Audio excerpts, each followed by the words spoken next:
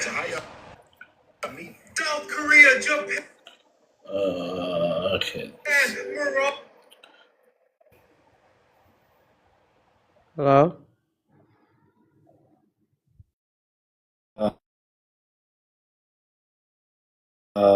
Can I get you? How did you get up here? It's not what how's it going? Hello? Can you hear me? Yeah, I can hear you. Okay, I said Did it?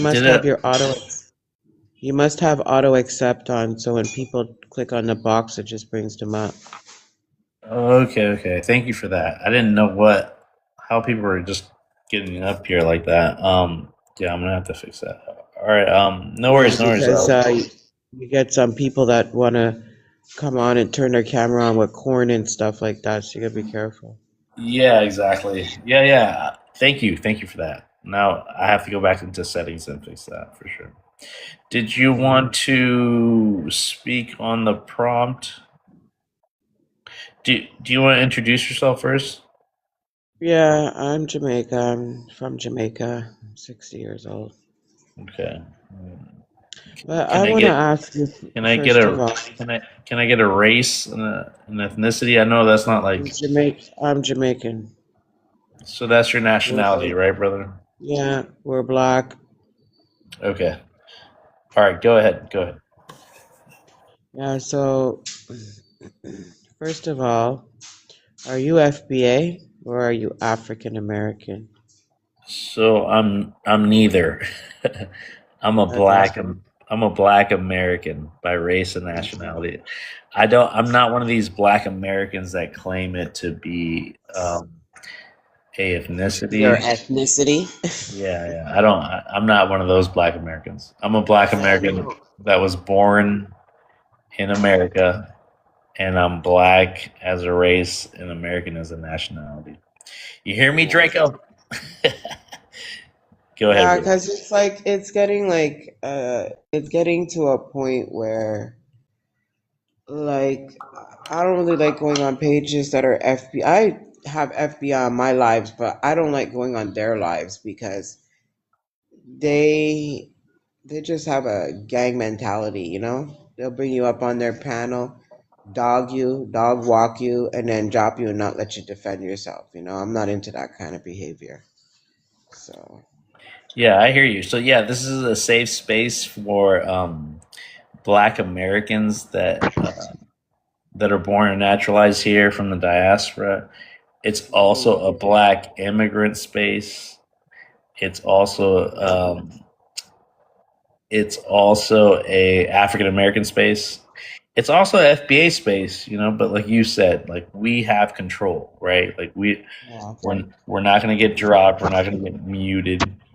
We're not gonna not get our thought out before they change the narrative about us being tethers and cosplayers and undermining.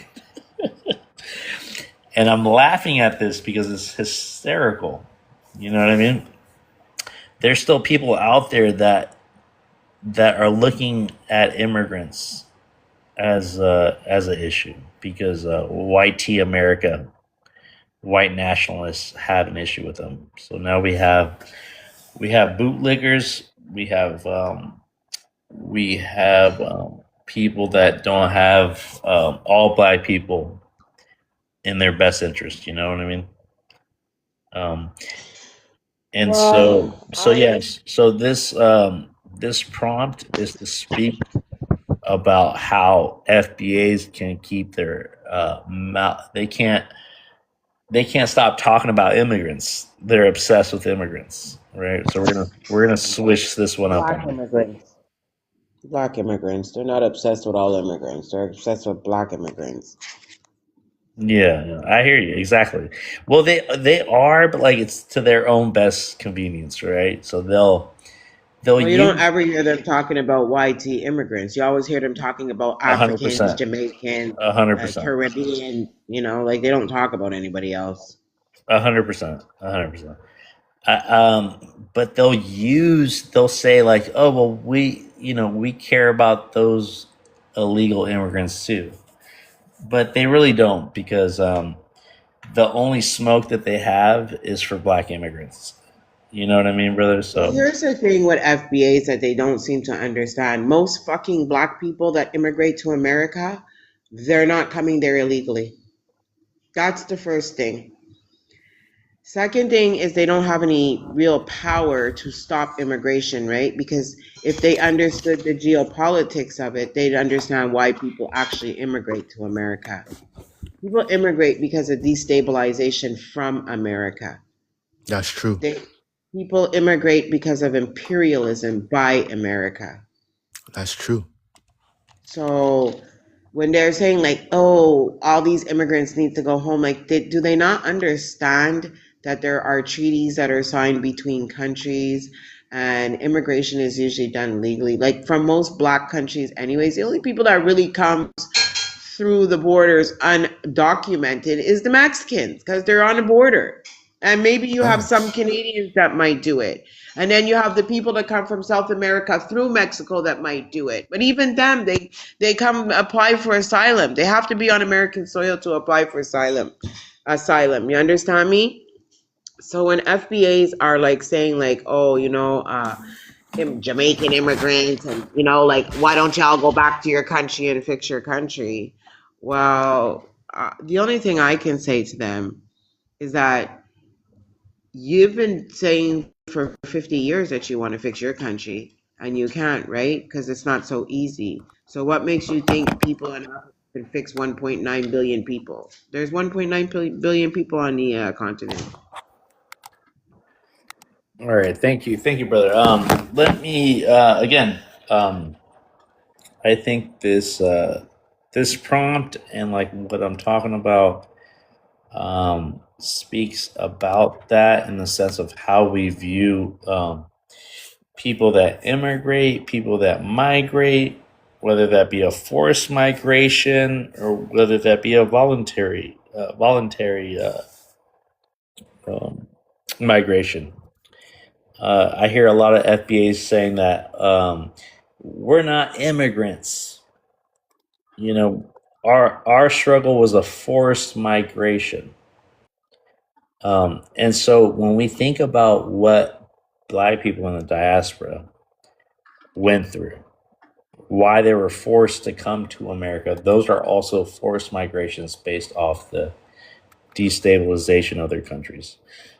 Also, when we think about ICE, right? When we think about what's happening with ICE and how people are forced to migrate outside of America, right? That's another part of forced migration. So either way you spin it, you don't want to be known as an immigrant because you claim Black American as a non-immigrant, non-foreigner, as an ethnicity. It's not the truth. Black American was always a broad term by race and nationality, and this is what I'm trying to like. I'm not trying to. It's not a dig or trying to like think that I know more than anybody else. These are things that are documented on the census, on the databases. This is so you're right. You're right, brother. There are a lot of xenophobic, white nationalistic talking points that people regurgitate and have as their narratives or talking points about thinking about people as outsiders. Talking about their first, we're the true Americans. We're the true black people. And The only black people. yeah, we have to make clear distinctions between all these different groups. And I don't think it's anything bad. I'm not cosplaying or trying to be you. I'm not trying to talk like you, speak like you, although we're all speaking the English language, And I think with everything, it's like the only thing I hate about this whole new trend to hate on immigrants, black immigrants specifically, is because you're looking at your own brothers and sisters and telling them that they don't look like you. I don't look like an African. I don't sound like an African. I don't walk like one. I don't talk like one. Um, and this kind of like this kind of ideology stems from colorism. It stems from having a bias against foreign people, which what white people do. White people did this to I'm going to say our ancestors, African Americans. Even though I'm not from that lineage, from chattel slavery, I still consider those brothers and sisters our brothers and sisters, right, from the continent.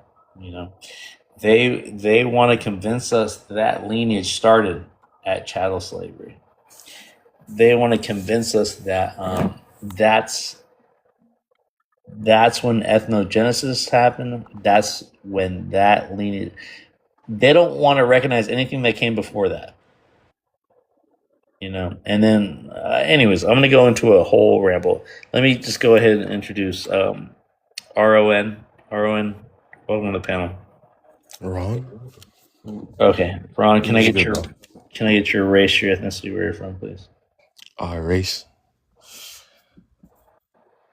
I don't know, man. These FBAs say I'm not black, so I don't know. But I'm Nigerian. Okay.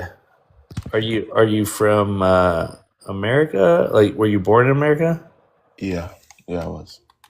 Okay, cool. Well, let me tell you, my Nigerian brother. I bet. Your ethnicity is Nigerian. Your race is black, and your nationality is American. You're a black American. I don't think so. So here, I When know you why say- you when don't say want. black Hold American, on, brother. Yeah. I said black American. So listen to me. Don't let these FBAs confuse you. Do not let them take your blackness or your Americanness away from you. And don't let them take away your Nigerian as well. So again, black as a race. Follow me. Yeah, black as a race. American as a nationality. No, I know American's my nationality, but like when you say black American, I isn't know. that like interchangeable with African American? Well, hold on. Hold on. Bro. No, hold on. We have to. Okay, so you're black Dissect this. American. You're black American by definition, not by what these pretendians, right? Yeah. Not by what these FBAs are saying black American is, because they want to say that you're not black and that you're not American. Are you not both? Technically, I am. Technically, right? Yeah. Exactly. So, like, own that, and don't be ashamed, don't be embarrassed by saying that. Again, we're not cosplaying, we're not undermining them because we're saying something that's factual on the census, on the databases. Okay. Yeah. Host, have you ever been to Africa? Hold on, sister. Hold on. She's. Yeah, what does that have to do with? She came in hot. Hold on, sister. Yeah, let me talk to my African. Let me talk to my African, Nigerian, Black American. Okay. We can be proud of having our ethnicity, just like they can be proud of being African American, right? But they're delineating, right? Yeah. So part of their delineation is getting rid of African American as their identity. And let me take it one step further, right? Yeah. They're delineating from Black American. Black American was always compromised. They knew that other people from the diaspora that are born or naturalized in America can come under Black American. This is why they call themselves now foundational Black Americans. You hear me? Yeah. So don't let them convince you that you're not Black American. Now, we don't present as Black American, obviously, right? Yeah. And even African Americans, right? They just said they're Black, right? So on the census, it says Black or African American. We can be Black, but we're not African American because No, we're not. we did not go through that chattel slavery, right? Yeah. And we can still Yeah, honor I them. just want to say, bro, don't listen Hold to on, this hold on, bitch. bro. Us Hold on. Ethiopian. I ain't fucking done. Hold the fuck up. We still got the sister up here, right? Don't disrupt. We can still honor our brothers and sisters that went through that, right? Most definitely. And we can still separate ourselves and not trying to undermine them or cosplay them because this is what is on the books. Just know that there are, when they say that there's like 50 million FBAs, that's a lie, right? Yeah. Most definitely. Black people in America, however they identify, they don't follow the ideology of the FBA.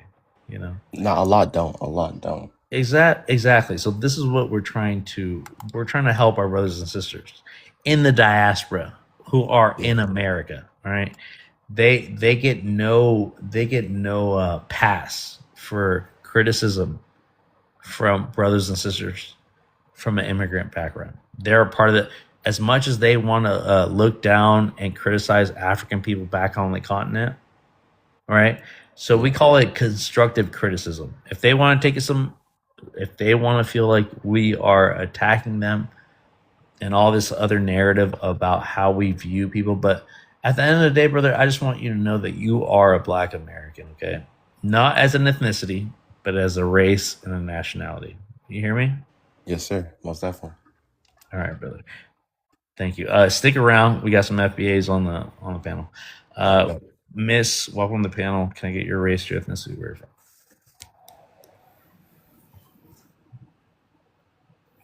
Miss, you there?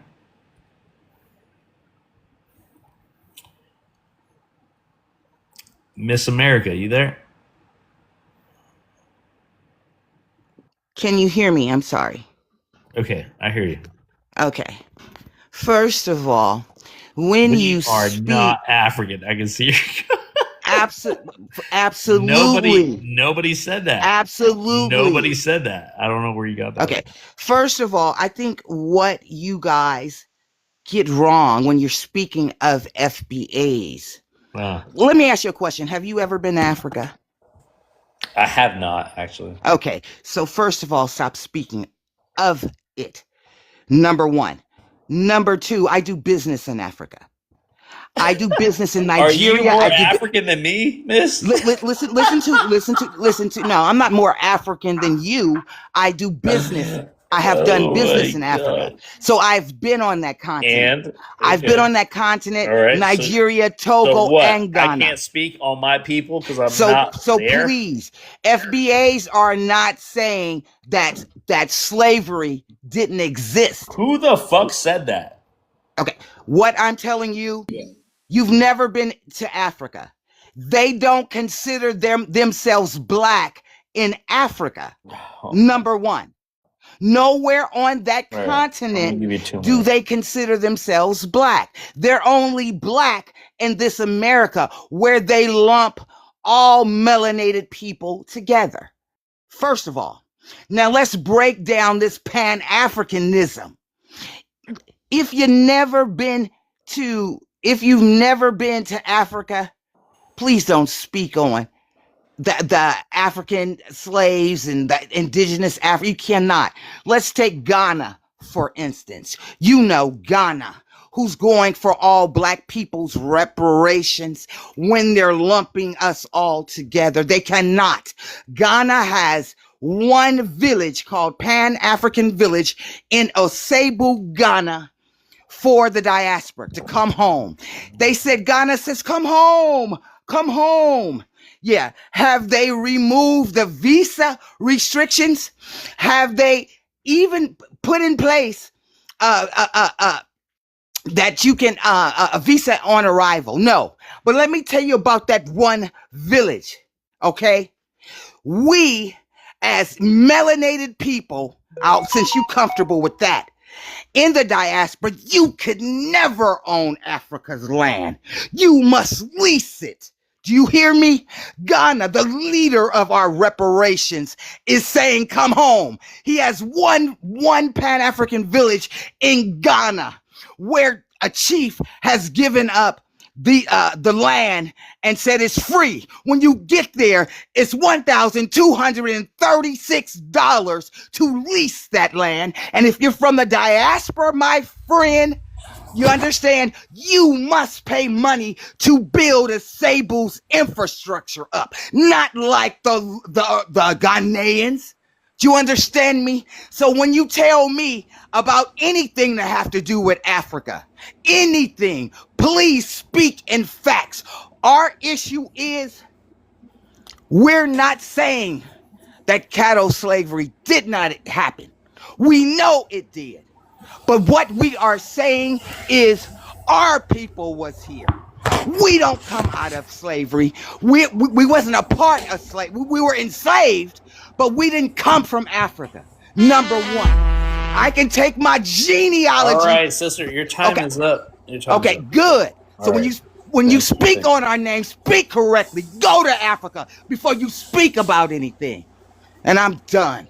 All right, all right, Fuck. all right. You got a lot of energy, Can I say sister. All right, something? thank you. Yeah, I Thank- do. All right, FBAs it's in fine. general. It's fine, sister. It's fine. Can I say something, please? Hold on, no. We gotta go in order. We got an order. She just fled. She's a fleer of this panel because she didn't want to hear anything that we had to rebuttal. Just to let everybody know. I did not drop that, sister. All right. And Draco fled as well. All right. I know we got a lot of FBAs in the fucking building, right? And we're gonna go through this, guys. All right. You can't stop us from clapping back. You got African in your fucking mouth. You are on the continent of Africa telling African descent people that they can't speak on Africa while your fucking mouth is full of Africans. All right. And then you have the black caucasity to talk shit about being indigenous to America while denying your African ancestry. Miss me with all that bullshit. Slave ship. Miss me with all that bullshit. Hold on. Let me introduce everybody. Relax. I know. I heard some emotions. You Right? saying you're getting a little scared, bro. You already heard the lady kick you. God, let me introduce you, bro. Like, why are you so antsy? Why are you so antsy to come up here, bro? Nobody asked your God perspective on life, right? Nobody asked you to come up here. You're saying you're from Africa. So you can get dropped, bro. Do you want to get introduced, or do you want to come up here? Introduce me, and then let's see what the ship is. Go ahead. I don't know what ship you're talking about, but God, go ahead. Give me your race, your ethnicity, and where you're from. American. I am. That's enough. Yeah. So So where- hold on. You gave me a nationality. We're all American. All right. Also a race. If I'm in China, I'm about. I need a race and a China, I need a race and a ethnicity, please. Just for the I'm concept. American, bro. I'm American. That's So a the nat- interesting thing, can you that's show a- us the ship, bro? That's a nationality. I don't think I'm gonna let anybody talk without answering these fucking questions. I'm scared, bro. Where's the ship? These basic ass questions that you mark on your You don't fucking. have a ship that brought blacks to America? Is that what you're saying? No, I need you to give me a race and ethnicity. What do you identify? Don't try to call me black. I'm not like you. I don't think like you, broke back mindsets. So So if you're indigenous, if you're indigenous, this is a black space and an African space. If you are indigenous, I don't need to talk to you. African space, who is African here? Huh? Where's the Africans? Right here. This is an African panel. Where did you come from? Which part of Africa? The whole continent. Whole continent. That doesn't make much sense, bro. You're not going to convince. I'm You trace your lineage to that continent. Hold on. All right, wait, can you give me your tribe and your indigenous language? Okay, bro. So right now my tribe is this, and this is my indigenous language. Nah. Listen. We're not going to have. If you're indigenous, stay indigenous. Don't come up to a black or African space, please, guys. All right? We're only dealing with black people that are descendant from Africa. This is our conversation. This is not your conversation. You go ahead and do you. Look, I'm not trying to tell people who they are, right? So that brother's like, how do you know you're African? I know I'm African. Right? You don't have to convince me otherwise. I'm a 10 toes down tether. All right? You don't have to convince me otherwise. So this is the biggest problem I have with FBAs or so-called Black Americans as an ethnicity that try to push this on people that know they have African ancestry. I'm not from the lineage. I'm not from Chattel. I mean, listen. I have West African roots. We went through the transatlantic slave trade, but we landed in Mexico. You feel me? We're the true foundational Black Americans because we landed in Americas before your ass landed in Jamestown, Virginia. You hear me? And I don't have to. You're gonna call me a Spaniard because of that root, you know. You're gonna call me what you want to call me, and that's okay. I know the 14th Amendment didn't go as planned. I know you want to call me an anchor baby. Hold To me, bro, on now. Hold on now. Mute you the trying fuck to up. tell black Mute people the where fuck they're up. Mute the fuck up, or you get this dropped. is this Mute the fuck up, or you're gonna get dropped. You got dropped. All right, you got deported back to the comments. You feel me? I'm gonna go in order. All right, you guys better wait. All right, we got the FBAs in the house. You feel me? Let's go with all right. Let's go with King. Welcome up to the panel, King. Can I get your race, your ethnicity, where you're from? Thank you, brother. I'm from Africa. I'm from Liberia, Africa, and I come from a tribe called Global. Yeah, Maryland County in Liberia. Right. Welcome to the panel, my brother. Go ahead and respond to whatever you want to respond to, or just speak on the prompt. Yes. I just wanted to ask my FBA, who are the founders of Liberia? Because she talked about how Ghanaians are refusing them to own land. And if you go to Liberia, nobody is going to stop you or buy land as long as you are Black. Even read our constitution. Only Black people can be citizens of Liberia. In the constitution, according to the constitution, that the African American left for the indigenous. And from that day, that's why we've been living by. So if you left from here and went to Liberia as a Black person, you will be given your citizenship and you can buy land and still there without anybody bothering you. They got a lot of African Americans. So if you went to Ghana and Ghanaians are refusing to sell land to you, you have a home land that you founded in Africa, which is Liberia. So there is no need to worry about this and that. You can go to Liberia and you will be accepted and you will be given land. You understand? Because that's a land that you founded that everybody knows in the world. Yeah, so that's what I wanted to say, brother. But be proud of being an African. I'm proud to be an African. Even and I cannot, refuse to be a Black man or an African because we are the original people. Everybody hail from Africa. Thank you. So those who are refusing to be African, they are just mentally sick, mentally confused, still mentally enslaved. Thank you. I'm from Liberia. All right. Thank you, my Liberian brother. Again, when people are proud to be African, they're proud of their origins. I don't know how that takes anything away from you, because you're not proud, and that's okay. We're not going to push African on you. You can be indigenous to this land. You can be a heritage American all you want. No one's going to take that away from you. The only people that are going to take that away from you are the same white tea lineage that you claim to hold on to with your ethnogenesis, right? With that, let's invite Miss Cleopatra. This is the same lady that said that Tariq Nasheed was sent by God. It was a. What did you say, Miss Cleopatra? How did you say it? Wait a minute. Let me introduce Cleopatra. I'm here in Atlanta. Do you want me to go? What?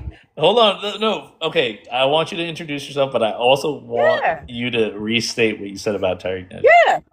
I'm Cleopatra Bell. I'm here in Atlanta, Georgia. When I passed by the Civil Rights Hotel, because we was over there the other day by the Chick-fil-A, the Walmart. I sit here and I think to myself, what the heck were they thinking? I don't know if they were boozing it up over there. I simply do not understand it. If you know how to get to the Civil Rights Hotel, sometimes me and my friends, we just go over there and hang out, and I'm like, ding dong dang. I said to Vibe, Tariq Nasheed and others was chosen by God to end flat blackness.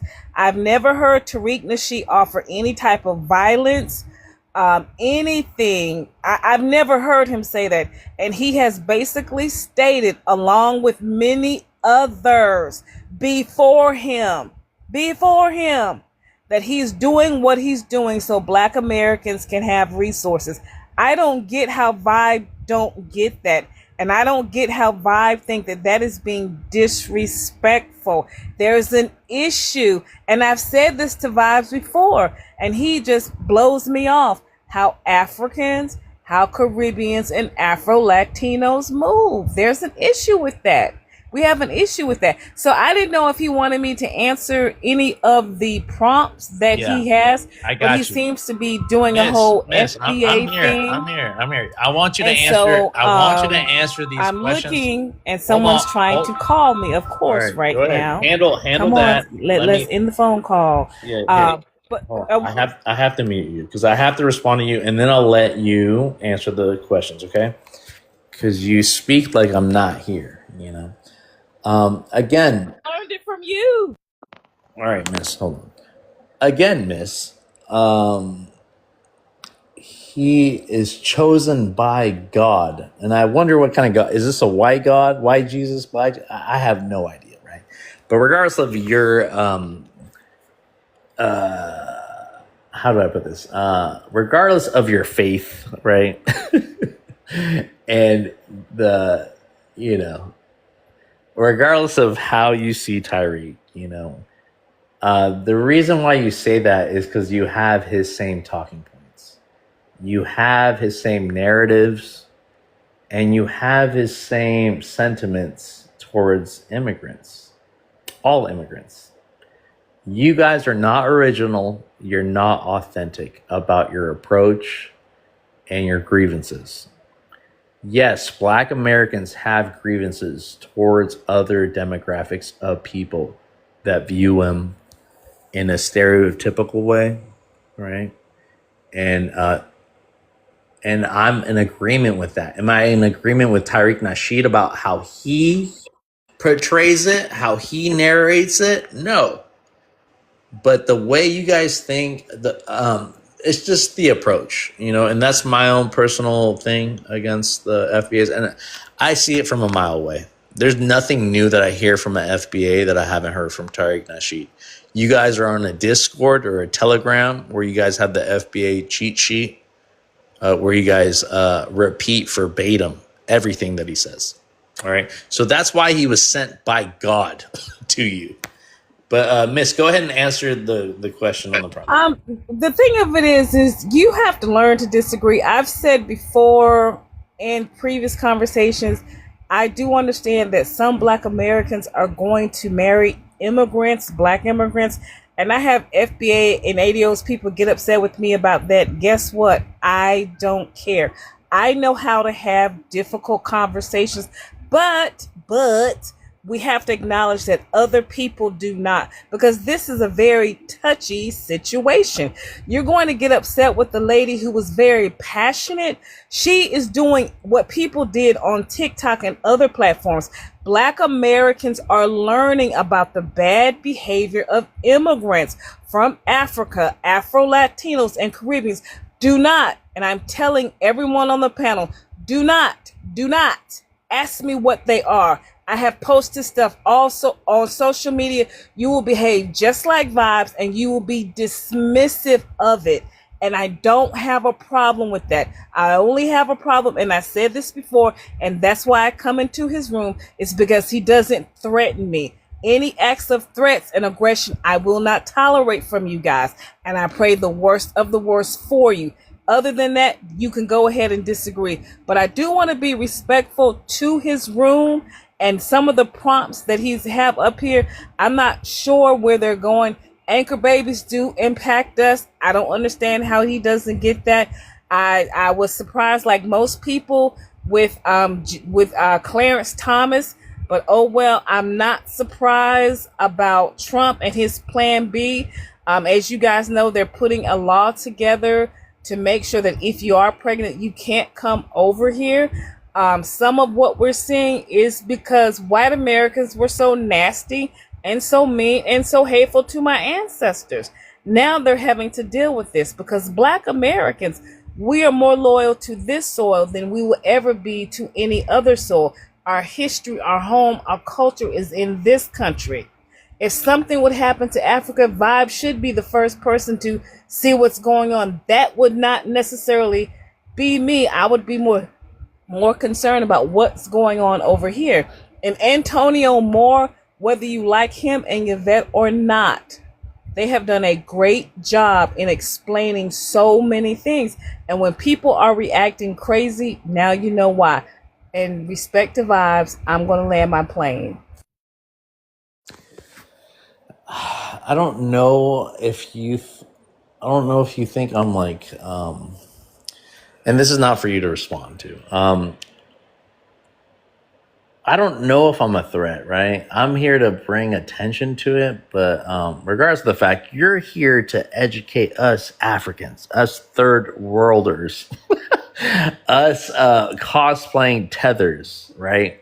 Like we're always that subservient to you, right? And so I have a big issue with that, right? This is how you view Africans viewing Black Americans or FBAs. And so it goes both ways, you know. But anyways, Miss, I do appreciate you, Miss.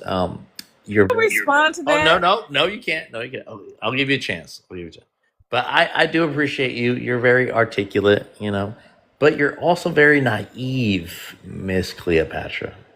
Miss Cleopatra, you have an African name. Can I respond? No, you cannot respond. Okay. Hold on, sister. I have to get it off. Why can't I get it off? Guys, tap up the live. I got a restriction. Let's get it for the algorithm. I don't do this for money. I don't ask you to gift me. You feel me? I just don't want to get fucking canceled. All right. I'm on my last limb. I got FBAs all over me talking about I can't speak on the Black diaspora. FBAs, whatever you want to call yourself tomorrow. Sexy Sulani, ADOS, right? African Americans, right? The true ethnicity that I recognize from my brothers and sisters from the diaspora. The other ones, right, are just trying to delineate themselves from themselves. There's no other way about it. But regardless of the fact, I still got love for you guys, and I still understand. I can never understand because I'm not Black American as an ethnicity. I'm a Black American by race and nationality. All right. You can't reinvent the wheel. You can't make a race and a nationality into a ethnicity. I don't know how many fucking times I have to repeat this. You're petitioning to the government not even to be reclassified as a Black American. You pretendians are you guys, the ones that claim Black American as a ethnicity are mostly people that have no African ancestry. The ones that claim to be indigenous to America. The ones that denigrate African people. And FBAs know they have African ancestry, but they follow suit with that bullshit. You guys went through an ethnogenesis. That means you have multiple lineages. You hold on. I don't know whose cards. You have 3 different lineages. You claim indigenous, European, and African, the one you shit on the most. So how the fuck are you Black when the Negroes were in Africa, when the Spanish, the Portuguese called us Negroes, called us property on the continent of Africa, brought our brothers and sisters from the continent to America. If you want to claim that history never happened, then please leave this space. This space is not for indigenous people of America. So with that, I'm gonna let Cleopatra, as an African name, respond. You got 2 minutes, and then I'm gonna move forward. You made the statement that I was trying to educate you. No, I'm not. I want to educate Black Americans, but not with any I feel stuff, with actual documentation coming from Black immigrants. Some of the stuff that you guys have done, just like the woman out there sued the Haitians for discrimination, just like Black Americans had to sue Ethiopians, just like a Black American woman died in Ghana trying to have land. There are so many receipts. That's what I want to do. You don't have to pay attention to me. You guys ignore me. And the other thing someone made in the comment said, well, why do you come in rooms like this? I think that you should come in rooms like this. Just be respectful. If they're not respectful, then just leave. Peace. And every time us coming on FBA panels, oh my God. Oh my God. Thank God I have a space for my African Black immigrants, any immigrant to come on here and have a voice, have a space to not feel like they're not wanted, you know? And so I'm happy to have this space. So with that, let's go with our sister here, Anna Kwana. Go ahead, sister. Give me your race, your ethnicity, where you're from. I'm Dominican American. All right. Welcome I'm up. Afro-Dominican. Welcome up, hermana. Go ahead. So it's interesting. These FBAs are like delusional. They claim that they're the indigenous people of the land, but last time I checked, there's like over 500 tribal nations in the United States, and they all get a monthly check for being indigenous, while Black Americans aren't getting nothing. So I wonder why that is if you're the indigenous people of the land. And what does that make everybody? What does that make all the other Native Americans? You should read the law when they change. Hold on, brother. No, you guys are pretending. You guys are going through an identity crisis. That's what's going on. I think you understand what's going on. Hold on, brother. We got a lot of people before you. Let the sister land. I'm gonna give her 2 minutes to just say whatever you want to say, sister. Just think I don't know about what I'm talking about. You guys are making up history. You're lying. You're denying your lineage. You want to be something that you're not. History is all made up. Your history No, is it is made up. also. It's made up. It's made up. You guys are not the Yours indigenous is people of this land. This land. Hey, the bro, indigenous just people of this land. stay You guys, muted, where's your tribal, or I will drop where's you. your tribal card? Where's your tribal association? The Native Americans, they have their, not only do they have their own land, casinos, hospitals, and schools, okay? They have whole villages. And what do y'all have? What do y'all have that makes you indigenous? Where's your Black Hill? I don't think you Like understand. where is it? Where's your say on I'm gonna have to drop him land? because he doesn't want to stay muted. You guys are lying to yourself to make you feel better than everybody else, and you're not. You're the same as everybody else. Anna, You guys are turning into like these Black supremacists trying to push everybody out. And if that's what you want, cool. Then so be it. You know, if you guys want to delineate and be a whole separate race and group and blah blah blah, then go ahead and do that. Okay, y'all do that, and we're gonna be part of the African diaspora. And don't come into our spaces, and we won't go into your spaces if that's what you guys want so bad. Anna, if I can ask you, what have you experienced? Like, have you ever encountered an FBA in real life or just on TikTok spaces? It seems to me like it's really only on social media, but it's exploding on TikTok. I don't see, in real life, I don't see no Black Americans saying this, but then again, I probably don't get to have that conversation with them. But all my Black American friends aren't over here saying that they're indigenous. They're not. I mean, I only hear this on TikTok. So Anna, are you in America right now? Yes. Were you born here? Yes, I was born in Salem, Massachusetts. Okay, Anna, let me tell you this, sister. You are, don't let them confuse you. You are a Black American, and let me tell you why. Don't let them confuse you on this, because you are Black as a race, right? And American as a nationality. It's not an ethnicity, right? They want to convince us that this is an ethnicity. All They right. want to take ownership of the entire black They race. They want to want to police dictate your who is black and blackness. who is not. And They you guys want to can't do that if you're denying your Africanness. Anna. What I'm saying is like, let's get accustomed to not say Black Americans. Let's just say FBAs, right?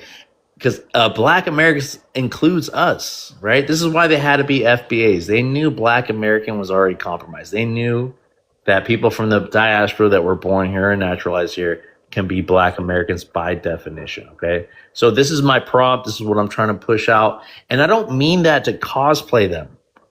I don't mean that to undermine them, right? This is something that is in the census, in the databases. This is something that's just logical. You know what I mean? I'm not trying.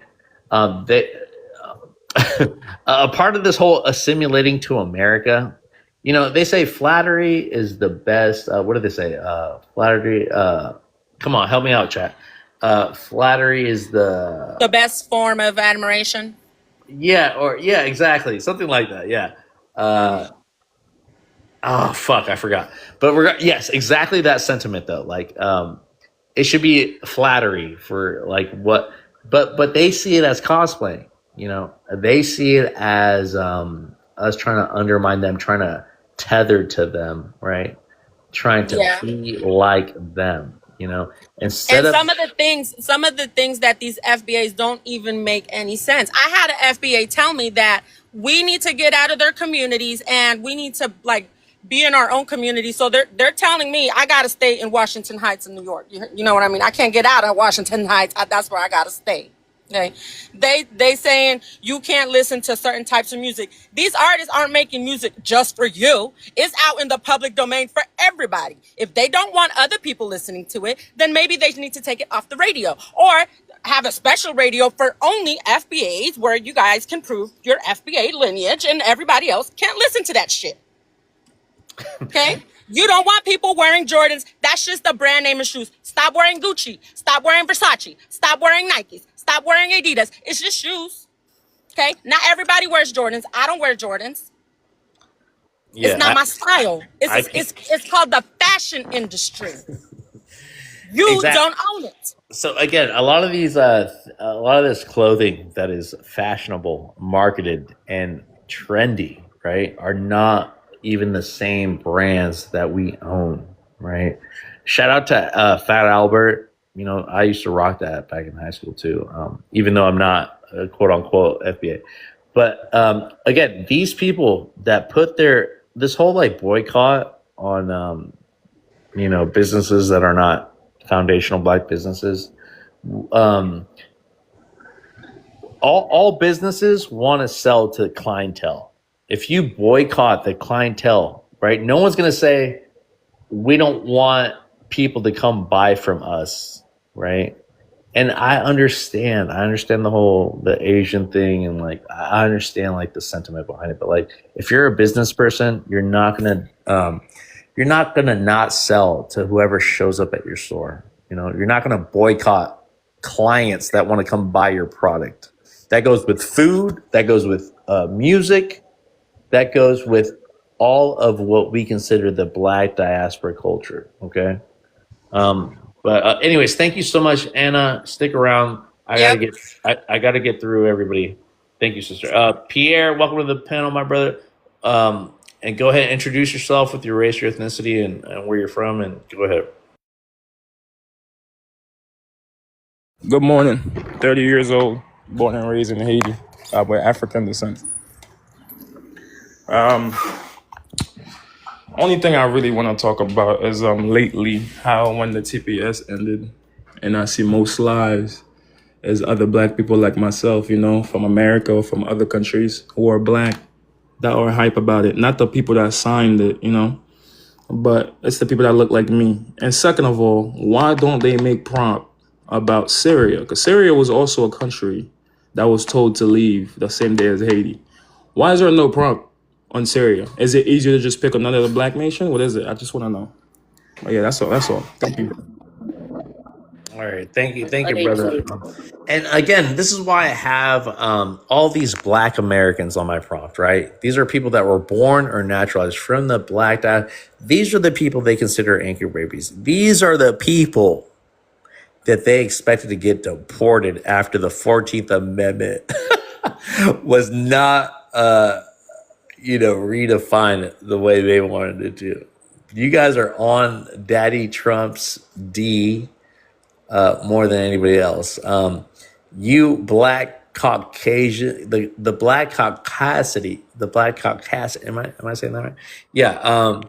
For you to think that, I know we wear the jeans, we wear the clothing, we walk with a limp, we pick our hair, right, with a pick, because we have Afro hair, right? We assimilate, speak English, right, with the tonality, right, with the articulation. We say things like, "What's up, gang? What's up, twin?" Right? I'm not your brother. I'm not your sister.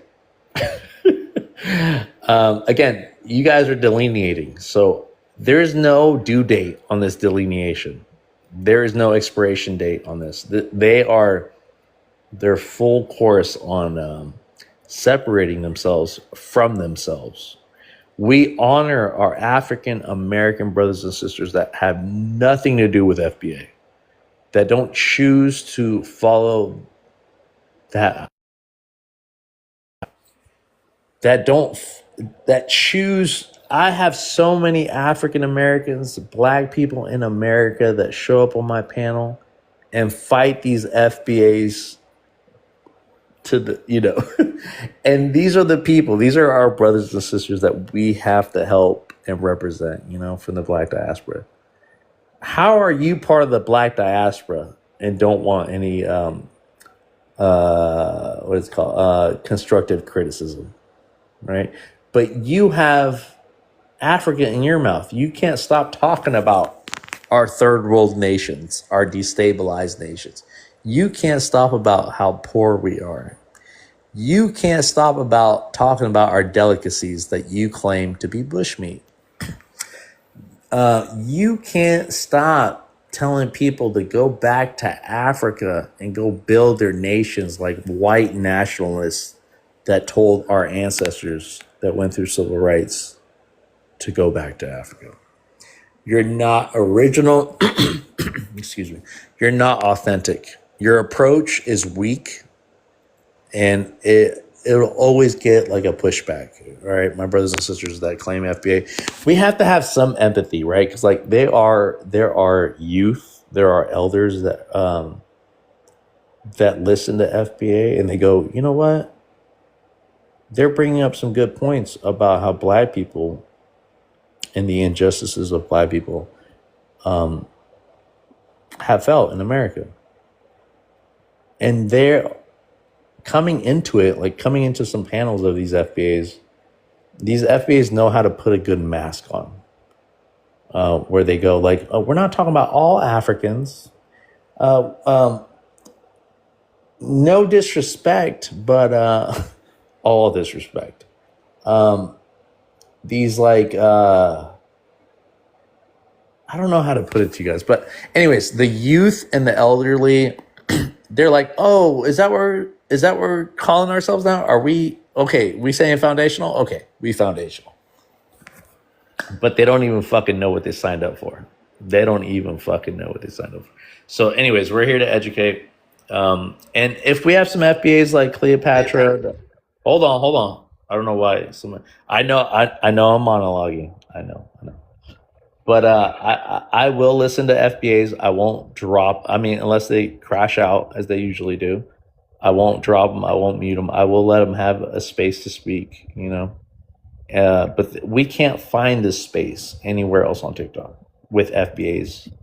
They're willing to let you only come on to validate their critiques about you, to drag you, to talk shit about you, to reconfirm all their fucking negative narratives about black people in the diaspora. So with that, let's go to Maya. Maya, welcome to the panel. Let's hit the likes for the algorithm. Go ahead. Hold on, brother. Go ahead and gift whoever on the panel that you resonate with. Please don't send me gifts. I'm not in this for gifts. Okay, give a fuck about a gift. Just hit the for the algorithm, all right? Share it. Get all the ops. Get all the ops in here. They're up here early. They're up here. I've never seen. I mean, but all right. Let's go. Let's go with Mia. Mia, welcome to the panel. Hey, thanks for having me. How would you like me to introduce myself? Yeah, race, ethnicity, and where you're from. I'm Black. I am Nigerian, Cameroonian, Okay. American, and born in America. Yeah.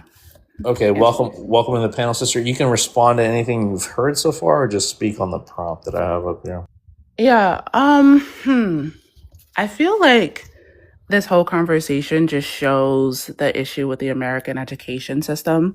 So like when I listen to a lot of people talk, like I stop getting angry and I just like center and ground myself and just realize like, wow, this person is purely speaking from emotion or trauma. They lack critical thinking skills, or they don't know how like systems work, and they don't understand the true benefit of Black immigrants to the population in America, which is so fucking sad. Like you have a whole country that. Please stay muted, guys. I'm gonna get to you guys. All right. Just stay muted. Go ahead, sister.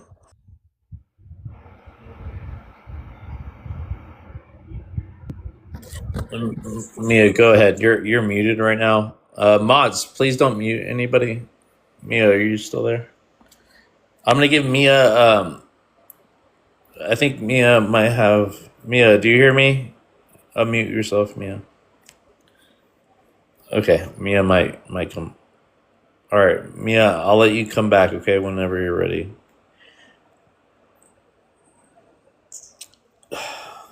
It's so funny too, because like Godfrey's getting a lot of shit right now because of who he allowed on that podcast. Or I don't even think that was his podcast, but regardless of the fact, my Nigerian Black American Godfrey, right?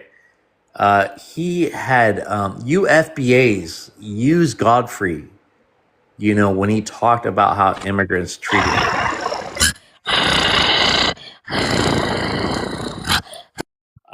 Right now, I have like random people coming up because I have to go fix that setting. What's the last thing you heard? So can we talk? Man, no. You got to wait your turn. You got another person before you. Relax. Bro. I know. Yo, indigenous. Relax, bro. You're gonna get your chance. Let Mia. You were muted. You were muted, Mia. We didn't hear anything of this like besides the first part of it. Okay. What's the last part? You just heard my introduction? I heard an introduction, and I also you just started talking about how I kind of forgot in the general sense you were just saying how the internet or the media, I forgot. Go ahead. I was saying, so I started off, I'm going to talk about education, right? I'm going to talk about business and immigrant business in Black communities. And then I'm going to talk about, what's the last one? The contribution of immigrants to this country, especially Black immigrant children to Black spaces, period, right? Because we enhance spaces, whether you guys want to admit that shit or not. Right? The way I speak and the way a lot of Black immigrant children carry themselves definitely will add to the community and contribute to the community, whether you guys want to be humble enough to admit that or not. Okay, so first off, I think that this conversation with FBAs just exposes the poor education system, because even though I grew up amongst Black American children or African American children, I was raised differently. And at the end of the day, the product of what you become is based on your home environment ultimately, right?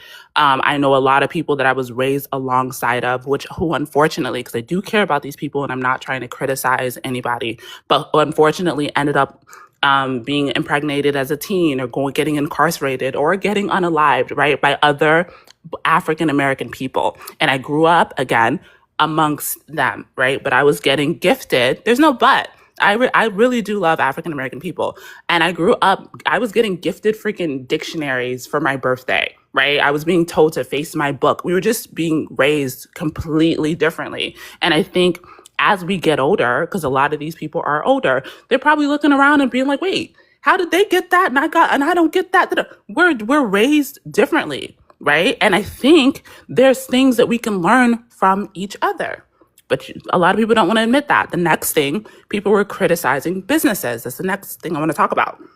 When a Black immigrant comes to your community and creates a business in that environment, first, a business is a service. So they're serving the community and getting profit from it, right? But they're also increasing the property value and the taxes that move throughout that community, which helps the education systems and helps the housing, right? You do not see other white immigrants fighting each other like tooth and nail like this. You guys talk about having segregated communities and stuff because it's better for the children and all that. Black immigrants can contribute to that because they are helping the overall environment. Of course, we don't see eye to eye all the time. We're from a different culture. Sometimes I don't speak to people simply because I'm shy, and people will think it's because I think that I'm some uppity African, or I think that I'm better. Bitch, I am shy. Like, I don't talk to people that often. That's what it is. And the insecurities get triggered so easily with you guys, and I don't get that. Now, the third thing, what's the third thing? Contribution of Black immigrant children. Growing up amongst you guys, I have a deep love and deep care for African American people. So my contribution and what I've been doing for the last 10 years is teaching kids and teaching yoga and meditation and contributing to this space that I'm in because I just so happen to be on this land. I was born here, didn't have a choice, didn't move. Would I have come here? I don't know. But I don't understand what the beef is. And yes, we're also working on fixing Nigeria. Cleopatra just said fix Nigeria. Why the fuck do y'all think that we're not associated with our home countries? I talk about Nigeria every single day. We are organizing every single day with very intelligent, focused people because we were forced to be that way by our parents because they sacrificed so much to be here. So yes, we can contribute.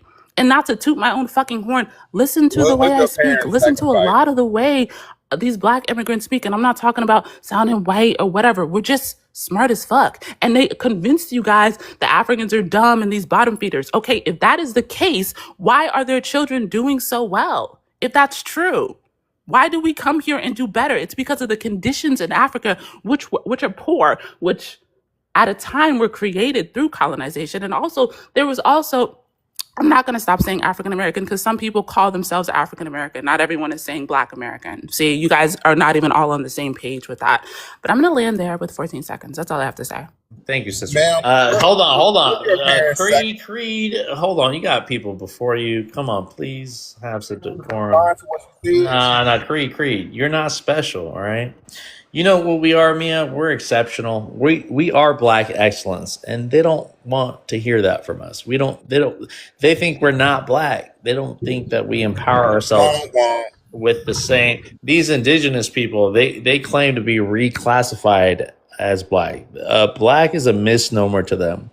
They don't relate to Blackness because that's what white people call them. So they're indigenous to this land, like Creed is. Creed, stay your ass muted before you get dropped, all right? You could drop me, but you can't deport me. You just got deported to the comments, all right? And TPS for all you fucking FBAs, right? You thought you can be denaturalized. Once they figure out that you're a fucking hate group, all right, you're done for. And you say FBA versus everybody? Well, here's everybody, bro. Here's everybody. So regardless of the fact, yes, Black excellence, thank you. We live in that. We live in that sentiment, and Black excellence in the whole diaspora. We, like I wanted to say before, with my Nigerian brothers and sisters, which are your cousins, African Americans. Look at Godfrey. Godfrey did as much as he could. He took the FBA train, he wrote it. He talked about everything that an FBA talking point does. He gave his own anecdotals about what he went through, how he saw immigrants treat African Americans, right? He understood, and we all understand this dilemma, right? Where it happens on both sides. where we have problematic people on both sides. And he said a lot of things that only helped the FBA narrative. They used Godfrey. They championed Godfrey. They said, look, there's an immigrant, there's a Nigerian American talking about how you Nigerians speak to us, how you, you know what I mean? He embellished in it because, it is true, and he grew up in Chicago. He's Nigerian. He says Nigerian black American. I love that because we can be black Americans and still have our ethnicity, right? Black American, race and nationality. And then you can say wherever you come from. They're going to force us just to say Nigerian American, just to say that. No. There's a race and nationality. Can you guys mute up? Please? Trying to mute up here. Hold on. We'll stay muted, brother. But look how they dragged Godfrey. Look, there is no allyship with these fucking FBAs. They're always gonna look at you as a tether. There is no way they can ever. They don't want to procreate with Africans. They don't want you on their fucking panels, let alone telling you about your black experience in America, because you're doing nothing but tethering onto them. You are cosplaying them. You are undermining them. Now, I make a clear distinction between all these ethnicity labels, right? African. And okay, listen to me. Before there was the FBA, there was an African American that was xenophobic. There was an African American that was a house Negro. There was an African American that just like every demographic, guys. Okay. So with that, okay, these people couldn't wait for this current administration, for these kind of attitudes and sentiments these people have been waiting to act the way they act for a very long time. They've been closeted, until they could show their hatred. Hate, H-A-T-E, hate towards everybody, including their own family members, calling their own family members African booty scratchers.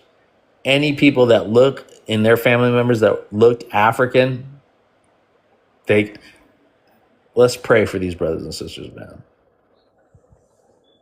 Let's pray for this colorism. Let's pray for them. Let's just pray for them. All right. So with that, I'm sorry to monologue, guys. All right, my bad. Let's go. Seldom Seen. Welcome to the panel. Oh wait, did I miss? I'm sorry, Seldom. I meant AKA. Are you there? Hey, man. Can you hear me? Yeah, welcome. Can I get your race, your ethnicity, where you're from? I'm black. I'm Ewe from Africa, and I come from Togo. Okay, welcome to the panel, brother. Go ahead and respond to anything you want to respond to or speak on the prompt. The floor is yours. Go ahead. Yeah, no, I just want to speak on just where you left it off. You spoke on how this has a political twist to it, and we know that we are speaking about the United States right now, and politically, the United States has a particular history. And that history is one of before the United States can do something like on the global stage,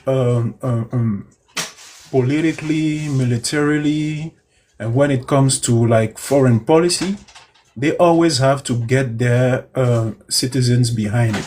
They always have to get the population to agree to what it is that they are trying to do. So we have that thing what I just explained. It's called the manufacturing of consent. Like, to do that, the United States always has a method, is that they always present an enemy to their people. So back in the days, it used to be like, we have to send people to Iraq because the Middle Eastern people, they hate you over there, they hate your freedom. They don't want to see you free. That was the narrative back then. And back then, it was your average Muslim, it was your average Middle Eastern that was the enemy. Before that, it was the communists. Oh, we have to fight the communists from Eastern Europe because they don't like democracy, they don't like capitalism. So we have to fight against them. They are the enemy. So if you see a communist in the street, please stone him. He's your enemy. Today, in 2026, the biggest enemy they have to feed the people is the immigrant. The immigrant is your enemy, and the immigrant is trying to take your job. The immigrant is trying to take your resources. He's trying to take your opportunities. So, fight the immigrant. You have to hate the immigrant. He is your enemy. And throughout every decades, we've seen that that's how the U.S. government has functioned to, galvanize its people behind any type of policy that they are trying to make people accept. And the newest policy right now that they are trying to make people accept is one of, fascism and nationalistic type of policies where, it's America versus everybody, and it's that quote unquote America first type of policy that they are trying to make their people, adhere to. I got a question. So What's wrong it is with only putting America first? normal that we will see. Wait your turn, America. Go ahead, brother. It's only normal that we will see people call themselves FBA, because now the problem they have is that, they have black immigrants that also can be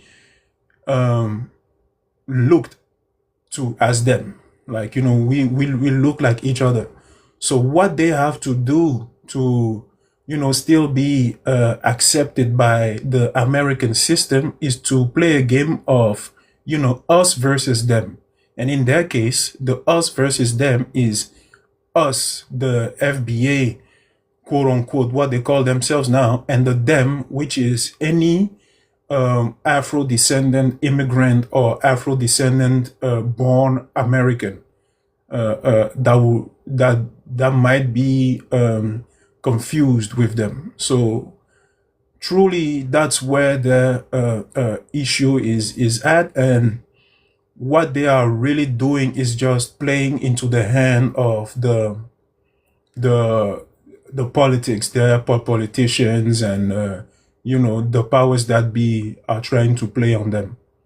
And in a few years, when this strategy has also ran out, and America is back to more divisive styles of governance, maybe they will realize that, this thing wasn't what it was all cooked up to be, and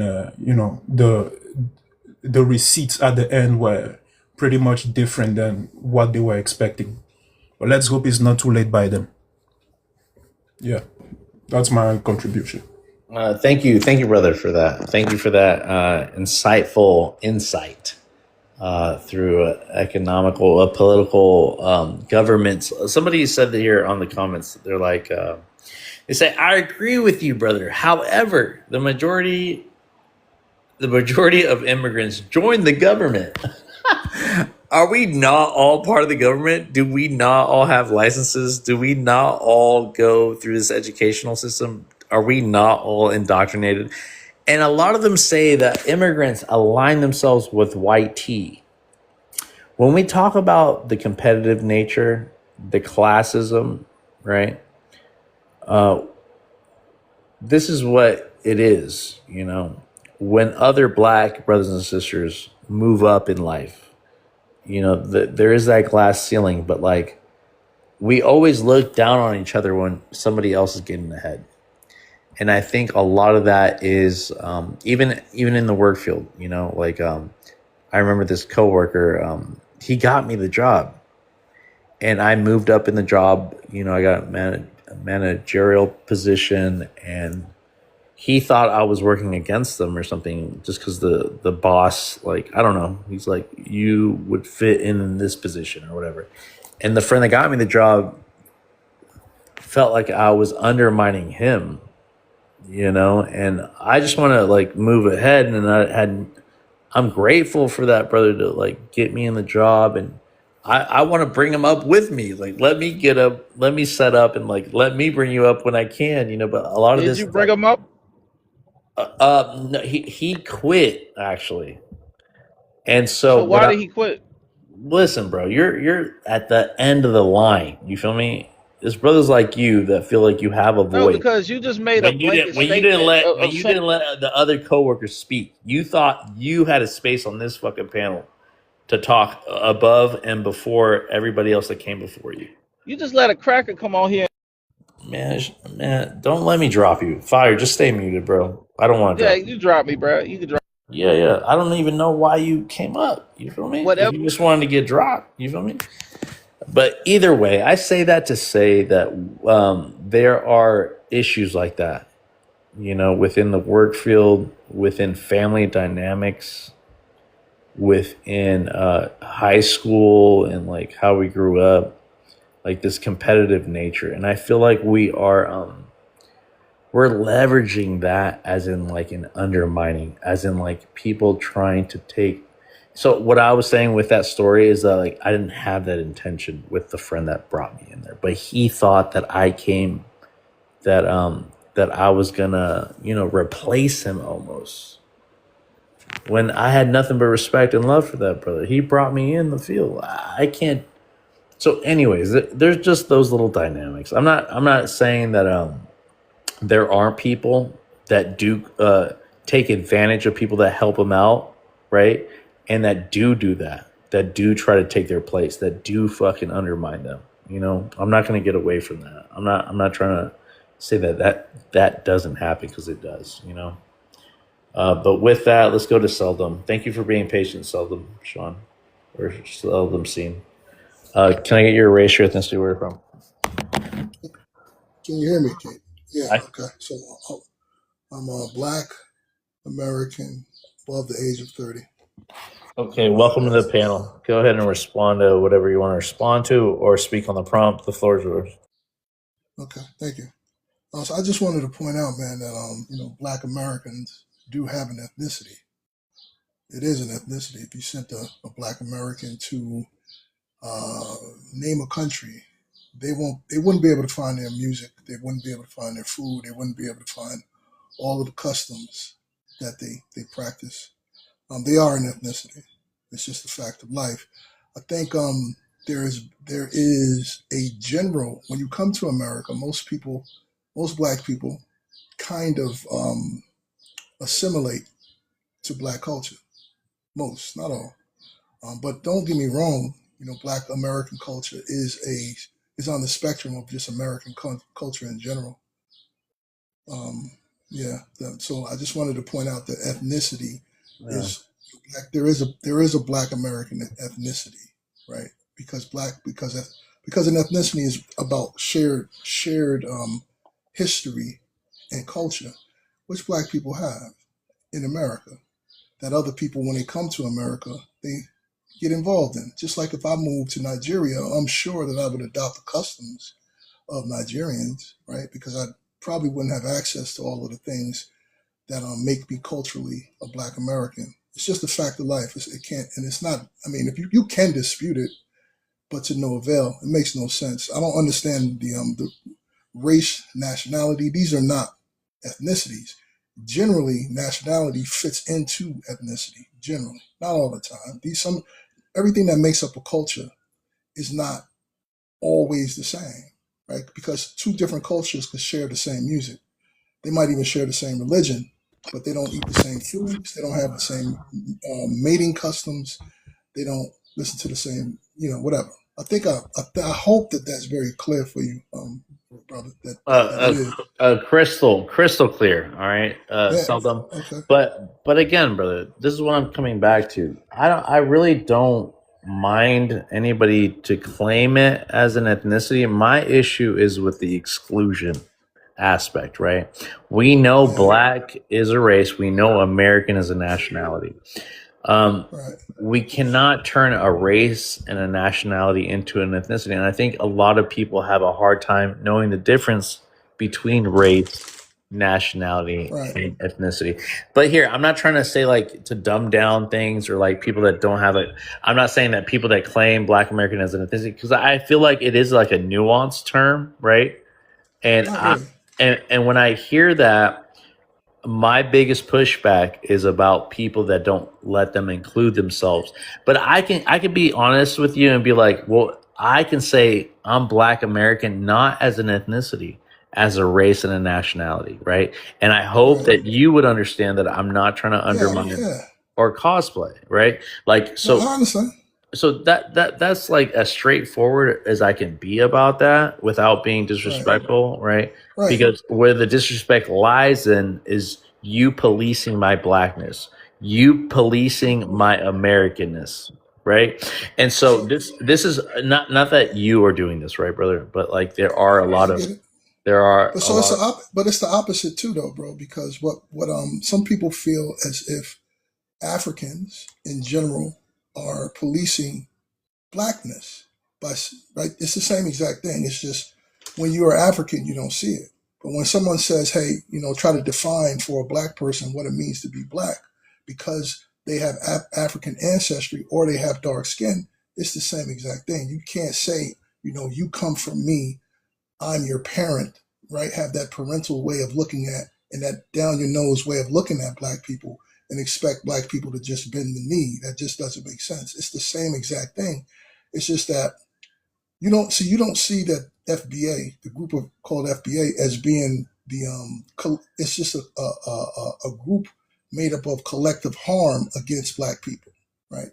It's the experiences that black people who belong to that black culture have experienced at the hands of people from other nations that look like them. That's all that is, bro. All it is just the embodiment of collateral damage against Black Americans. That is what that group represents. And you may not see it because you didn't have to go through it. But I can name a lot of bad things that people have done. Yeah. But I don't think that because I don't want to point those things out. I think that you should just accept that there are people who have been harmed to the point of losing their lives, family members losing their lives, when it comes to interaction with groups that look like them but don't feel that they are actual brothers. But then here's the mind F, right? Is that you actually have people who do feel a sense of camaraderie and brotherhood and sisterhood with Black Americans that belong to that same group. But the people who have contributed the harm, their voice is louder, right? You have Nigerians, you have Jamaicans, you have different people who love Black Americans. But the ones who don't love Black Americans, the ones who feel like they need to contribute some form of harm, their voice is louder, and their damage seems to outweigh the positivity that the good quote unquote good people have laid on the table. That's all it is. It's understandable to me. It's very understandable. What makes it difficult for me, like I wish some of the people who had some things to say, like the sister who was talking about education and business and all of these, I wish she would have stayed. I got something for her. But since none of you guys had anything to say, because I can say it in a way where it's not demeaning of the other person. She can't do that. Most of you guys can't do that. You can't speak about any harm that you receive from Black Americans without making it about all of Black Americans and making it seem like you're superior. That's where the problem comes, right? Because listen to this very carefully, bro. So if you got a problem with FBA, what you need to remember is that when you start talking, you're not just talking about FBA. You literally have to 90% of the things that you say is about Black Americans in No, general. okay. No, I have not to mute you real quick. Seldom, and I do appreciate, and I don't mean to cut you off, right? Seldom, this is the point, and I can agree with you 100%, and I think it's vice versa. I'm not. I can agree with you, but it has to be the other way around too. When we talk about how we react to disrespect, how we react to xenophobia, right? On either side, there is a valid point to that, right, Seldom? But I don't when FBAs, because this is a fringe group that I'm attacking the ideology. I'm not attacking Black Americans. Again, when we say Black Americans, this lineage, which means common ancestor, doesn't mean it started in the 1600s in the chattel slavery. This is the narrative that is put forward, right? And not to take anything away from that, like what happened, that plight, right? But again, every time we speak about FBAs, you want to go ahead and say, oh, this is how you feel about Black Americans. So you guys use these terms interchangeably. And that's my fucking problem. My problem is, and then you say even African American. This is how you feel about African Americans? Even though you guys are, hold on, Seldom. Hold on. I don't know how many people. No, Seldom. I'm not talking to you specifically. I'm just sorry to get it out like that, right? But like That was me, bro. That wasn't all right, Sheldon. hold on, just stay muted, bro. I'm talking to Seldom. Seldom, I'm sorry to mute you, bro. I just had to get this. Had to get this out, right? Because a lot of African Americans don't subscribe to the FBA ideology. A lot of Black Americans say that they're not FBA, they're indigenous to America. So us as Africans, us as immigrants, us as outsiders from the Black diaspora, these have ripple effects about how within the in-house problems of Black people in America have on the rest of the diaspora. You know what I mean? So this is the confusion. This is something that I think you're very articulate. I think that and I'm not taking anything away with what you said because it is true. You know, I just feel like same thing about generalizing all people based off anecdotals or individual actions. Remember the Haitian girl that said Black dirty Americans? Those same podcasts that I see over and over again, I forgot his name, but he has Tariq Nasheed on there. They already have a position on Africans. They invite Africans on the podcast to crash out, to say the crazy shit that they say.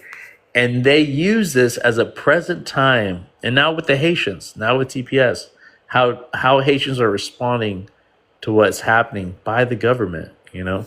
It has nothing to do with Black Americans. It has nothing to do with FBAs, but they can't stop having panels about how Haitians need to go back to where they come from, go fix their countries, go build your shit up. And, you know, they say it in a kind of way where it's like insidious because all they really want us to do is to self-deport ourselves. They give a fuck about they give a fuck about our culture. They give a fuck about our ethnicities, our history. And I'm not talking about you, brother. I'm just talking about what I see on these fucking TikTok panels, you know? And so a lot of my frustration comes from how our people are dealt with on these panels. And so, but I agree with you, okay, Seldom? I'm going to let you land your point, brother. I'm sorry to cut you off. I just had to get that out. Seldom, you can unmute. It was respectable. I understand it too. So it's not like, you know, I was expecting something different, but you didn't do what I expected. Thank you. So I just want to point out again, it wasn't. So what happens is someone will say, for instance, if you said that, you know, you FBA don't take care of your children you left your women during the 60s. They threw you out because of welfare. They're not talking about FBA, man. They talking about Black Americans, bro. This is that you can't even craft. You can't. The only thing that Those stereotypical. Yeah, I got you. it's the only thing that, and this is on both sides. When you got a problem with the person that's saying something specific about FBA, you should talk about that person, man, regardless of what they're saying, right? Because what's happening is eventually these Twitter fingers are going to become trigger fingers, and that is what I'm telling you. You gotta be careful about the climate that you're creating. It seems funny, it seems fun on the internet until your little brother is the one that ends up with stabbed in the chest. You know what I mean? We don't want these things to happen. So I would suggest, even me, I'm very careful. I'm not specifically targeting any group. And if I do talk about a group, and I will say it in a way where it's to rebuttal something that you said that didn't make sense. Like the sister who was on here talking about education, and she was from Nigeria. I would clearly point out, I would just say, hey, okay, so are you saying that Black Americans who live in Nigeria, they don't have the same advantages over the typical population, educationally, financially, and every way else? Is it similar, or do Black Americans have an even higher educational percentage and financial percentage, those ones that live in Nigeria? And then when it comes to education, I say, well, right, you can't be critical of Black Americans as a group without being critical of your own country as a group. That doesn't make sense. It's not fair for you to talk about conflict, right? Conflict and people harming each other, and you come from Nigeria. That's not fair for you to pretend as if there isn't military campaigns happening between Nigerian citizens. That's not fair. You shouldn't open yourself up for that type of criticism by pointing out things that's happening in Black America. It's just not sensible. The problem is that what happens when people say things like that, brothers and sisters who are African American, they get angry and speak from anger instead of intelligence. That's the problem. That's the problem I'm seeing, that I hope changes. Make this an intellectual conversation. Talk about the statistics, the facts, and stop getting emotional when you hear something that you don't like. And I'm asking you, brothers and sisters, FBA on both sides, Nigeria, wherever you're from, man, have a real conversation and stop with all this goofy stuff, because you know where emotions lead. Emotions lead to violence, man. Let's get back to having a conversation. It's real grievances that can be worked out. How about we do that? All right, I appreciate you, Seldom. Again, thanks for everybody for being patient. Okay, I do want to hear every one of you and your thought process and how you see the dilemma, you see the issues, you see the solutions, maybe, right?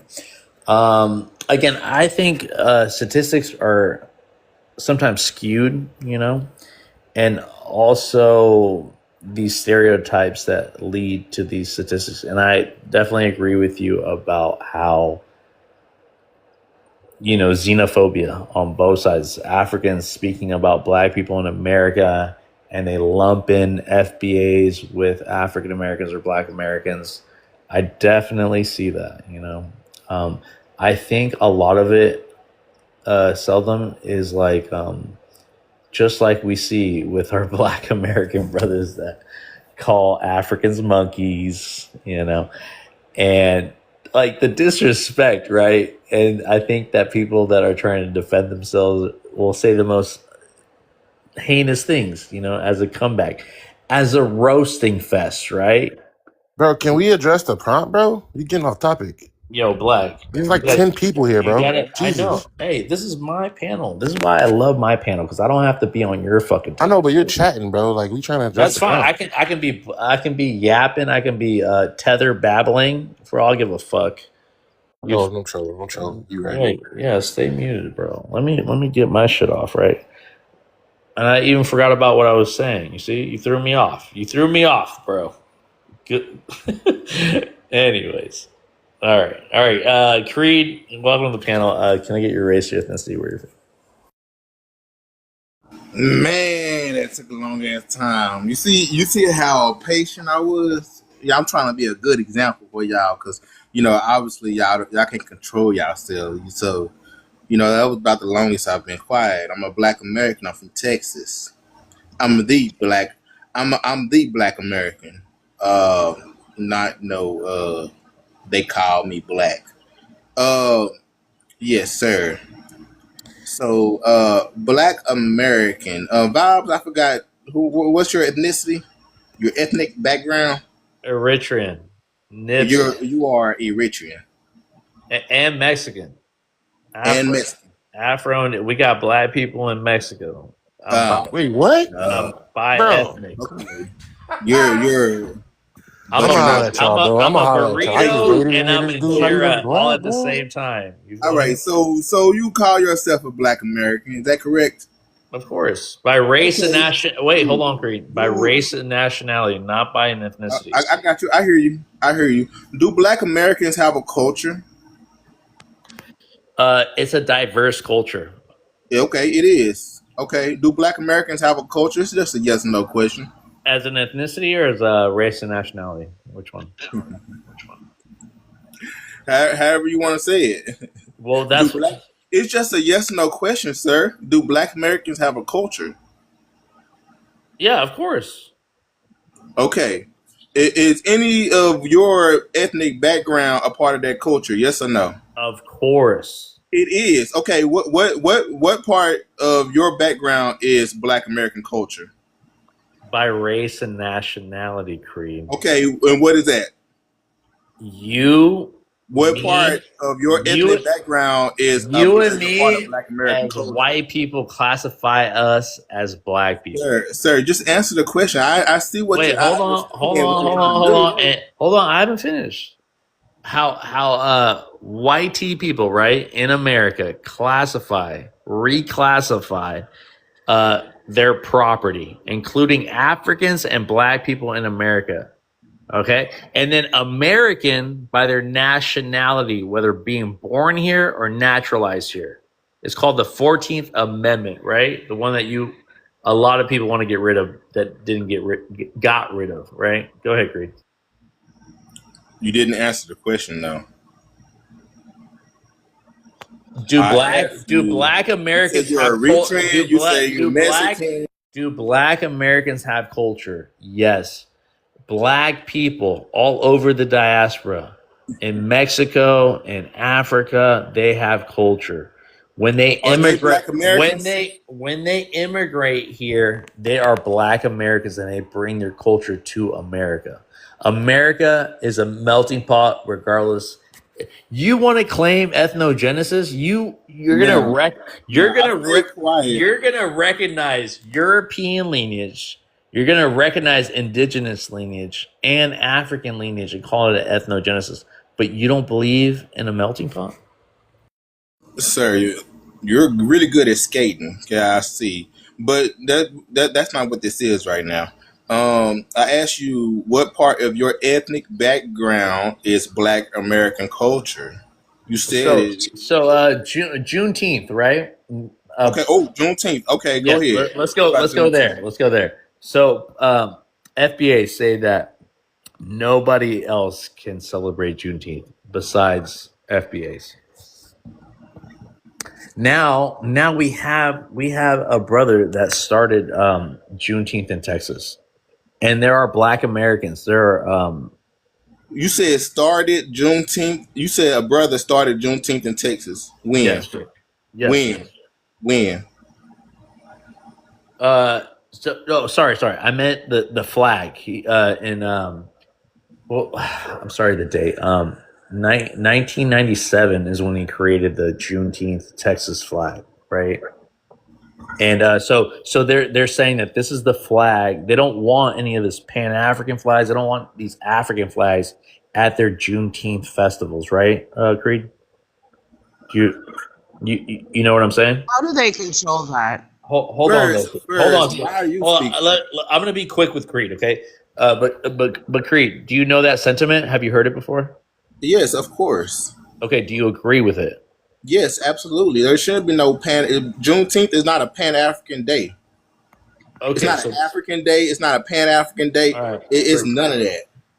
okay, It's not so a. It's not a. Everybody, we all black. Shop. all right. So Everybody you agree with it? broke. You agree with Black-owned it? businesses day. No, it's none of that. To make it short, you agree with And it, it's right? not. It's really not a celebration for all, is it?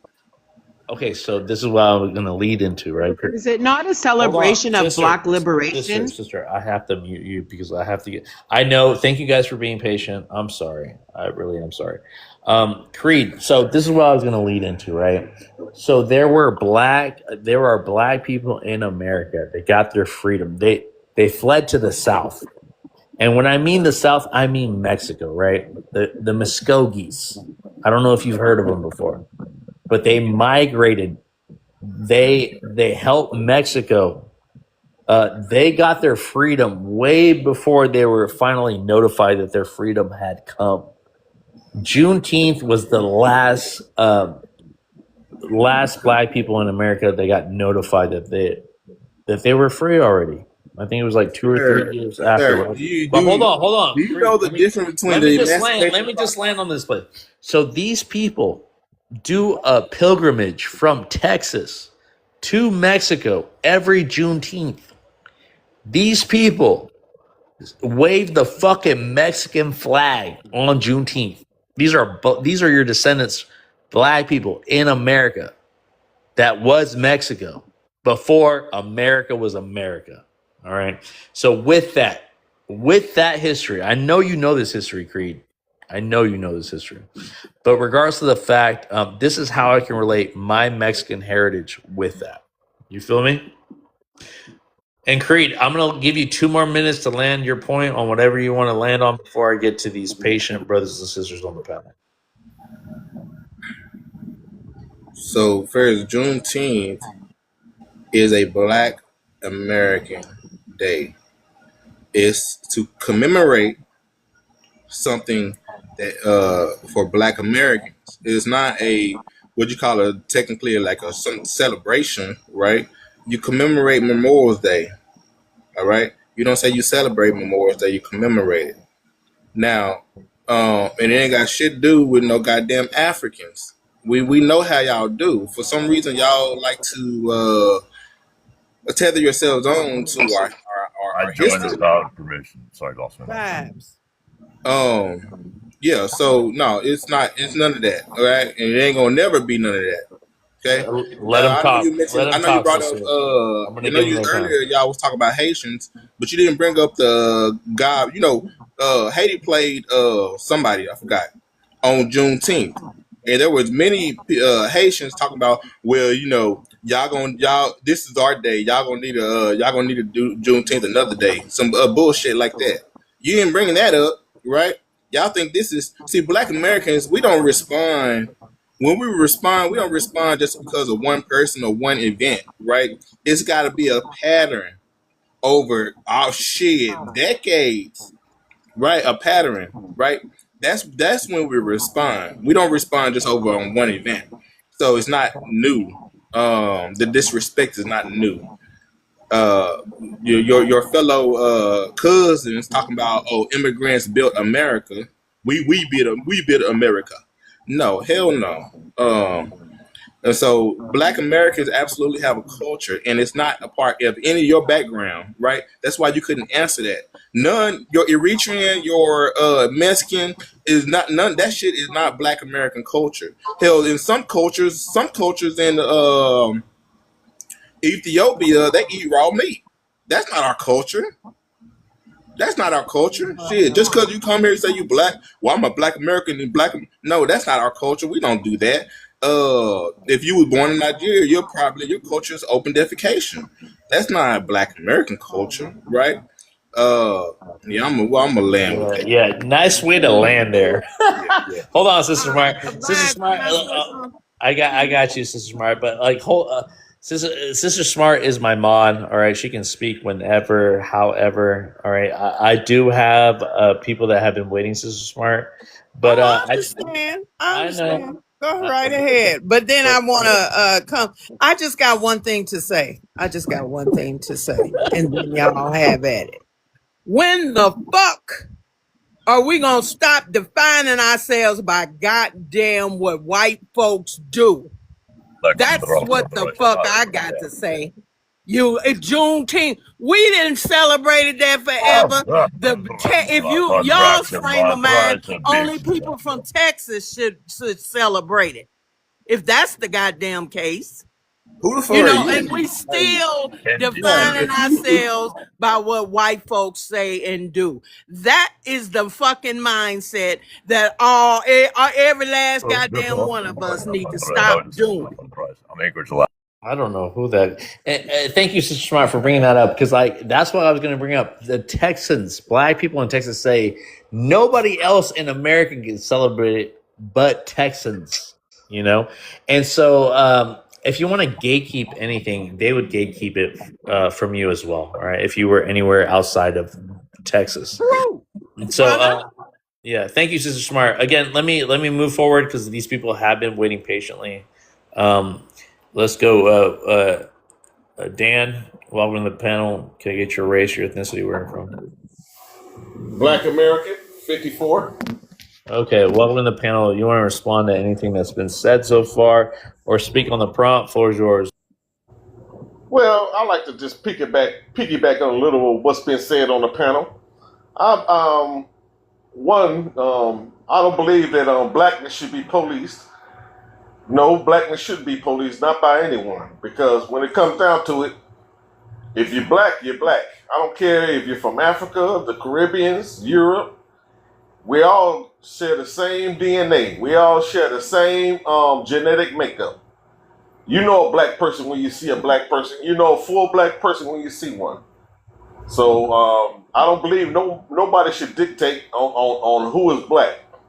Now, I've been hearing that, people, this is what I've been hearing. I ain't never experienced this in person, but I have been hearing on the internet that some people will come from different countries and come over here and say they're not black.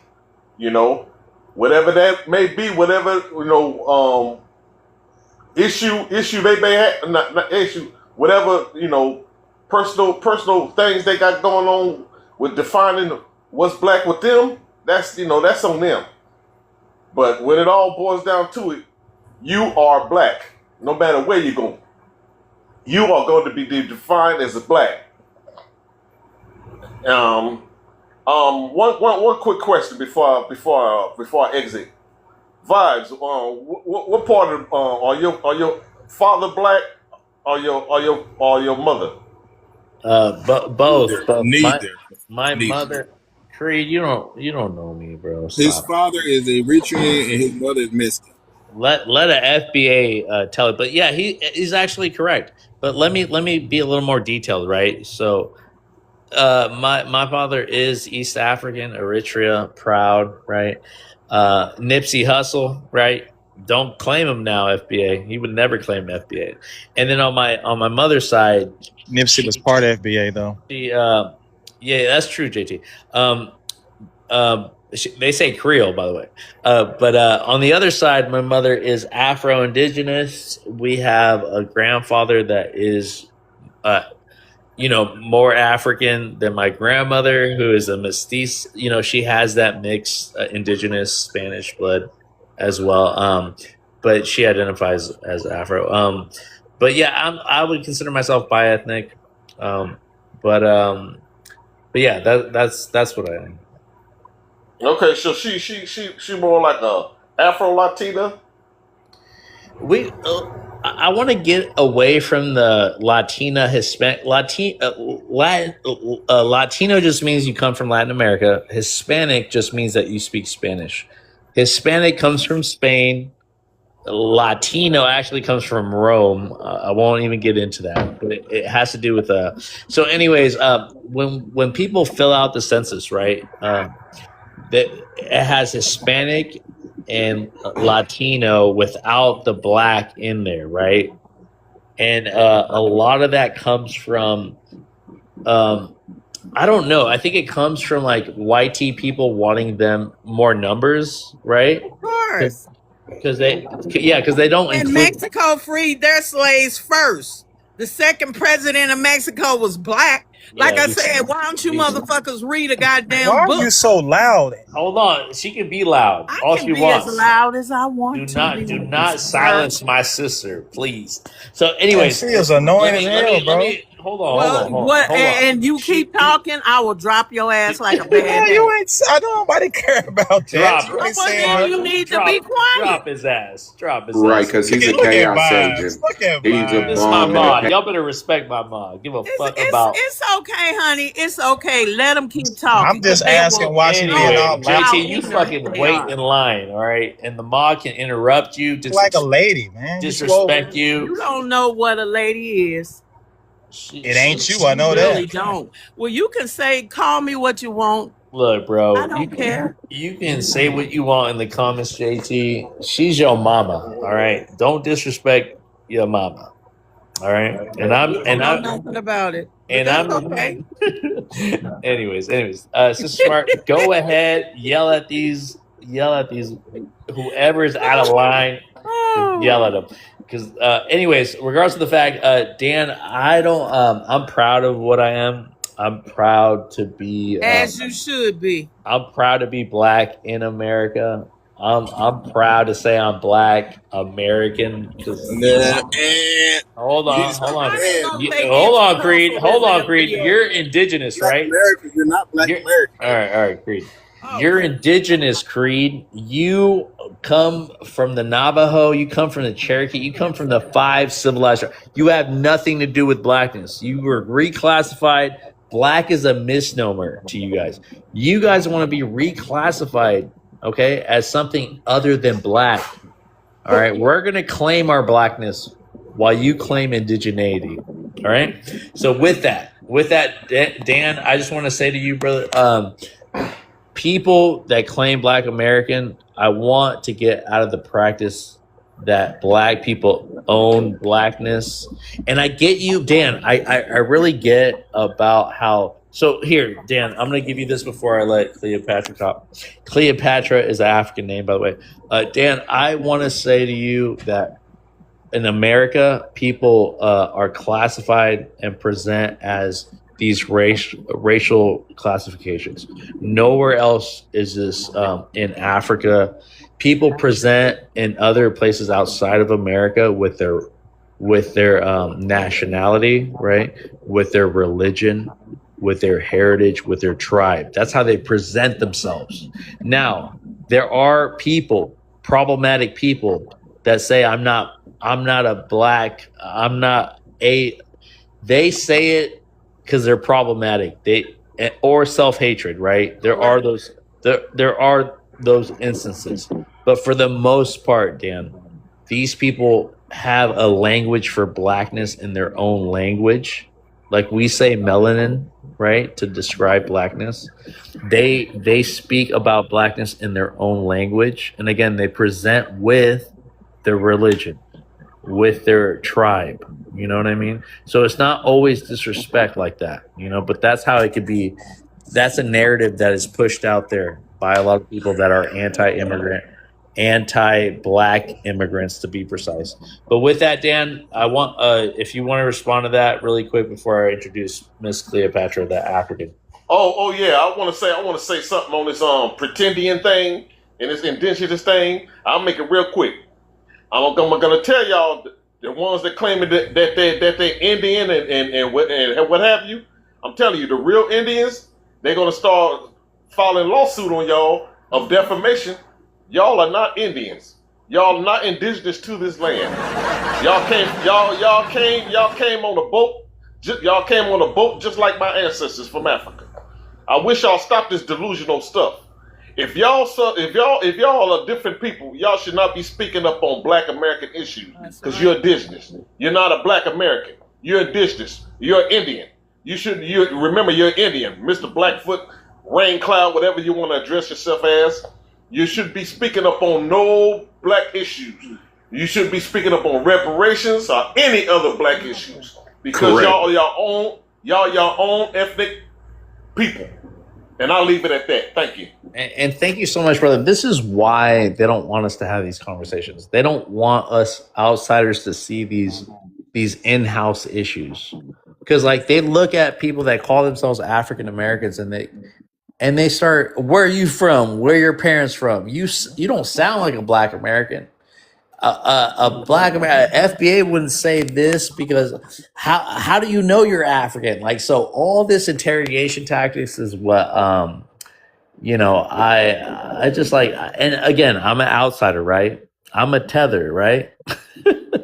And as a tether, I'm gonna own it, because I'm not trying to undermine or cosplay, but these are the things that are said to to the people within the lineage because they don't follow this ideology, and it's so harmful. So when I have brothers and sisters like you, Dan, or Sister Smart, to come up here and have your own perception of it, and to be people from that lineage, it's so important. So I respect you. I commend you guys. And so let's go with Miss Cleopatra, the FBA that said that Tariq Nasheed was sent by God. Go ahead, Miss Cleopatra.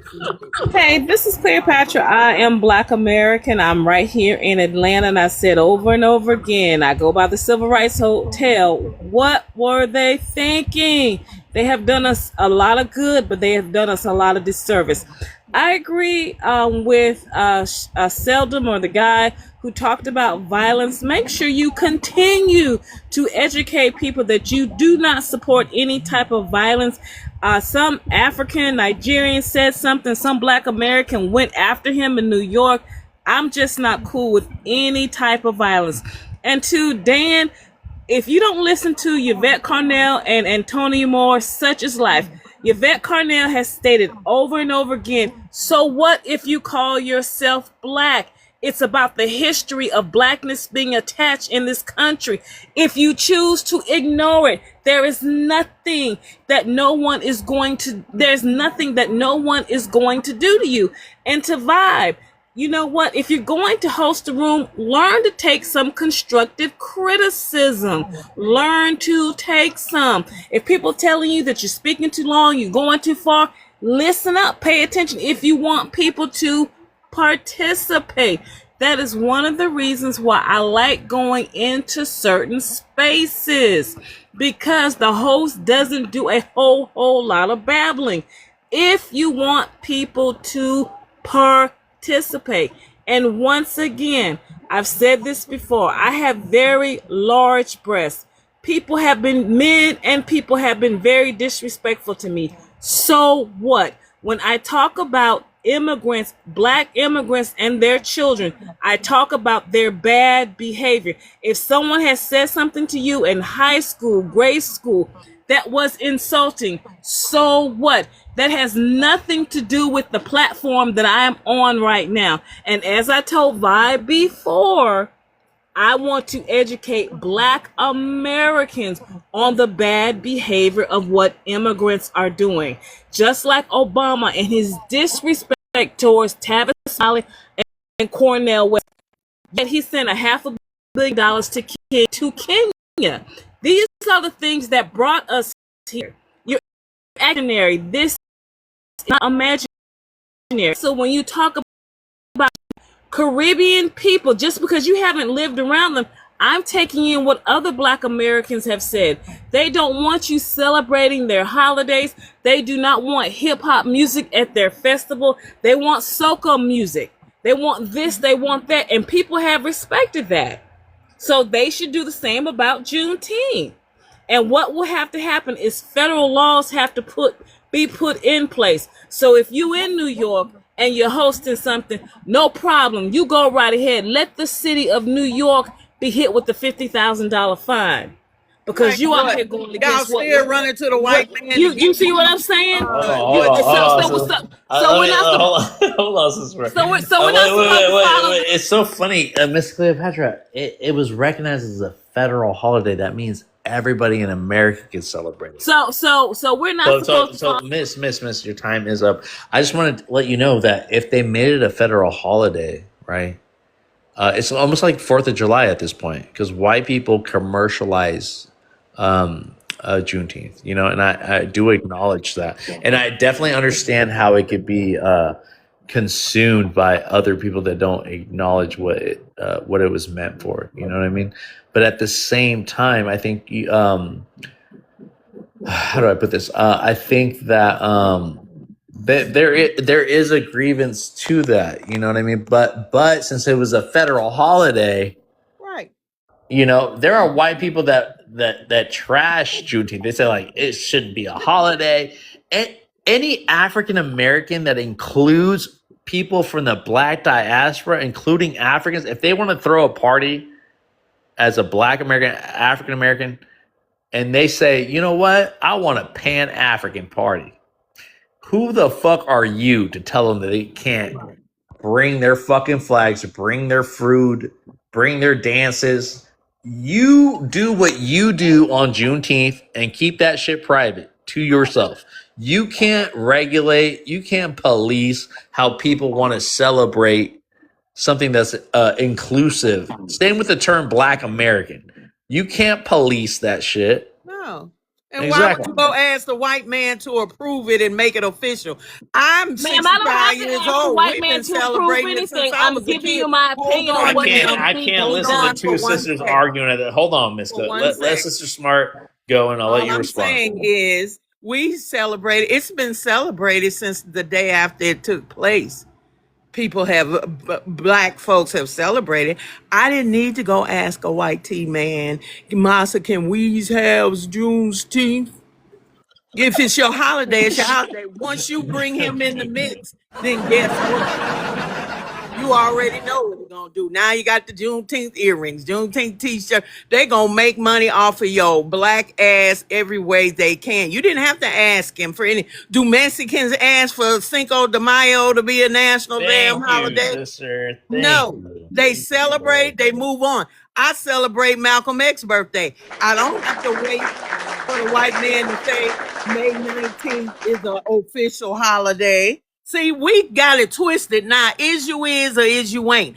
If you're Black and you policing what Black is, you shouldn't have to ask nobody for nothing.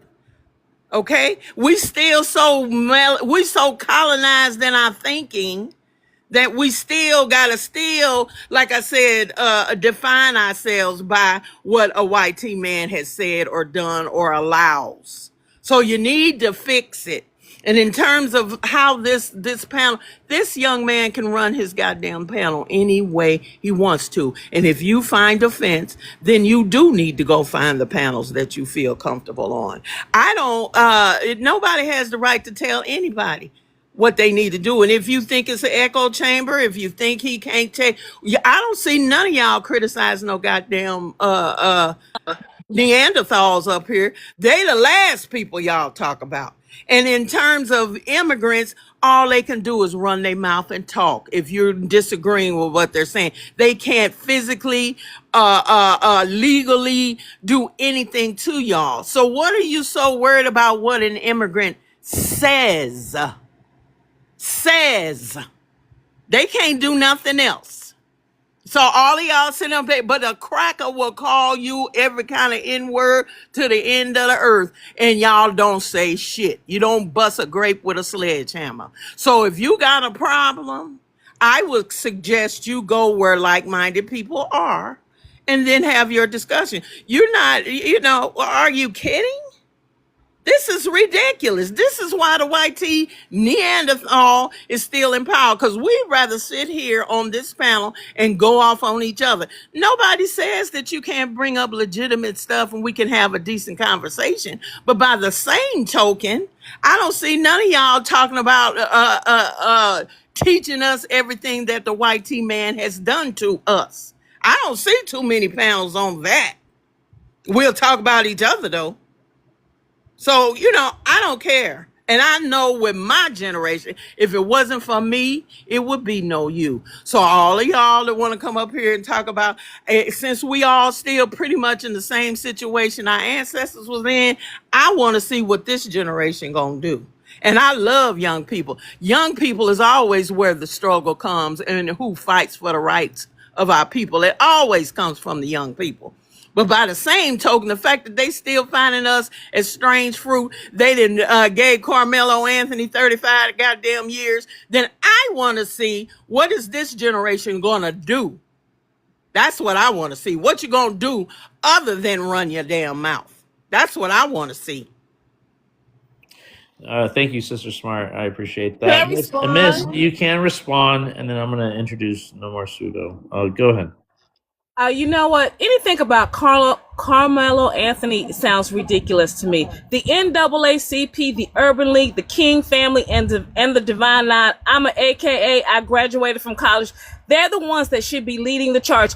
If you say anything about anything, take it to I'm them. Divine And Nine in addition to that, when it comes to the beauty supply stores, any of that, you're Divine Nine, we're the beauty supply stores, all of these other things that they should be handling. This is not this is not for the young. This is for the seasoned, for the old. They have dropped the ball. I have been saying this for years about the lack of inaction of the NAACP, the Urban League, and other civic organizations. They have dropped the ball. They have allowed flat blackness to come over here. If you say something, someone wants to come for you. I appreciate what the young man said about, keeping the peace, but you're right. This will not be peaceful. This can get really, really messy if you have some interaction. I don't know, young man, maybe you saw the video of the African and the Black American going off, and she went off on him on much of nothing. I will hold these civic organizations accountable for this. Before Tariq Nasheed and all of these people got on the internet, Black Americans had been speaking about delineation, disaggregation of the data, making sure we were okay in this country as immigrants from Africa and the Caribbean. Come on. And that's why I've said to Vibes over and over again, I have the receipts to prove it. As my platform grows, I hope I get in front of people who do make decisions and I can share with them. I don't understand this. We don't have to go to white people for anything. We go to people who are in charge, who are decision makers. I don't care who they are. And I will land my plane by saying this. If you are a Black American, you better be praying for some ancestral help. Because that's what's going to pull us through. Nothing else. All right, sister. Hold on. Dan. I have to go in order. My brother, I'm sorry to mute you. We're going to have an open panel, okay? And I want to keep it respectful, have one mic. Let's go ahead and introduce.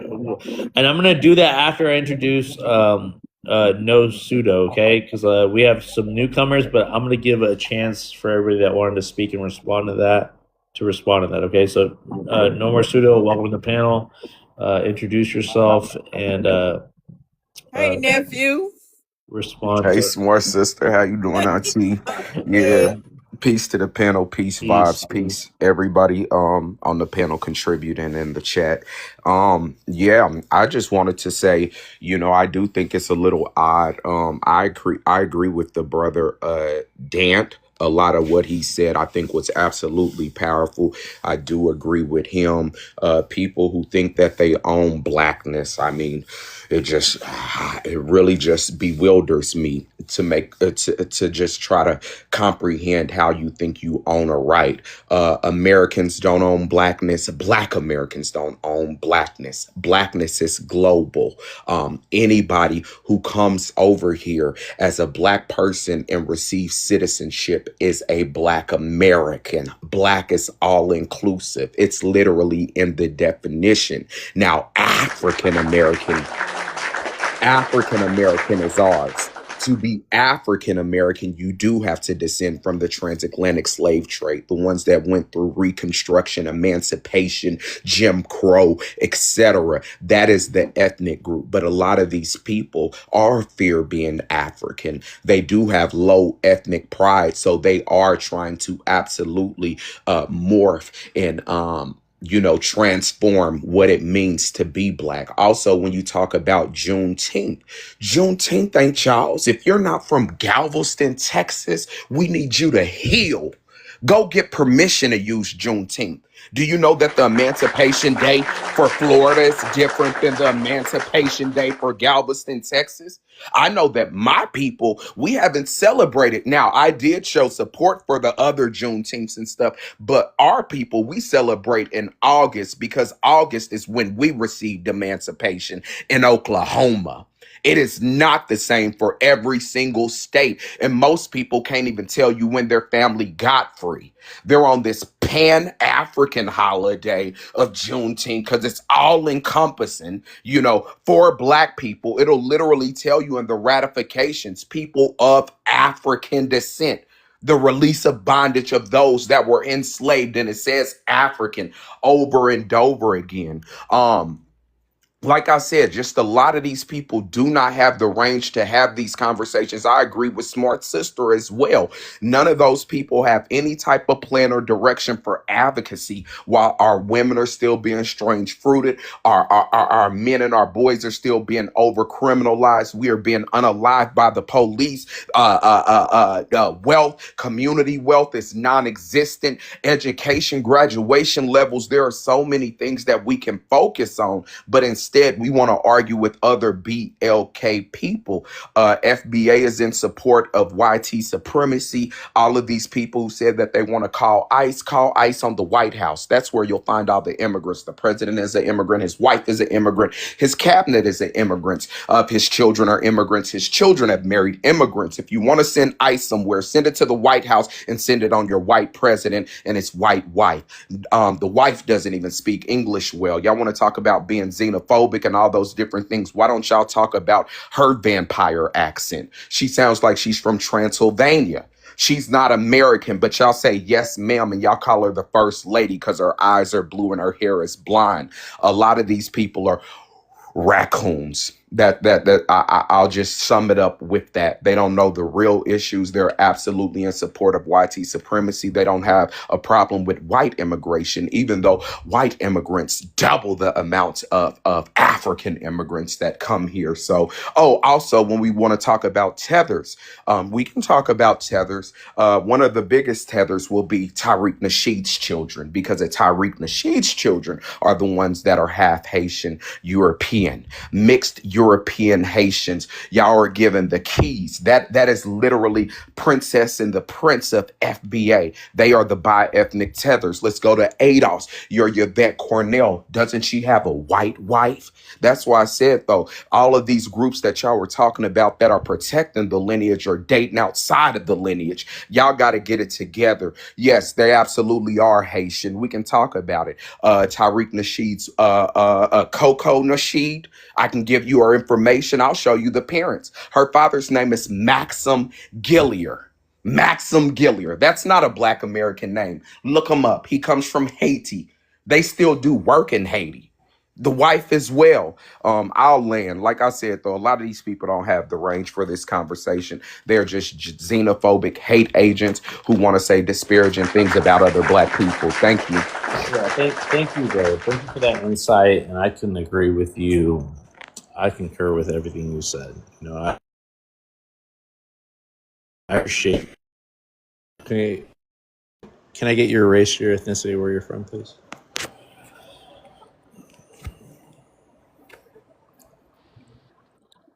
Hi there. Did Salon go? That's underneath me. I don't think the person underneath me went yet. Seldom has been here. Seldom. Yeah, Seldom has been here. Thank you for being patient, Seldom. I'm going to open up the panel, okay, after KK. KK, introduce yourself and then go ahead and speak on response or on the prompt. Okay, The floor is well, yours. yes, I'm Afro-Caribbean, and I'm just going to make this very short. I just want to say that it's just imperative that we know what's going on against us as Black people here in America. With all the injustice that we have been seeing, I mean, it has been just going on for several years. We need to wake up. It's time for us to wake up. And this is the time for us as Black people in America. We should never, ever be divided. I don't care if we are Americans, Caribbeans, Africans, because we know who the enemy is. And the enemy does not like, they don't like unity.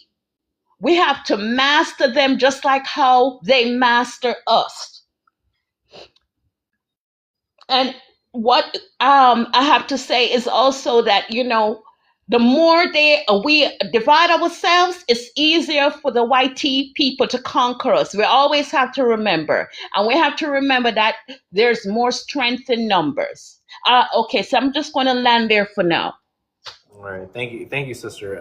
We're gonna open up the panel. Seldom, I think you should start it up since you've been waiting, and then everybody can speak. Just I know we're gonna overtalk each other, but give everybody the respect of the mic. You know what I mean. All right, go ahead. Right. So I just want to point out, I don't want to be specific about it. I just want to be in general say, this is not the forum. If you consider yourself a Black American, I don't think this is the place where you should be pointing out, right, internal conflicts and what people should be doing. Right, it kind of defeats the purpose. Right, you could tell the difference between, let's say McDonald's, right? The people who are employees, they probably have a lot of grievances, and they talk about them all the time, the cashiers. But as you move up the chain, as you move up the ladder, there's less and less overt conversation about it. You have to stop using these forums to air out our dirty laundry. Now, I don't want to call any names, right? This is about you understanding what we're involved in. This is not those opportunities, right? Keep it in-house, the same way that everybody else keeps it in-house. You don't come on a panel and hear people from Trinidad talking about people from Trinidad and what their groups are doing or not doing. It's not for that, sister and brothers. Second thing is, I think that people miss that FBA really is a bunch of brothers and sisters who have grievances that have not been heard about harm being done to them and to people that they care about by people that look like them. I think that's being lost for some. I don't know how you go, like, if it was something simple and something goofy, as a lot of people try to point it out to be, it wouldn't be a lot of people involved with it. What you're talking about is what you're not accepting. What you're not accepting is that these people have grievances, man. They have issues. Things have been done to them and people and the people that they care about. So now they have this, defensive attitude towards others, and it's growing, right? As bad as ill as you may feel that it is, every time you take the opportunity to, instead of focus on FBA, you focus on all Black Americans, the group just grows every time. So I just want to point that out to a couple of people who seem to feel as if they have like this mandate to talk about Black people in general when they're trying to discuss FBA, creating larger and larger organizations. Because, man, how many times can people step into a room and hear people from other countries and other nations talking bad about Black people and not feel some kind of way? That doesn't make any sense. Why even do it? You should be a little bit more creative in how you narrow down your criticism. Otherwise, all you're doing is creating the problem that you're complaining about. Man. Yeah, so FBA is a hate organization, and it's not built out of any actual tangibles for our people. There's no policy, no legislation, no boots on the ground movements that FBA is providing us. What we find is that FBA is in cahoots with YT supremacy. When you want to talk about Roy Beck, when you want to talk about John Tanton, when you want to talk about Tucker Carlson, when you want to talk about Ann Coulter, all of these known YT nationalists. The people in the groups and the organizations that have absolutely kept their foots on the necks of black people is literally who FBA is aligning with. And to give you the definitions, and that's why I said, like, words matter. We understand people have feelings, but where's the data? If we look up the definitions and the difference between Black American and African American, you will see that we do not own Black American. You keep saying Black American, but that includes anybody who is Black here in America with citizenship. You understand what a white American is. None of y'all will tell Trump that he's not a white American, even though his mother comes directly from Scotland. His mother didn't even have citizenship for 2 years at the time of his birth. Most of the children were born at the time when she didn't have citizenship. So Trump's mother produced all those anchor babies. The father comes from Germany and somehow was able to still join the Klan. He was able to join the Triple K as a Germanic immigrant. But again, it's because they're white. It's whiteness. It's blackness. We're not talking about race, because a race, it's all inclusive. The ethnic group is African American, and you guys, this organization is so Afrophobic, and that's why we're here. Y'all don't even like being called African American because y'all have some shame and disdain with being African people. You want to be something brand new when in fact you are not. Also, I do know that a certain person came back up, and like I said, a lot of these people are hate agents. We keep receipts on the things that they have said historically, have their faces. These are pretending Hebrew Israelite, transracial Rachel Dolezal descendants who shuffle and transform and morph into identities that they think are palatable. We have to do better. Again, we have no problem with vitriol, but let the vitriol be righteous. I haven't met a FBA that's been able to actually articulate grievances and policies and actual harms that Black people have done. But they create them while ignoring all the harms that come directly from the people who have always harmed us. Small men with small dreams and small tasks. Thank you. I do want to introduce. Thank you so much for that. And yes, I agree. I agree 100% with these sentiments. If I hold an African panel, this is an African panel that you find yourself on, right? This is a Black diaspora panel. If we are speaking about what the Black diaspora, including African Americans, FBAs, whatever ethnicity, Sexy Salon, ADOS, we have a constructive criticism, and I think that you already, if you're on TikTok streets, you already know. TPS, right? Things that the government is in accordance with kicking out certain Black immigrants, right? Anti-Blackness is still in accordance with how they treat people that they find not suitable to be here in America anymore, even though they gave them a status to be here, whether through a natural disaster, whether through destabilization. But I just don't understand the contradiction between us speaking about our brothers and sisters. I know you don't consider us brothers and sisters, but we still have a voice, we still have an opinion, and you are here to convince us about your plight, right? And so we have a space for this. And so with that, I do want to introduce Berbere Boss. This is my Richard brother. Welcome to the panel. Thank you for the welcome. The name is Berbere Boss. Berbere, welcome. Go ahead, brother. I'm gonna give you time because it was an open panel, but since we have you up here, go ahead, bro. Yes. Hello, everybody. Thank you for having me. My name is Berbere Boss. I am an American-born son, first-generation American citizen, son of two immigrants from the country of Eritrea.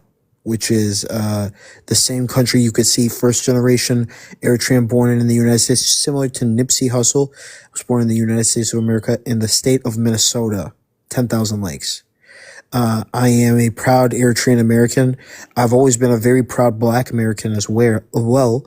I do recognize the distinction between the racial component and there is a cultural, ethnic component as well that I do think there deserves a conversation.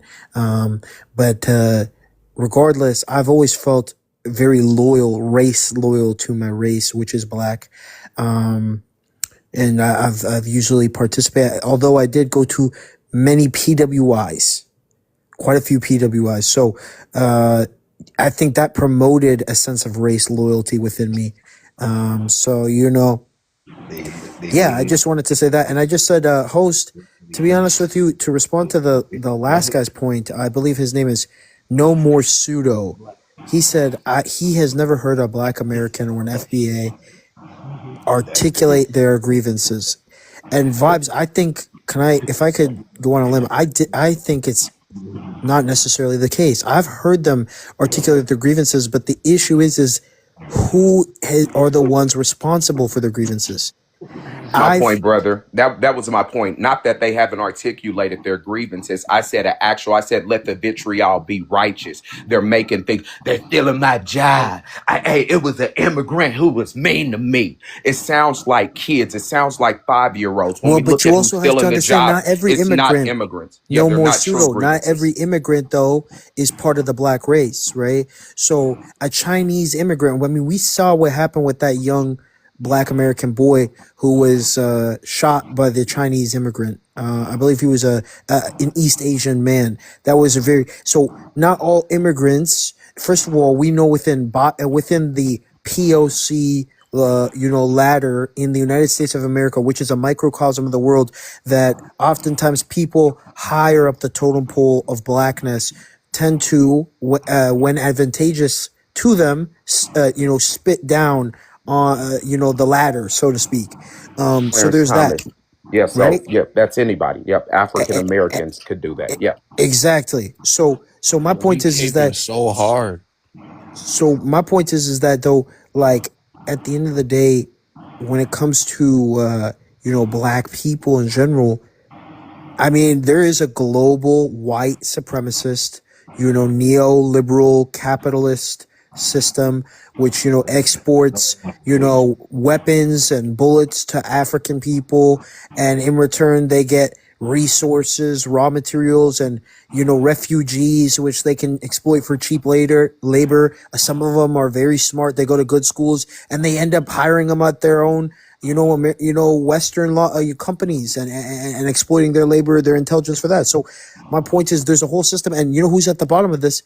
The immigrants, the Africans, and the Black Americans themselves. So that's what I believe. I think we have more in common than opposed. Obviously, we may not see eye to eye in every issue.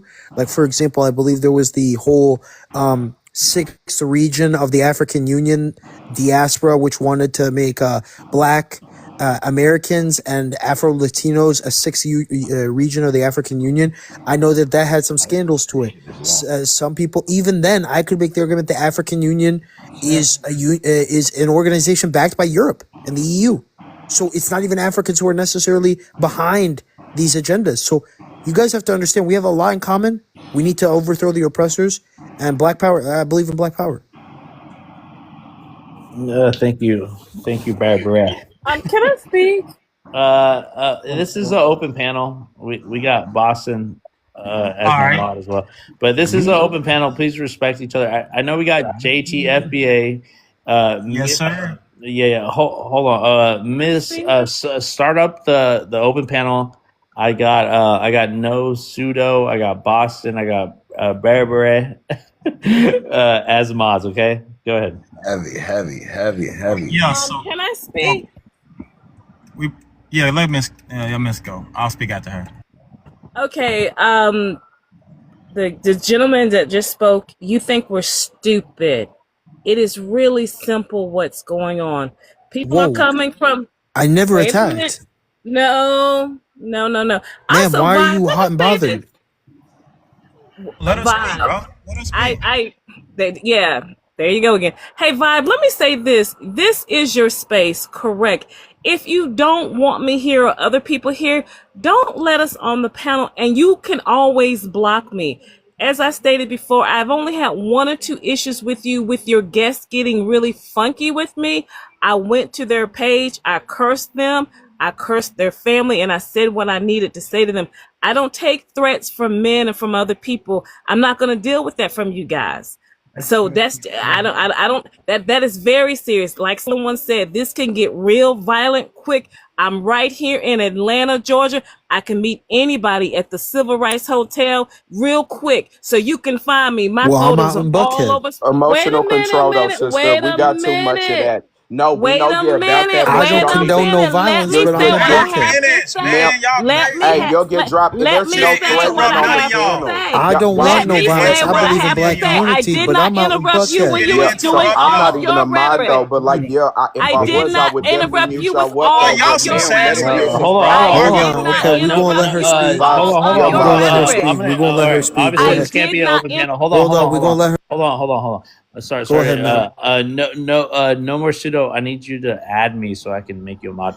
We're gonna give the sister. We're gonna give her 2. Oh, Yep. No, all I was saying was about the She dropped threatening down. part. Vibes, She she cannot threatened talk me, by about. the So way. like that'll nobody clip the dropped whole her. Hey live. guys, If we Nobody speak dropped her. about violence, y'all just calm down let for her a back. second. She I'm trying Hey, dropped to yo, let herself y'all mods, because know y'all about crashed the out. mods. No, algorithm. JT, No, Hey, she relax. just JT, you threatened me. gotta Relax, mute JT, You up. don't she with a said, woman. You gotta mute relax, up. JT, Hey, so relax. if y'all speak about wait, no more violence pseudo. Can I and say this real quick? participating Shut in up and let violence, people it speak. will Shut up. flag the live. You No, no. cannot say certain things on Yeah, live. we That's all understand no I'm more saying. pseudo. Could I say this Find real a quick? better way to articulate what you are Bro, saying. But shut if you up and let talk, Hey, people bro, okay, can speak. I hey, go, I bro? just followed Yeah, you, yeah, Vibe. I you'll can be able definitely to do it. drop that Oh bomb. man. Yeah, No, like that's let no y'all more gotta pseudo just. stop. Yeah, he's right. He's right. I don't want this to be taken down. I don't Yeah, want. yeah, we have to watch our speech. No That's swearing, no all I was cursing. We're saying. You not could say it in a attacking that nice, sister. yes. But vibes. That woman did say to me that I called or I said that I thought they were stupid. I don't believe that. I don't think that Black American I did people are not hear stupid. that from you at all. Yeah, and I just wanted to make it very clear. Like, at the end of the day, right? Like, I get it. Black America is a distinct thing. To be honest with you, vibes, I do disagree with you. I think Black American is, in a sense, a basket. It's a macro. It's a pan ethnic identifier, where basically it's a macro ethnicity with micro ethnicities in it. The Gullah Geechee people, The the subset the, groups, yeah. the Nagoose, let me just say this, right? I'm not here to tell people who they are, right? I right. think I think Black American, again, as a race and a nationality, includes people that were born or naturalized here, including people I from the. agree with you. So I agree with okay, you. with that, right, Nagoose? If you wanna say Black American is an ethnicity that we have to recognize, that's fine too. When they start excluding people from this, right? This is why FBA had to delineate from African American, including Black American. They knew Black American was compromised. They already knew that people can come under Black American with a race and a nationality. This is why they delineated from Black American and became foundational Black American. And the issue I have, Nagoose, is that they interchangeably, if we have a critique on FBAs and their rhetoric, we're attacking Black Americans. We're attacking all Black people in America. Well, So that's absolutely ridiculous, and everybody knows that. You want to know why? no, Because not I'm a black. everybody knows that, because now they're pushing Black American, and most of these Black Americans are very closeted, either FBA or pretendians. You have to really pick their brain about their philosophy and if they even have African ancestry. Um, and I can go down this path and about how they think that Black is a misnomer, that they were reclassified as Black people. So I think that Okay. Can I? Can I? hold on, Okay. sister, hold on. I'm just gonna land with this, and you guys can take this over. These people have to stick in their lane, you know. And these are the people that are more problematic about what a Black American is, right? Because they're policing your Blackness, they're policing your Americanness. You know what I mean? They're calling us what they're calling us.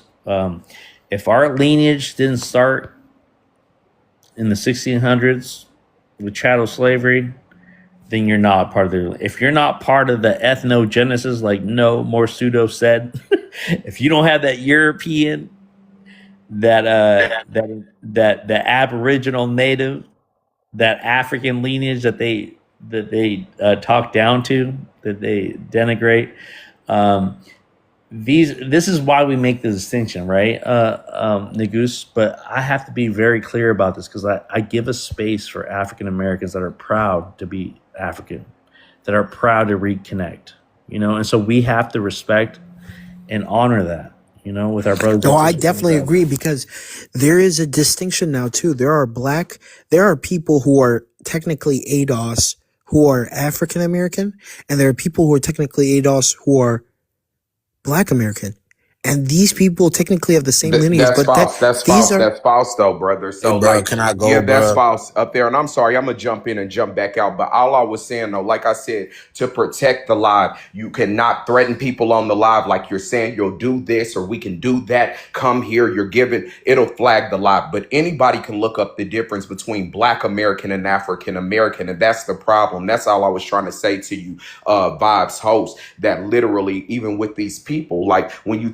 Black American is not an ethnic group. We're not talking about race. We're talking about ethnicity, your ethnic group that speaks to linguistics, speaks to culture, speaks to geography, all those different things. We are African American. All African Americans are Black, but not Hey, all speak for Black yourself. Americans. Not all Black Americans are African Americans. African Americans is a specific ethnic group who was brought here via the transatlantic slave trade, who cultivated the culture, the history, all of the different things. When you talk about America-centered, that is our ethnic group. When you talk about racially and then nationality, Black American is anybody of the Black race, of anybody of any Black ethnic group who has citizenship in America.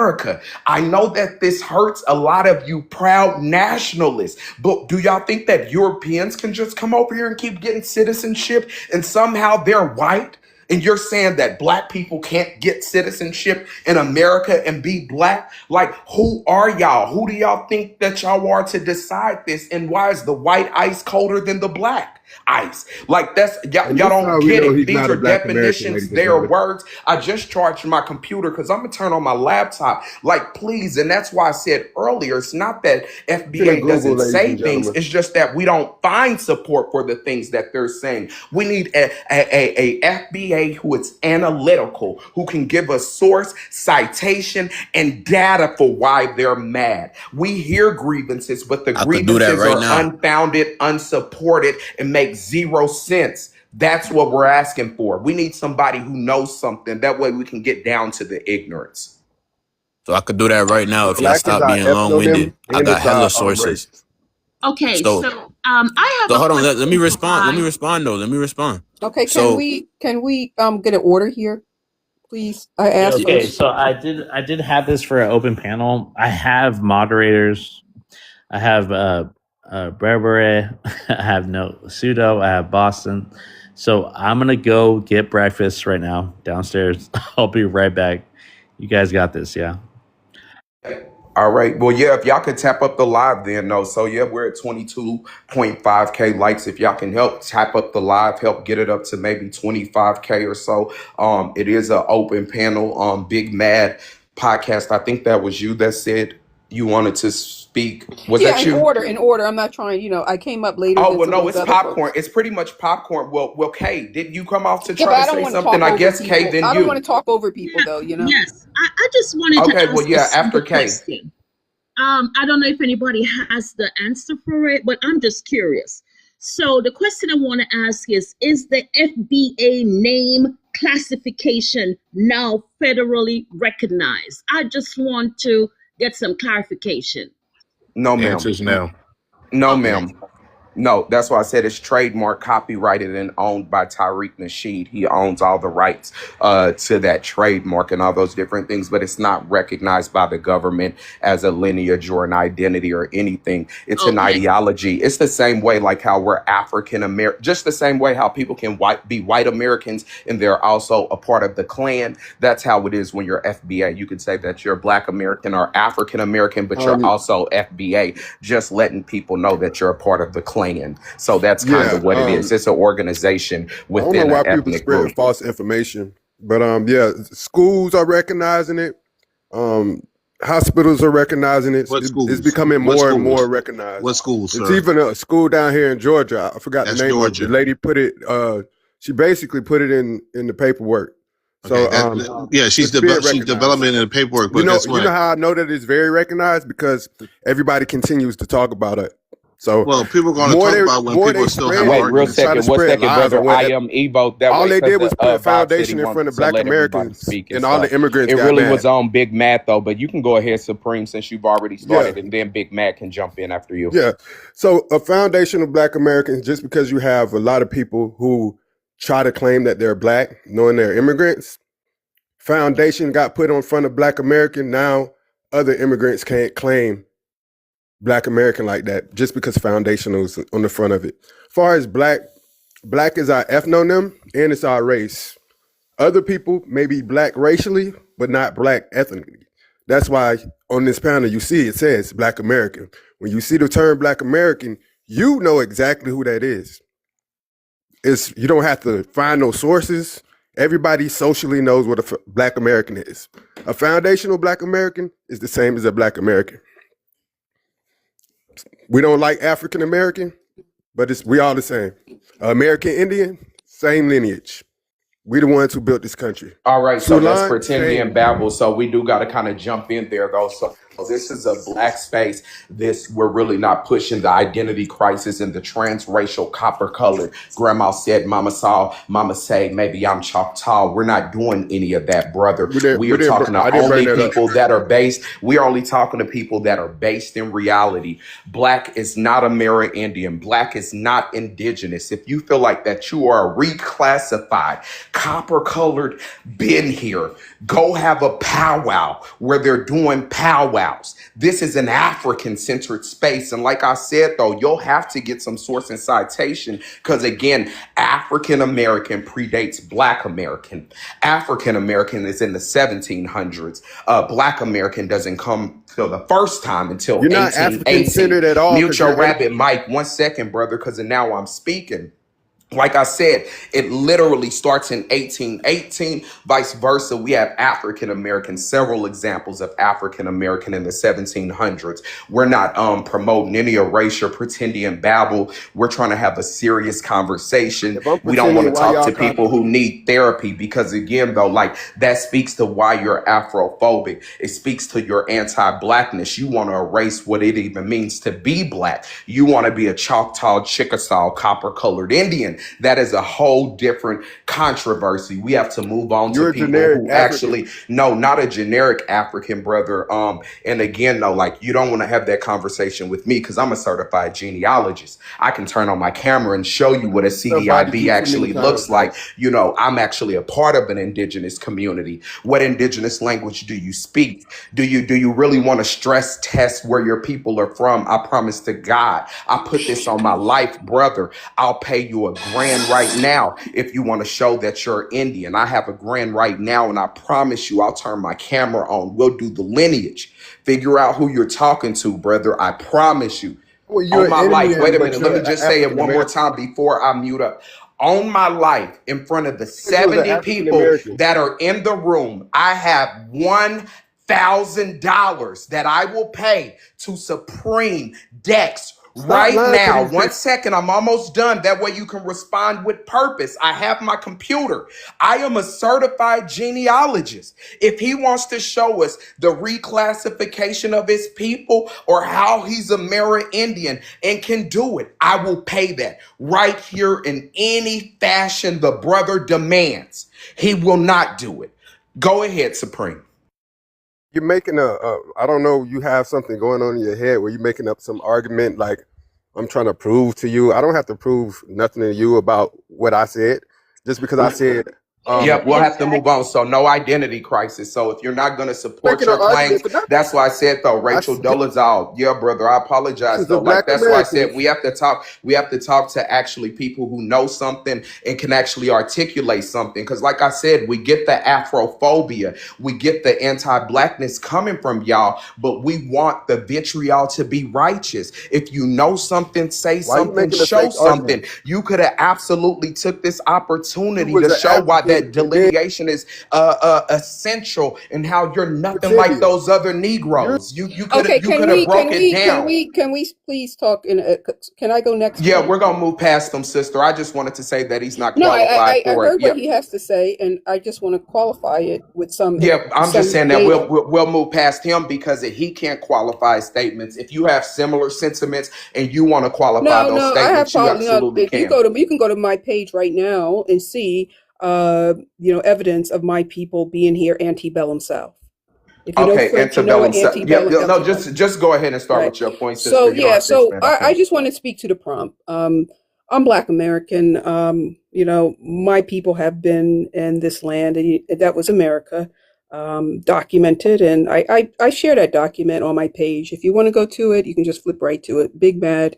You'll see the census that my great-great-grandfather, when he was 6 years old, okay, and and his father, who was born on that land, and the house that I'm showing there is the house that they lived in Kershaw County, South Carolina. Lewis Perkins, 1827. He was 53 years old, and his wife Elizabeth was 1840. Oh, I seen it. Yep, sister. So All right. that's the So 1880 census, which is right. after So slavery, and no, then I seen the right, other right. post where they said Again, but Negro. Yeah, again, so yeah, no. we're And African if you look American. at that, sir, if you're going to let me have the mic, but I want to speak on my own lineage and my own documentation. I don't need you to do it. Anybody, like I said, I encourage anybody who wants to go through it. Lewis Perkins was born 1827. His wife Elizabeth, at the time of that census, he was 52 years old and his wife was 40. And they had 11 children. One of those children, who was 6 years old at the time of that census, was my great-great-grandfather, Monroe Perkins. And that's on my maternal side, South Carolina.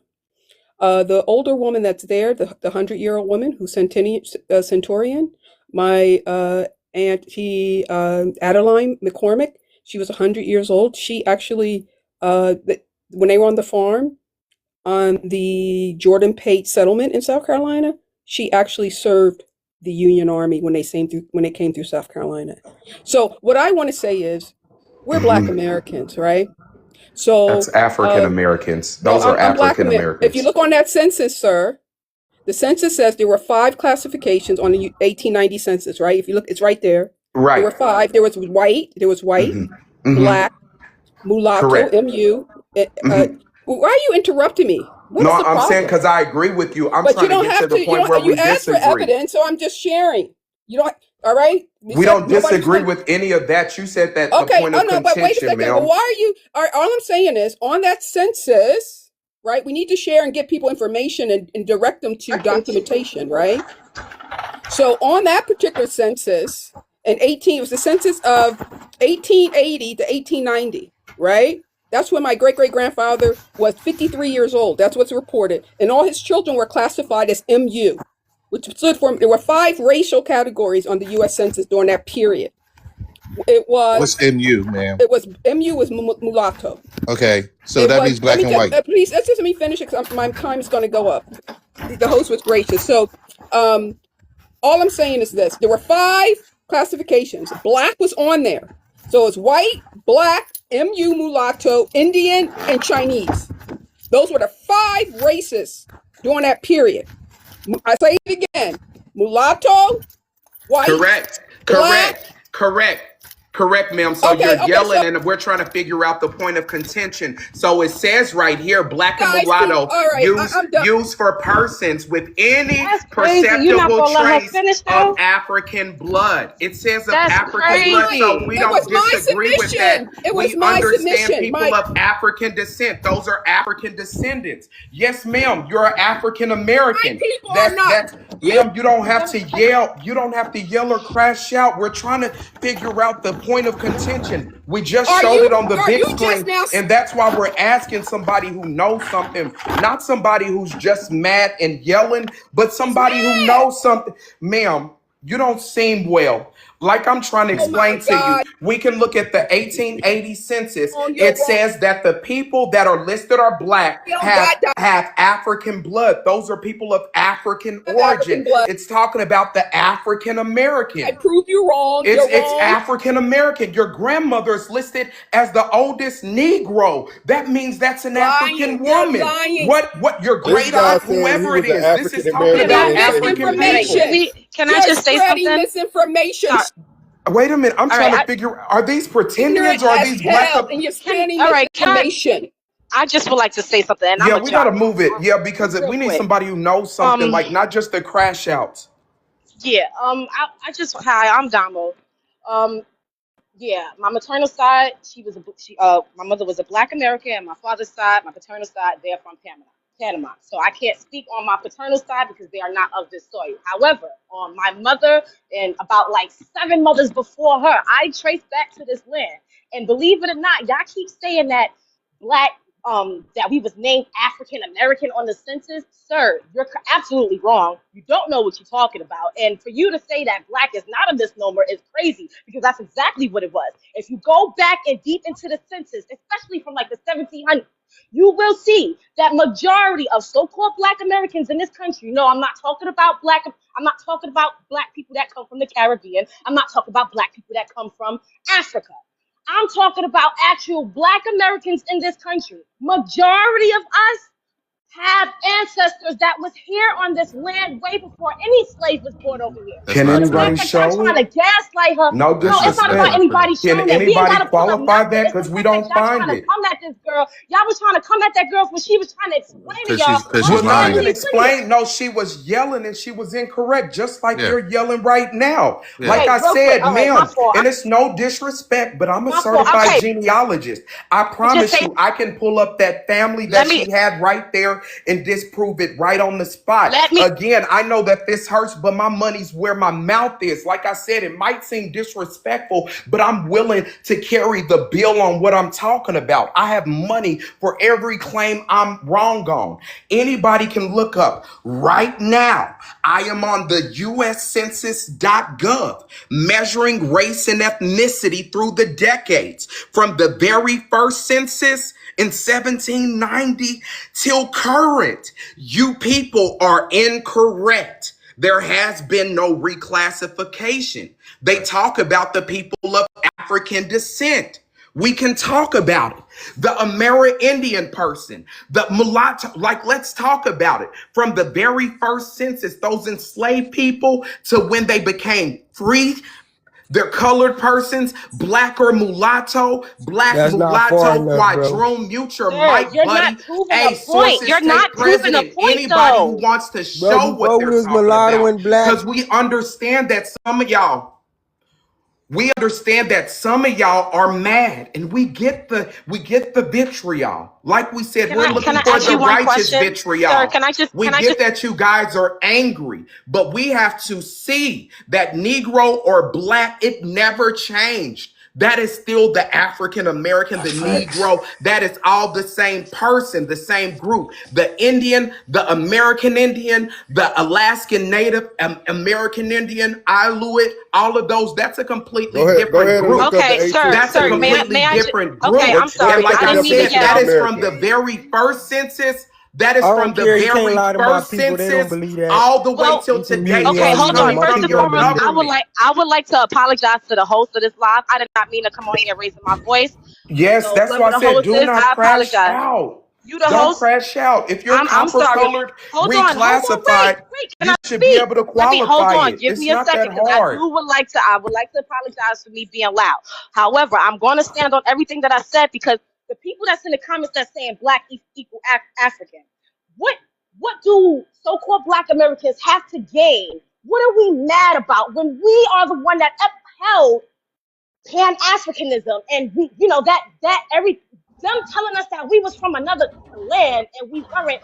We was the first ones behind that whole Yeah, I Africanism. don't like, So ma'am, Well, though. Like, we just yeah. can't please yell in tell circles me. about claims that's I'm unfounded. They gonna We hold get have to me on. move feeling, on. sir. Let me Keep telling talk. my I'm people sorry. they Yeah, brother African, Evo, did you want to 'cause say I'm something? The exposing you. light, Yeah, the light. yeah, Yeah, I know you yeah. probably got some sources and you can try to qualify at least what you're saying. Like I said, the sources take precedent. Extraordinary claims require extraordinary proof. We want to believe you guys and we want to understand it, but y'all continue to come up here yelling and lying in a circle. Not only will I, wait a minute, mute your mic, ma'am, because not only will I tell you that my mother is part Cherokee, I can turn on my camera and show you that she's part Cherokee.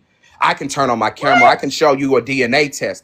I can turn on my camera and show you tribal enrollment. I can show you genealogy. I can show you how it truly works when it exists. Like I said, most of y'all people who make these claims, y'all cannot support them. Y'all won't say what tribe your people are from. Y'all won't say what role. Y'all can't speak a language or community. It's all about anti-blackness. And that's why I said, if Oh you're my, can I anti-black, finish if what I you're was saying? anti-black and othering yourself, just because, then you won't be able to contribute to this conversation because you hate yourself. You can't speak in solidarity of other black people if you're even denying what blackness means. So this really isn't a space for the reclassified copper-colored pretendian. If anything, it just highlights why you guys argue with black people. You hate the African in you. Of course, you'll hate other Africans. So like, that's why I said this isn't really a space to platform y'all. But if y'all do have a receipt that absolutely should be validated and respected, come do that. And that's why I said we'll give space to the person who has the source. Show us that you're something different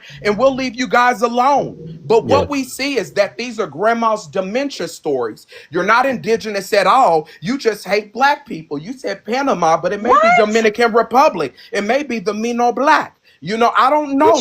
I don't know, sister. Like I said, it's just a lot of Afrophobia. Can I finish what I was saying? No, Or ma'am. you just want to? No, ma'am. Yeah, So we're gonna move to Evo. Maybe get some receipts and then come back. Like, you know, but we have to. People who know something can speak and provide some data to support it. But we're just not platforming Afrophobia and I would rumors like and to land gossip. my plane. You're I would like to spreading land my gossip plane. though, ma'am. Though, but your plane is I would like to land my the plane. plane is so empty. so The plane so is hold empty. up. The plane Like has you to acting carry like you the cargo star of if the you want it to fly. The plane has to at baby. least You carry act. some cargo if you want it to fly. Yep. Sorry about that, Evo, brother. No, Go you're ahead and good, go. man. Like I said, I'm gonna be very quick because when she said mulatto, here's my mulatto grandfather right here.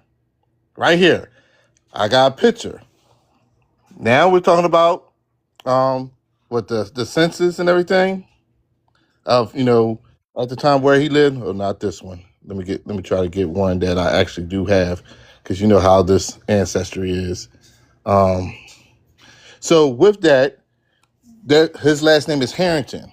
When I traced that back with Harrington, there was a plantation in Rockingham, North Carolina, where the Harringtons at the time of, you know, during the, I guess, you know, the transatlantic slave trade, had this plantation farm where he descended from. His mother was of African descent.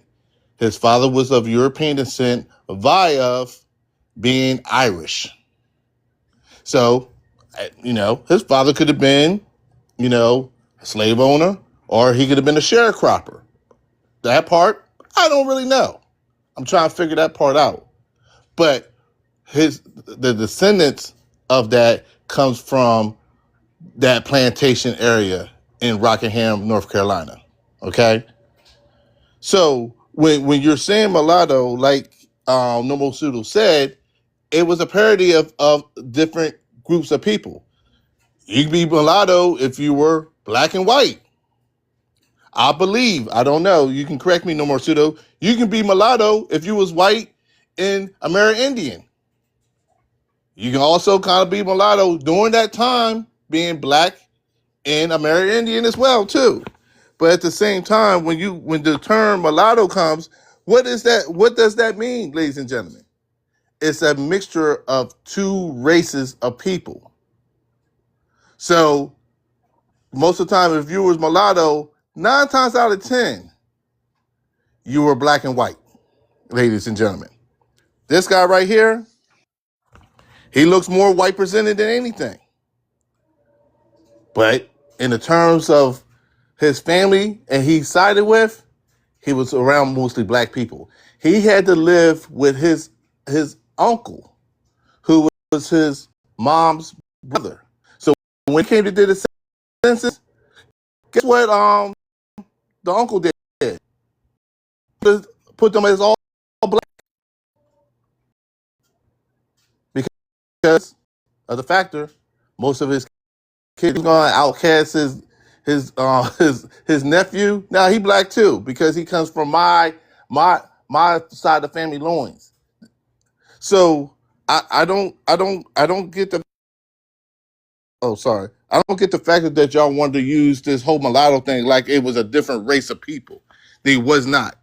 They were a mixture of a group of people, regardless of you were of African descent, European descent, or This is Amerindian descent. absolutely. So this is coming directly from the federal government. These are .govs, though. Make no mistakes, guys. National Archives Records and Administration. We don't have any reason to argue with you guys or anything. And that's why I said if you know something, say something. Talks about the free African Americans in 1790 to 1840. It tells you enumerated with the remainder of the free population. Black, B, or M mulatto indicates the race of the head of the household. It literally talks about it. It literally tells you. It tells you, like, are you guys free African Americans? You're black or mulattoes. This is somebody who absolutely had African ancestry. They had African ancestry, free African Americans in the 1850 and 1860 census. They talk about it. And like I said, though, 9 out of 10 times, like even people talking about the mulatto, 1 out of every 3 black men in the West have a European Y chromosome. That is due to the European impregnating the African women who were forcefully brought here. That is the mulatto story. That is the reason why the average African American is a quarter European. It is due to the mass forceful mixing of the European slave owner with the enslaved population, and that has remained in our genetics, while the black African American is literally less than 1% indigenous en masse. And that's why I said it's truly messed up, because it's like while y'all are being, xenophobic towards the diaspora, and no shade, that's where you'll get your indigenous DNA from, because I want y'all to know that South America, black Americans have more indigenous DNA than you. Most of the black Caribbeans, they have more indigenous DNA than you. They are the ones that are truly mixed. They have significant of the other populations that they mixed with. That's not us. We are extremely African. Still today, as African Americans, you can easily be 75 to 85% African en masse as an African American. There are still some African Americans today who are in the 190 something percentile. Y'all can't show us all these elusive Indians, but the data does show us that these identities were formed out of anti-blackness and trying to have a more palatable identity here in America. That's like I don't know why it's hard. You know what? You know what's crazy about this, right? So I gotta speak on this because I actually wanted to find some real data that says that we was, because I started listening to like how convinced a lot of these people was, and I'm like, damn, am I tripping? Because just keeping it real, we all heard you probably got Indian in your family, especially if you got the good house situation, so we did hear that shit, you know what I'm saying? But it was always more like a joke, kind of like, or like if you got some good house, people would say, maybe you got some good house, so you got Indian in your family. But in all truth, when you look at the data, we was probably more mixed with white than we was ever mixed with Indian, you know what I'm saying? Just based on the Yep, that's statistics correct. of it. You get what I'm saying? And Yep. it's like, but we still said mixed with Indian because I guess mixed with Indian was just less traumatic than saying mixed with white, because we know if you was mixed with white, it That's probably correct. it was some foul play that went on. Yep, So exactly. you know what I'm saying? So it was more like kind of a joke, but kind of real.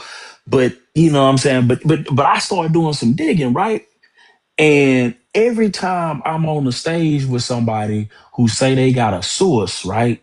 if you look at their actual source, it debunks their actual talking points. And I'm like, wait a minute. So when you start reading, like if you tell them, right, you'd be like, okay, send me your source. Send me the source that you reading right now that you making 1 + 1 = 85. When we both know that 1 + 1 is 2.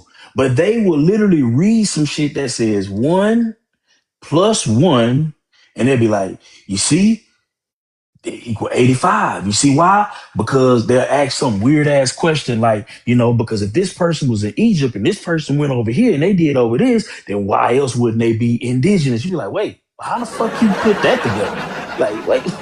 How the fuck we get from simple, and I tried to find indigenous link, something in some real published article that says we indigenous. Man, I ain't found nothing. And listen, I've used their sources.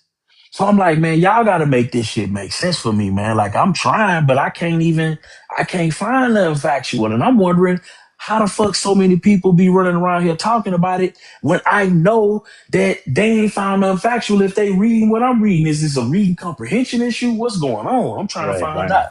Right, That's why I threw out. I do want to say thank you for holding it down while I was gone. I did hear the mulatto aspect, and I want you guys to listen to because the 14th Amendment, right? And it was meant for the babies of slaves. That's what Donald Trump said, right? When it was all encompassed. But when we talking about mulattoes, right? I want you guys to listen to this. And I recorded this from Casso. So it don't become combative. I'm gonna go back a little bit. Well stated, Free. I'm gonna go back a little bit, bro. When you spoke about when birthright citizenship was implemented and who it was implemented for. During a time period, black people had 2 classifications, or what we now call black people had 2 classifications. Mulatto people, according to the U.S. Census, weren't black people.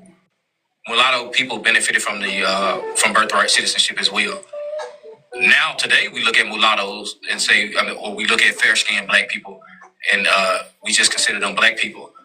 But not only did the federal government, our government, not consider mulattoes black people, they had their own classification on U.S. Census. They were their own race, mulatto people. The mulattoes were a race from 1850 until 1890, and then again from 1910 until 1920. So half of the black people who y'all try and use as black historical leverage didn't even classify themselves as being black people. I'm talking about the Booker T. Washingtons of the world, the W.B. Du Boises. These people were not black people on paper. You may have seen them as being black folks. That's why y'all get to trying to quantify Kamala Harris' blackness. My question to you is to what extent? Because you had half of the black people, a good majority of the black people in America from 1850 until 1890 who classified themselves as mulatto. That was their own distinct racial category, aside from black folks. So when you speak about birthright citizenship, you say, well, that was made for us, the black people. What about the free black folks, a good majority of whom were mulattoes? According to your understanding, it was made for the black people. If it was specifically made for what we now know as black people, or what we now just broadly consider black people, why is it that the mulatto class or the mulatto race was able to benefit from birthright citizenship at that time? Why is it that the Chinese nationals, we had almost 70,000 Chinese nationals in America in 1865, or whenever birthright citizenship passed, that particular year? And then we had another 30,000 American Indians in the country. And all of these people benefited from birthright citizenship, GOP, but you telling me it was specifically made for black American people. What I'm telling you is black America was split down the middle when birthright citizenship passed. Half were considered black Americans. The others, who we now consider to be the same thing, black Americans, were their own distinct racial group, mulatto people. So this for you, GOP. If birthright citizenship was created for black Americans, how did mulatto Americans benefit from birthright citizenship at that time?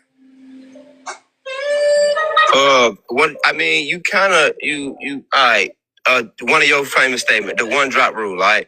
The 1 drop rule is and always in effect. So no matter how mulatto they think they still was the N-word. So regardless, they still was operate within the system of YT supremacy. So I don't give them credit to say that. Like, for example, right? If I decide I want y'all to call me Mrs. or she, all right? Just because I say that doesn't make me that I'm still a human being and I'm still a man, all right? The same way. Okay, let me respond to that, and I'm gonna give you your time to say whatever you want. This is just my question to you. You're incorrect right there. The mulattoes did not just say we are mulattoes. We are light-skinned Negroes and Negresses. They were classified by the U.S. government according to our U.S. Census report as their own distinct racial group. Mulattoes weren't just black people proclaiming to be something else. This nation acknowledged them as being their own distinct racial category, the mulatto class of people in America. So my question to you still stands. If the 14th Amendment, if birthright citizenship was made specifically for black American people, how is it that the mulatto Americans were able to benefit from it as well at that particular time? You have your black Americans, that's the dark-skinned Negroes, enslaved.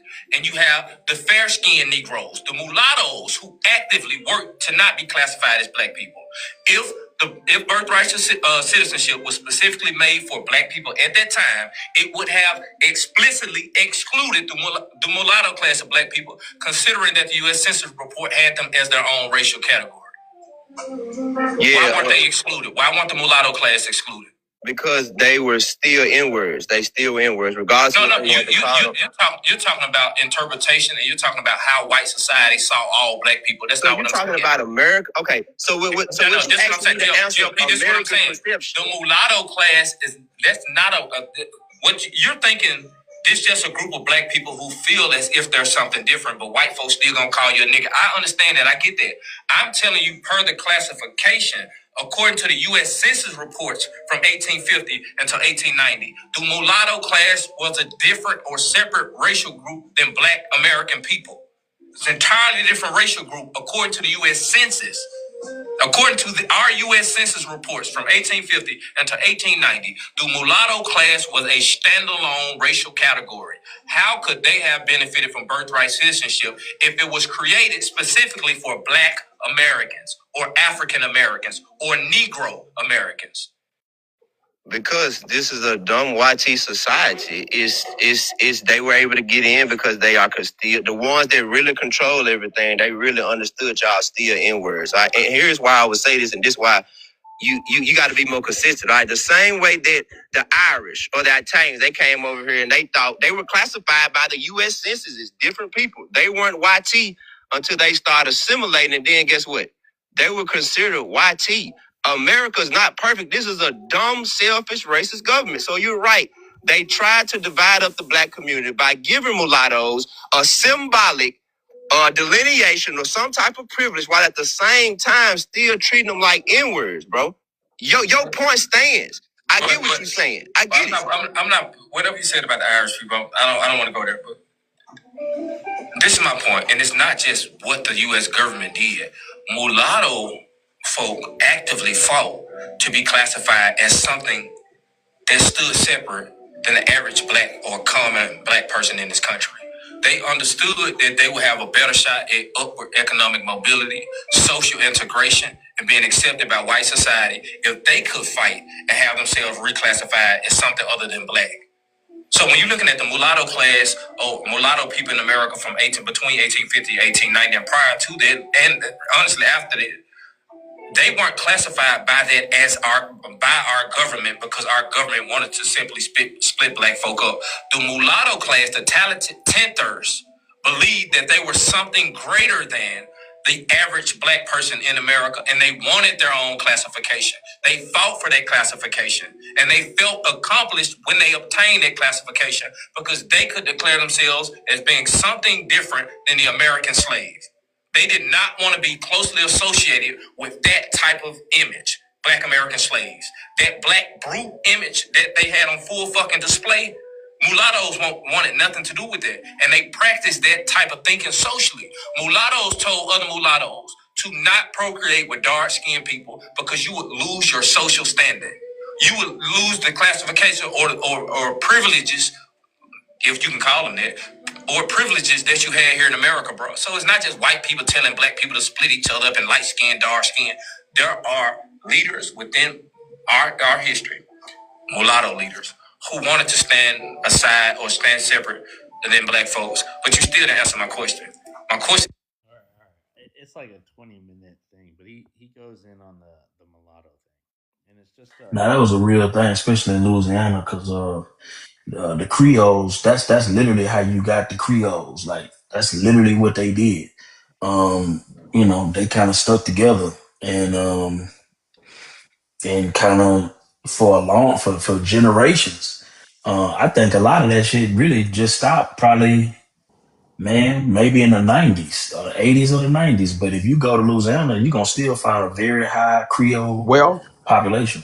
so their freedom was absolutely different and all those different things. We know about the free people of color of Louisiana, and that is very specific to Louisiana, who has a different history than the general United States history. We can absolutely go to 1662 and see the legislation where Negro women's children to serve according to, in a minute, mama, to serve according to the condition of the mother. Put your Because we mama up, really up there, because there's a lot of just talking in circles, vice versa, the actual data. And that's why I said, from a lot of these hateful people, though, like, we get the vitriol, we get what you guys are saying, but can you show some support to what you guys are saying? So this is coming directly from encyclopediavirginia.org. It's talking about Negro women children to serve according to the condition of the mother. Here goes the context. In the act, Negro women's children to serve according to the condition of the mother, passed by the General Assembly in the session of December 1662. This is very early history.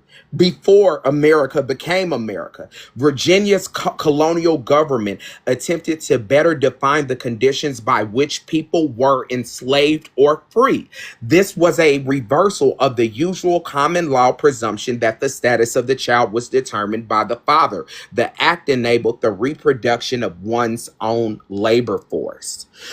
Here it goes. Whereas some doubt has arisen whether children got by an Englishman upon a Negro woman should be slave or free, but it is therefore enacted and declared by this present Grand Assembly that all children born in this country shall be held bond or free only according to the condition of the mother, and that if any Christian shall commit fornication with a Negro man or woman, he or she offending shall pay double the fines imposed by the former act.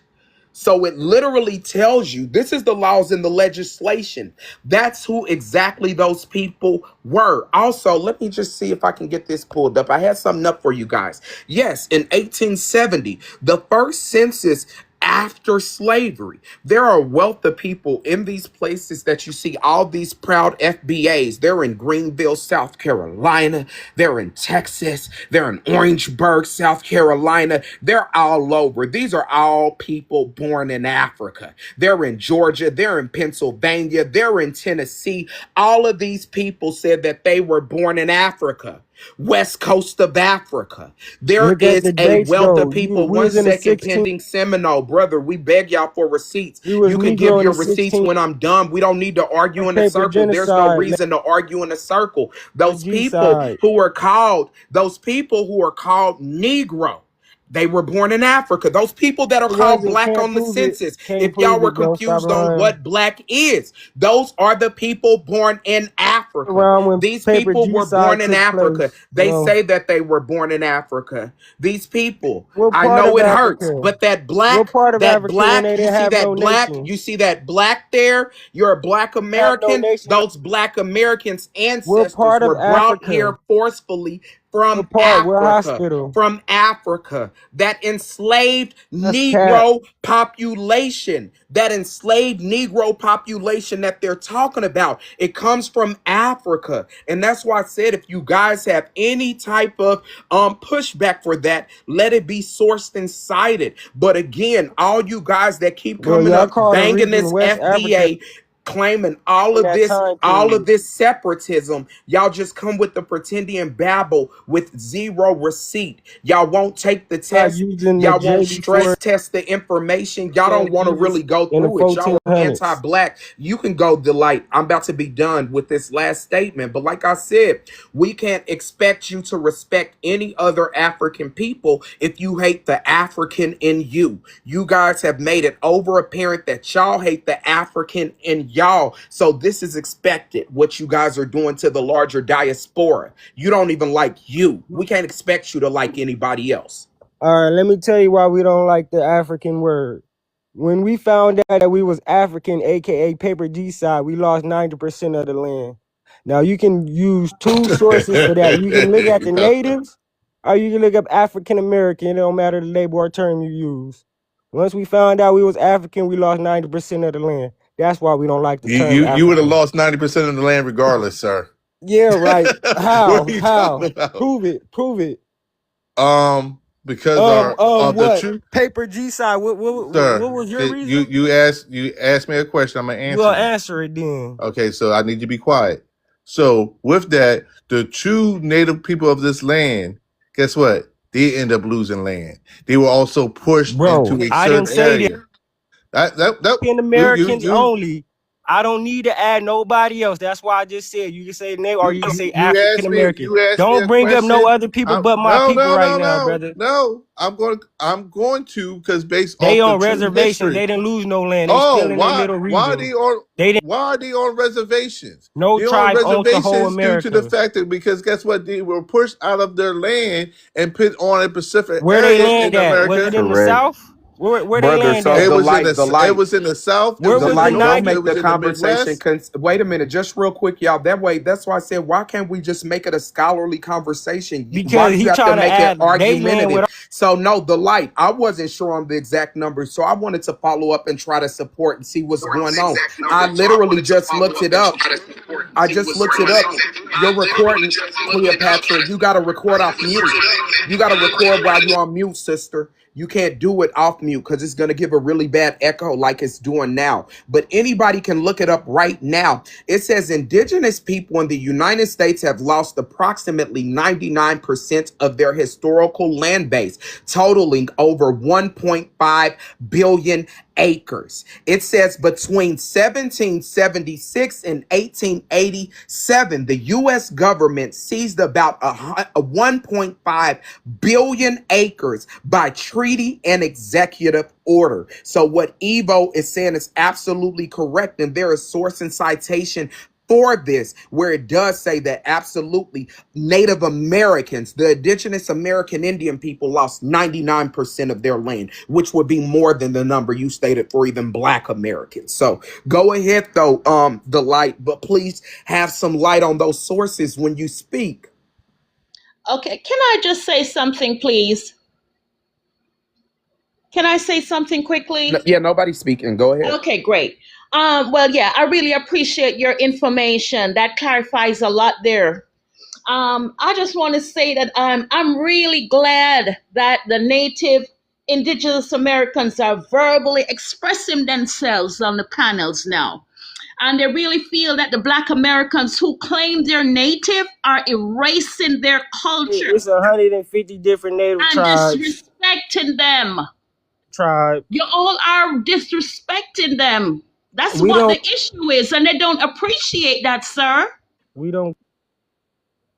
Have you ever been to a powwow? Do you go to the They Indian didn't lose festivals? 90% of the land. That was African Americans.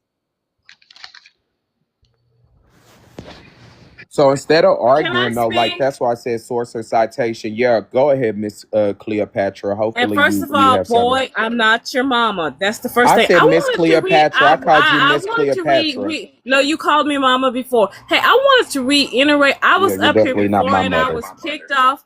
My Whatever. mother's I was Afro-Indigenous. kicked. Whatever. I was kicked off. I wanted to say something about the indigenous. Out of chaos comes order. If you want to claim indigenous, so what? Who cares? This Caribbean woman gets up here and talk about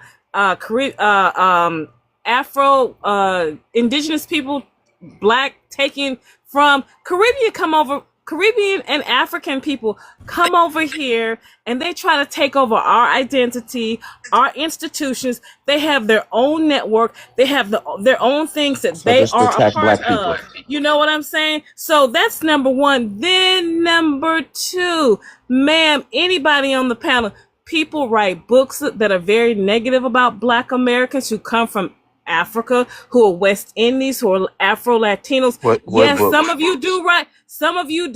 Wait a minute. I said this earlier. I'm not going to get into all of what is being done because when I share it, you guys are dismissive. I've said it over and over again. I just said what book. All of this stuff is on social media. I have Yeah. all of this stuff, and I I want made to it come from. very I want clear. to come from Wait a you. minute. Wait a minute. Wait a minute. Let me get this out before I get kicked off the panel again.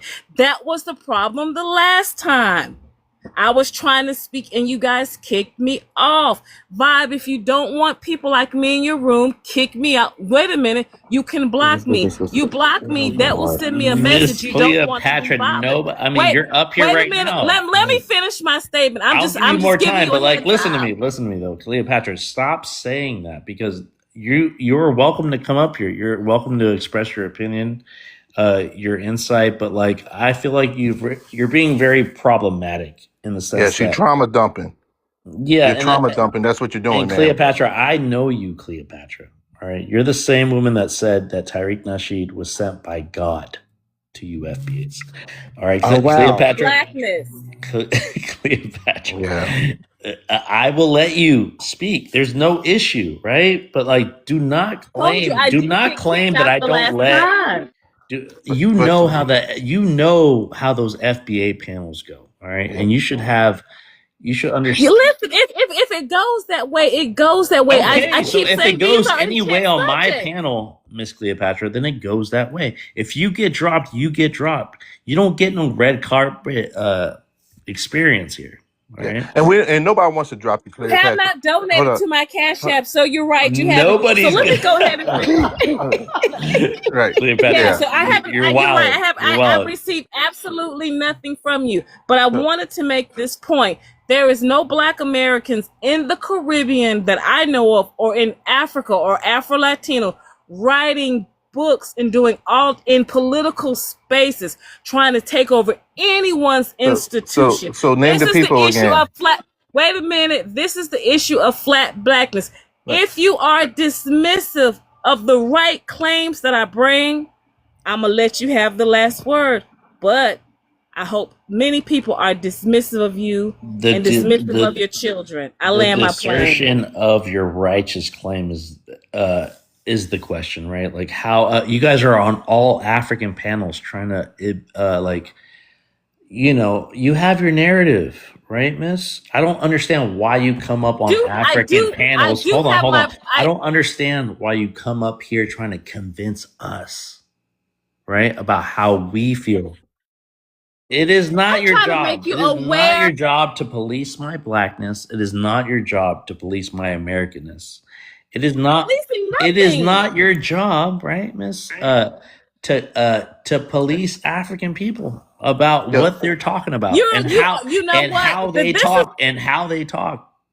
So, You know, so Bob, can I answer a question? constructive criticism, right, with our brothers and sisters. I have a question for you. You are part of the diaspora, whether you like to hear it or not. All right, you are our brothers and sisters. So what? So Vibes, can I answer a question? One of the things that Yvette Carnell and Antonio Moore is talking about. Can I ask you a question? Go ahead. You did say there were several. Based on lineage, it doesn't matter. Can you let the brother Evo talk, please? Yeah. So I was going to ask you a question. What does that have to do with anything? Okay, so I just want to ask you a question, sister. Since you said there were these people from these certain areas are now writing books about us, who are these people? So, because apparently you must visualize and saw these people and you saw these books. So name me a book, ma'am. I have a blog. No, name me a book. Wait a minute. Wait a minute. I'm not going to wait a minute. I want a name. Bye. No, so you can't name a name. So therefore, you're lying. If you can't provide evidence, if I was on CNN and I was working with the reporter Well, I could send him a whole bunch of stuff, and he's not going to tell me, ma'am, you well, need to be quiet. I'm He's not a going to take the reporter. I'm time not to a listen. reporter, ma'am. I know. It's always an excuse with you I don't have guys. an excuse. Please. I'm asking you a name. You should know somebody's name. If you ask me, name Sir, a book, there's I can so name a many book. books. There is It's so so much many books. information Oh, right man, you sound now. like Oh Donald my Trump. goodness. You sound like Donald Trump, man. There's so many. Oh, so many Oh, people that so like me, many. And but I Oh, got so booed. what? But I got booed in New China, York. China. Oh, Yeah, so look, many. but I got booed in New York. The biggest It's very rare. plummet of people in the world, and he got booed in New York. But everybody loves me. So, ma'am, Hey, right now, because you had time since I was talking, name me a book.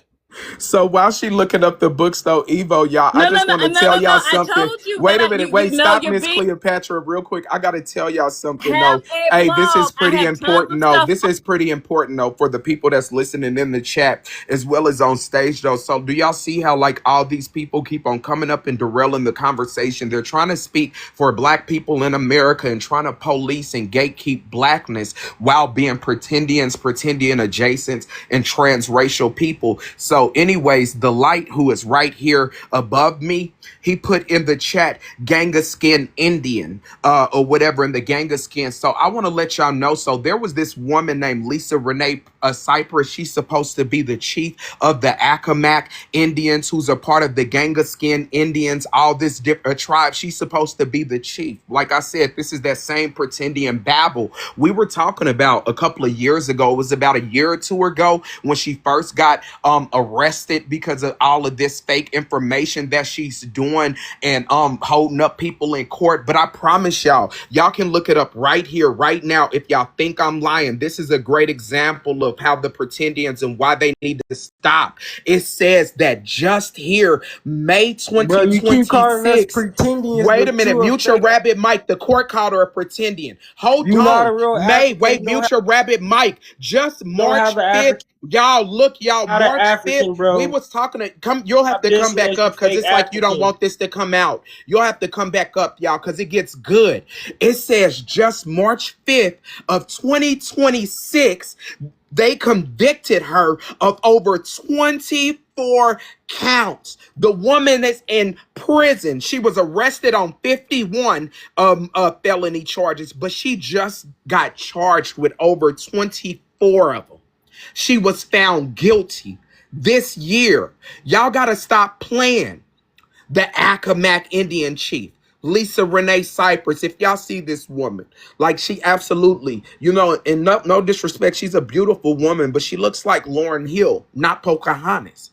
She has her dreads, all those different things, all those things, like I said, but absolutely, she's in prison for playing in court, stealing somebody's identity. Like I said, they're not playing with y'all. The jury later convicted her of 24 counts. Out of the 51, she got prosecuted on 24. Find somebody else to play with. You're going to prison. Yes. That's your chief. That's the Gangaskin Indians he was just talking about. The chief's in prison. In prison. As of March 2026. Prison. Prison. Let's say it again. Prison. That's where y'all going. Prison. Prison. Y'all keep on. Look, once again, y'all can talk this trash on the internet. Talk that trash in your city councils. Talk that trash in those federal buildings. Talk that trash then. Because y'all not. Y'all suckers. That's who y'all are. Y'all a bunch of suckers.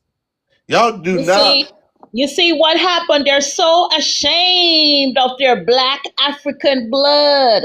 So they want to latch on now to the native indigenous people. That's what it is. It's just so pitiful. And you know what? They're more jealous of us. Hey, could I answer the prompt, bro? Y'all so They're long more winded. jealous of us leeches who as want well. to attach ourselves to our African identity. They're more jealous of us because they're like, man, how they so confident in being connected to their ancestry and all that stuff? They're more jealous of us. Hey, because they and can't they do move. all the lineage check in the world though. So like even the host keeps on having to explain how he fits into the diaspora of blackness, all these different things. They want to know where we're from, where our people are from, all those different things. The truth. You absolutely can speak to the prompt, but can you identify yourself? What's your race and ethnicity? Are you black and ethnicity African American, or who are your people to speak about this prompt?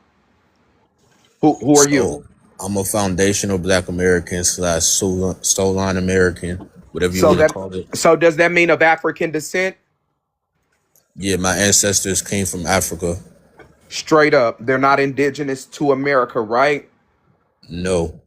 Absolutely. Okay, perfect. Go ahead. So I find it interesting that when we have these conversations, y'all always default to definitions instead of applications. It would be like if we have a conversation about if black people can be racist, only looking at the definition of racism rather than the application. Now, what I find a lot of pan goofies do with the term African American, they tend to go to that 1782, that instance of one author calling himself an African American, when the actual implication in that point would be to ask, when did black people in America start calling themselves African American in mass, which was absolutely in the 1980s. So if we speak about Black American, this is how I know a lot of y'all don't really connect with y'all family in the South. In the South, in Houston, Texas, right now, we are not calling ourselves African Americans. First off, we don't have any reason to say African American or Black American. We just say black. So my aunties are not going around saying I'm an African American. If you ask any of my aunties who they are, what they do, where they from, they're gonna say I'm a Black American. In politics, we mostly say Black Americans. Hold up, African hold American up. is You relatively just recent. crossed what you said. You said at first we don't call ourselves Black Americans or African Americans. We just call ourselves I black. just said for the majority, Okay. listening is a skill. You Yeah. got You're not two listening to ears, one mouth. yourself. You're not Listening listening is to a skill. yourself. You just skill. said what you just said. But all of a sudden now Listening is a skill. hold up, Everybody else all your heard me family is say saying that. most of the time. Everybody else heard me say most of the time. Listening is a Bruh, skill. bruh. Use your two ears. So if we being honest and if we using the etymology of the term correctly, African American is absolutely a misnomer. No, African it's in and of No, it's itself, not. African in and of itself does not define an ethnicity. It does not define a We culture. It didn't does not say define a we people. The it's truth. The truth. it's Let so me let it me is let me ask you African. the truth. A question. Yeah, Let me. it gets real triggering when Yo, the education comes truth. out. Does The he have truth. any You said sources for this? hold on. You said you were sexy Solani, right? I never said sexy Sulan. Okay, you said Sulan. I don't know You what said type of Sulan, right? zesty Hold tether on thing now. you Hold on. on. I never said that. Follow me. The truth. Are there some Sulanis that claim indigeneity to America? Yes, in Yes, there fact, are the some. zest bag. In fact, the leader and organizer of Sulani is a zest bag that he's talking about. He looks like Prince reincarnated. Anybody can go to the Sulani website right now and y'all will see this woman with his hair flowing in the wind like Beyonce while he holds up the Hey, this is Sulani punk flag behavior. talking about being Achatanis, this and that. Like, I promise you, they are the zest I balls. might get Their muted with a master time. leader of Solani is a zest I'm bag. gonna If give you y'all your think time I back, am Barry. lying, look it up in real time. I'll pull it up if you Yeah, if and y'all that's why I don't. asked I that. promise. That's why I asked this because he claimed to have African ancestors. So this is our issue with so-called Black Americans. The same petitions that they're petitioning to the government to be reclassified. You know what they're here? Do I have it here? The reclassification for these people is Sulani, and then they have ROA, reclassified original American. They want they talk about all this reclassification, but they want reclassification to be a part of their new classification. ROA. Are they running away from Reclassified sitting here, original. you missed the Hold on. point. This is a Why? pistol pen, and she's got. Missed the Hold point. on, miss. Why? Hold on. You FBA. Remember that. You're not sexy Solani. This is why we got to make it distinct differences between. Honey, I'm Let ADOS. this Okay, nigga you speak. Solani, you ADOS, you FBA. Listen, sister. What I'm saying to that brother, he just said he had African ancestry. So, truth, tell me the truth. Are there brothers and sisters that are Black Americans, so called, right, who don't recognize their African ancestry and at the same time say that Black is a misnomer? That is a word that they don't want any relation to because it was given to them by the white man. Yeah, there's absolutely pretendians. I go at the pretendians too. I have no ties to any Indian. I'm not like No More Pseudo, who's happy that his ancestors were enslaved by Native Americans, so he calls himself Afro-Indigenous. I'm not one of those. So if we just speak on, He never like I said was that. saying, He never like I was said that. saying before, I was rudely interrupted. Miss Mamas though, but you gotta I'm speak with purpose though. So again though, like, and that's not the case though. Have you seen? Do you want to get Sassy behavior. right?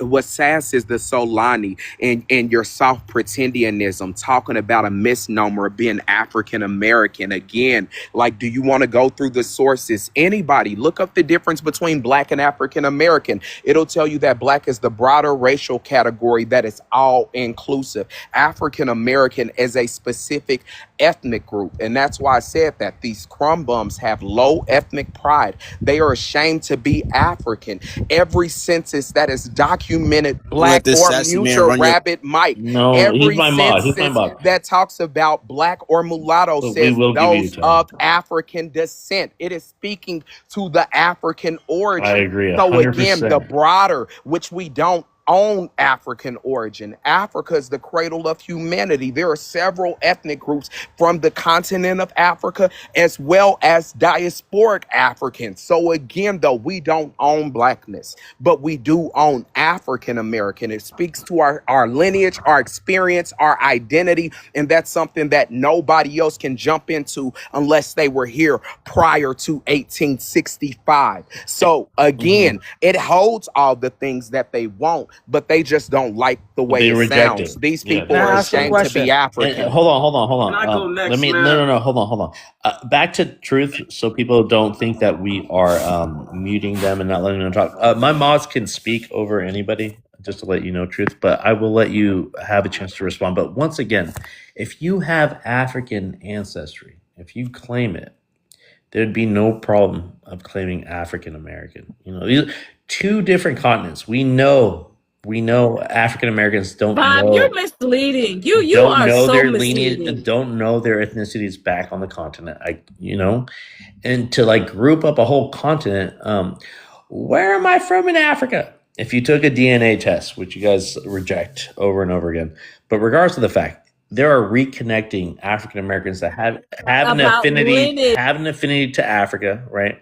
You're not going to dismiss our brothers and sisters here in America that have no problem with the term African American. You do not. To say that there's 50 million FBAs is misinformation. Exactly. Right? To speak for all Black people in America, I think as FBAs is a fringe group. When you guys keep interchangeably using FBA and Black American, and every time we have something,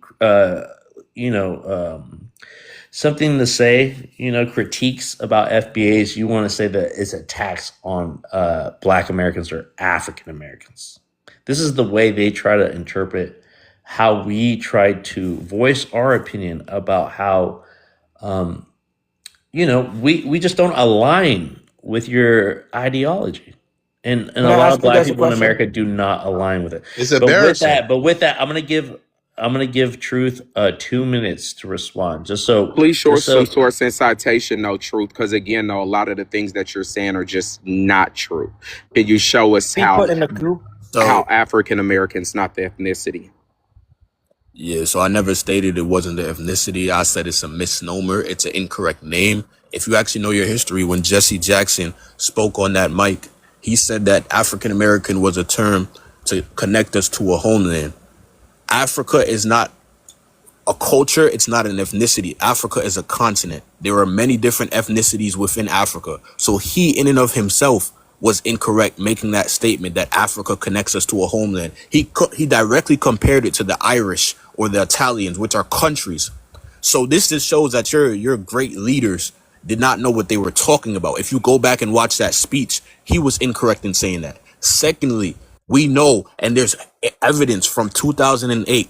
Barack Obama called himself, and the media and historical scholars called him an African American. So that term has no power to decide whether or not the lineage is strong, which is why we created a different term. Now you ask for scholarship on specifically why I have an issue with black immigrants. There was a study done by a Somalian researcher at Ohio State University, Nima Dahir. You can look this study up, that showed that when black immigrants move into a historically black American neighborhood, gentrification rises. So these people are going into our neighborhoods, gentrifying our neighborhoods because they are more likely to associate with white supremacy.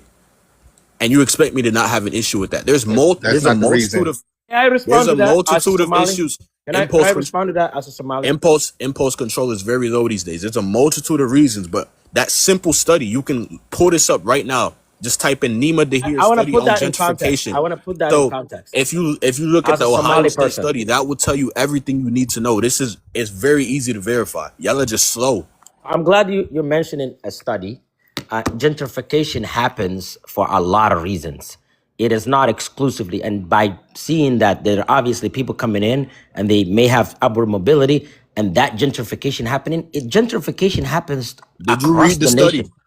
Did you read the study? I did not, but I just okay. So okay. Stop I went by what you said. I went by what you said, right? But Baba's Zato or whatever. Yeah, you kind of just had jumped in though. Like, yeah, no, like, wait, real quick. No, but here's the thing. Prior to the Jesse Jackson and all that erroneous and all that stuff, it was multiple leaders. I just want to just play this 30-second hold clip, on, brother. just real quick. We have an order. Here we go. Hold on. African Americans, or so-called Negro. One of the reasons that it is bad. Let me start it to continue to African Americans, or so-called Negro.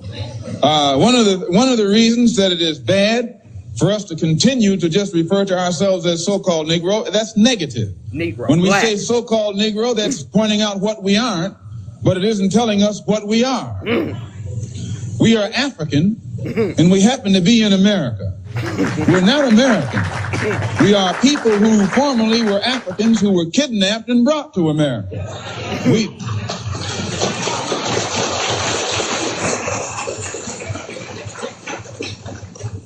Our forefathers weren't the Pilgrims. We didn't land on Plymouth Rock. The rock was landed on us.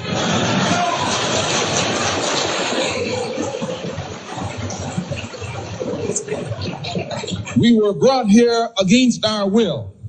We were not brought here to be made citizens. We were not brought here to enjoy the constitutional gifts that they speak so beautifully about today. And because we weren't brought here to be made citizens today, now that we've become awakened to some degree and we begin to ask for those things which they say are supposedly for Americans, they look upon us with hostility and unfriendliness. We can go through several different examples of where our leaders talk about our African origins, our Africanity, our pride. Just mute your rabbit mic though, ma'am. Sources take precedent though, and that's why I said though, like I'm saying though, our people absolutely, we can bring up way too many. Again, we can bring up so many examples, ma'am. Okay, just let us know when you feel better, ma'am. You're crashing out again though. If we can talk about actual policy and legislation for this one Somali study that he's talking about, we can give you so many examples of the contributions of Black immigrants to American excellence. A lot of these people that are considered quote unquote Black Americans or African American inventions, a lot of those things were co-authored, co-funded, and absolutely supported by the diaspora. And that's the thing though, there's not a point in time where we've ever been disconnected. This organization, ADOS/FBA, is in connect with YT nationalists, John Tanton, nothing to do with Black people, nothing to do with gentrification, nothing to do with upward mobility for the Black community. What y'all have become is the Klansmen. They no longer need to wear their white robes. Y'all said, Massa, we got it. Instead of actually focusing on the things that affect our community, y'all were attacking other Black people who are absolutely marginalized and oppressed and forced here. What do you mean up there though? Like source up. Like, do you want to go through the origin of I clearly FBA? Do you want to go through the origin of FBA? FBA did not exist until he was kicked out of ADOS. Let me go ahead and pull it up. He said source up. Let me get nobody Yvette asked you that. Cornell. I didn't Mute ask your you that. rabbit mic. Let me get Miss Yvette Cornell on the line Too sassy, bruh. talking about how FBA was created. It was only once he was kicked out and said he could not be a part of their organization that he created what is called FBA. And I'll Nobody go asked you that, directly. bruh. And after I show that, I'll absolutely show you how Yvette Cornell connects to John Tanton. And I'll show you how John Tanton is a known racist YT man in support of eugenics and the reason why we have the modern immigration reform that we have that targets black and brown people. We can absolutely go through it. They don't want a receipt. I have the video right here. Here goes Miss Yvette Cornell, and she's not an immigrant. This is literally a black American talking about a black American, and y'all keep on even talking about who's critiquing FBA and all those different things. ADOS is critiquing FBA. Go to NCOBRA. NCOBRA, they're literally released a document about FBA. They said that y'all are Afrophobic menace online who are doing nothing for the black community. The black Americans are condemning your cult group. 1 second, y'all. Let me get this. Yeah. Hold On top of that, no pseudo. Even Tariq Nasheed, as the proclaimed FBA branded lineage, he claims any black American claiming any of the 5 civilized tribes as a pretendian. He says it. Right. I got that video too. Yeah. Go Here ahead. goes Miss Yvette Cornell, the leader of ADOS, president and founder of the ADOS Advocacy Foundation. This is Miss Yvette Cornell on Rock Newman, where Tariq Nasheed was as well. Watch every time Tariq Nasheed's name is mentioned. Listen to what she says about the group FBA. This is when it was first created. Here we go. So I had another guest on Tariq Nasheed. And Tariq spoke about passionately about reparations. Look. And the name of his group is Foundational Black Americans, FBO.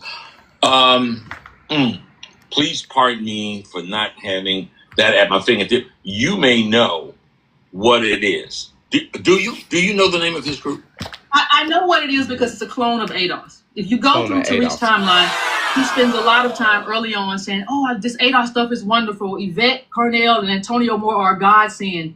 You know, I should have thought of this. And then when we say, hey, we lead this, you know, we're leading this movement, he says, well, he takes something that Claude Anderson said in terms of foundational Black Americans, and he tries to take ownership of it. So I know what it is because it's a clone of what we were doing.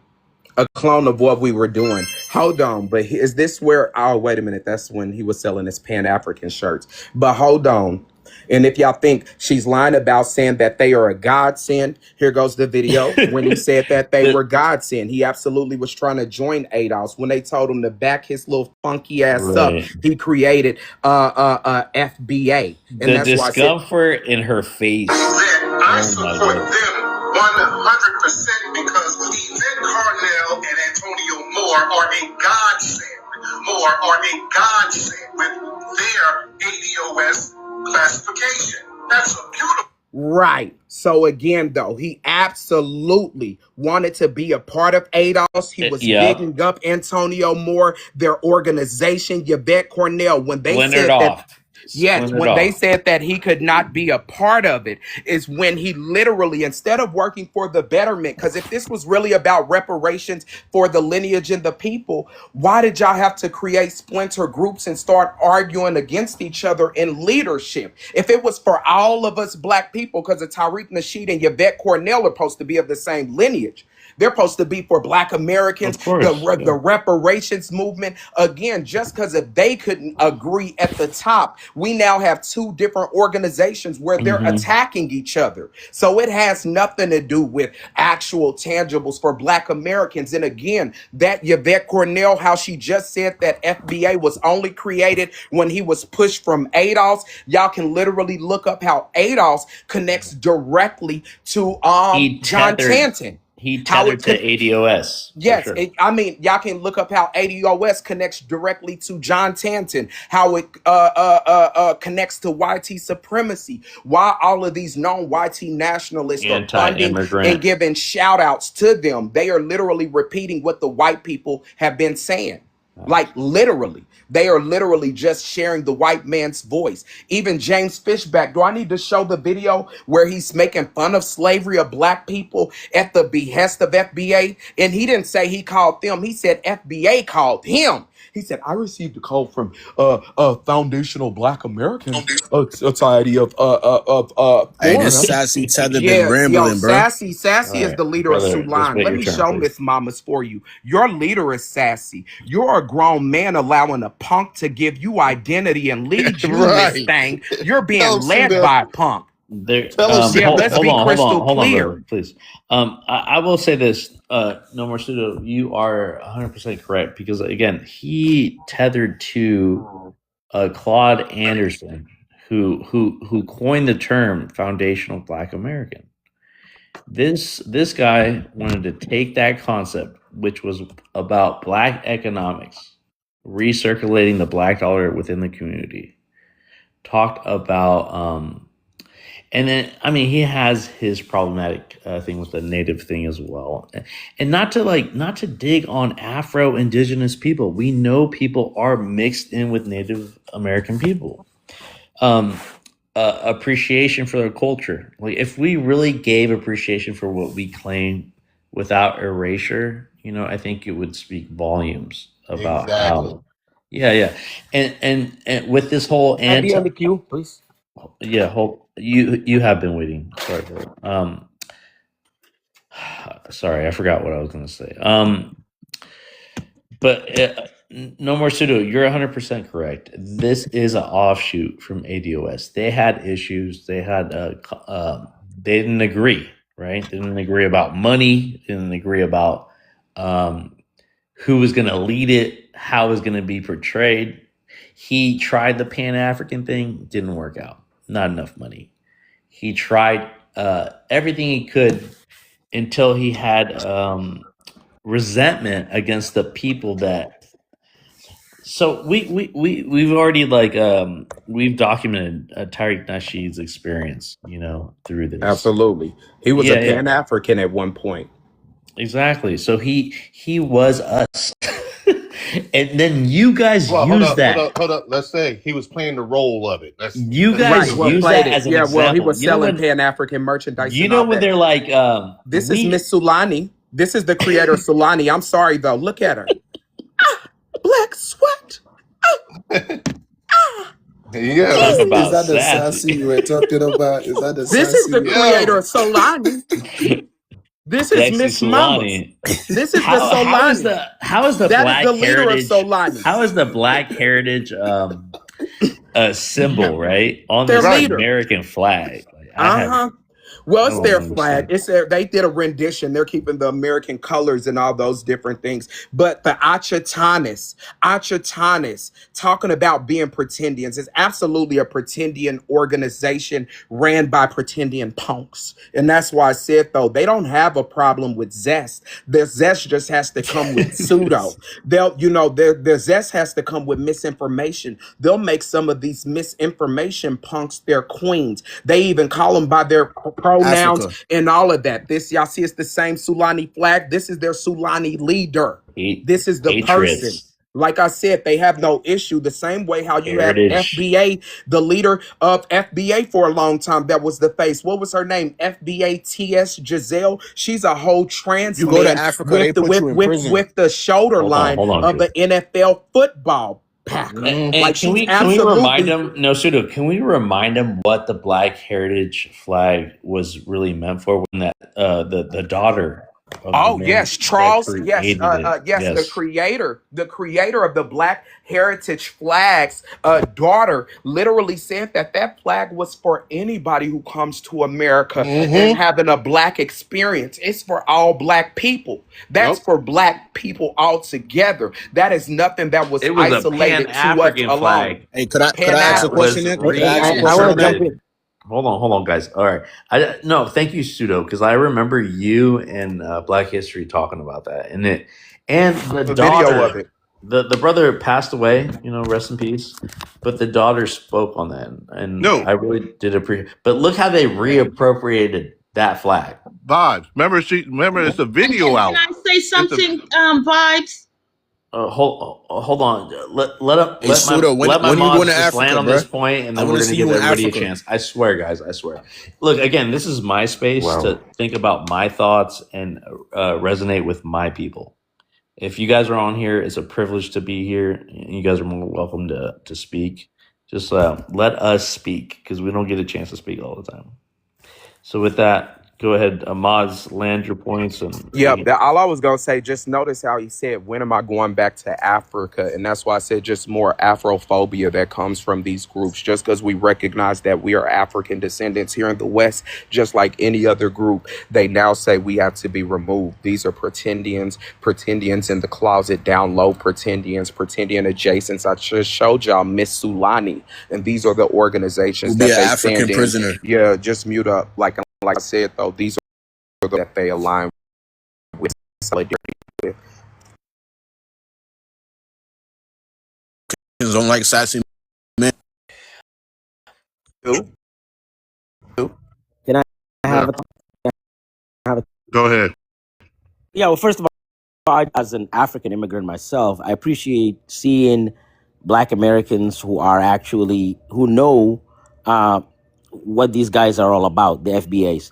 The problem, I think, with most people don't even know who they are, so they get away with a lot of stuff because they're not mainstream Black American group.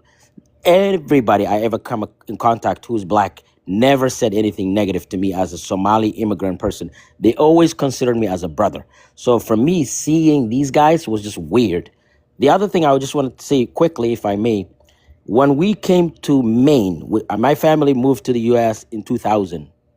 And then those years, we had racist people that were trying to push us out who did not want us to be there. There are two people that first came to our defense, two individuals, obviously well-known. One guy, Muhammad Ali, none other than Muhammad Ali, the legend. And the other person, he's lesser known, but he's well-known in Maine. He was a former mayor of the city of Auburn, Maine.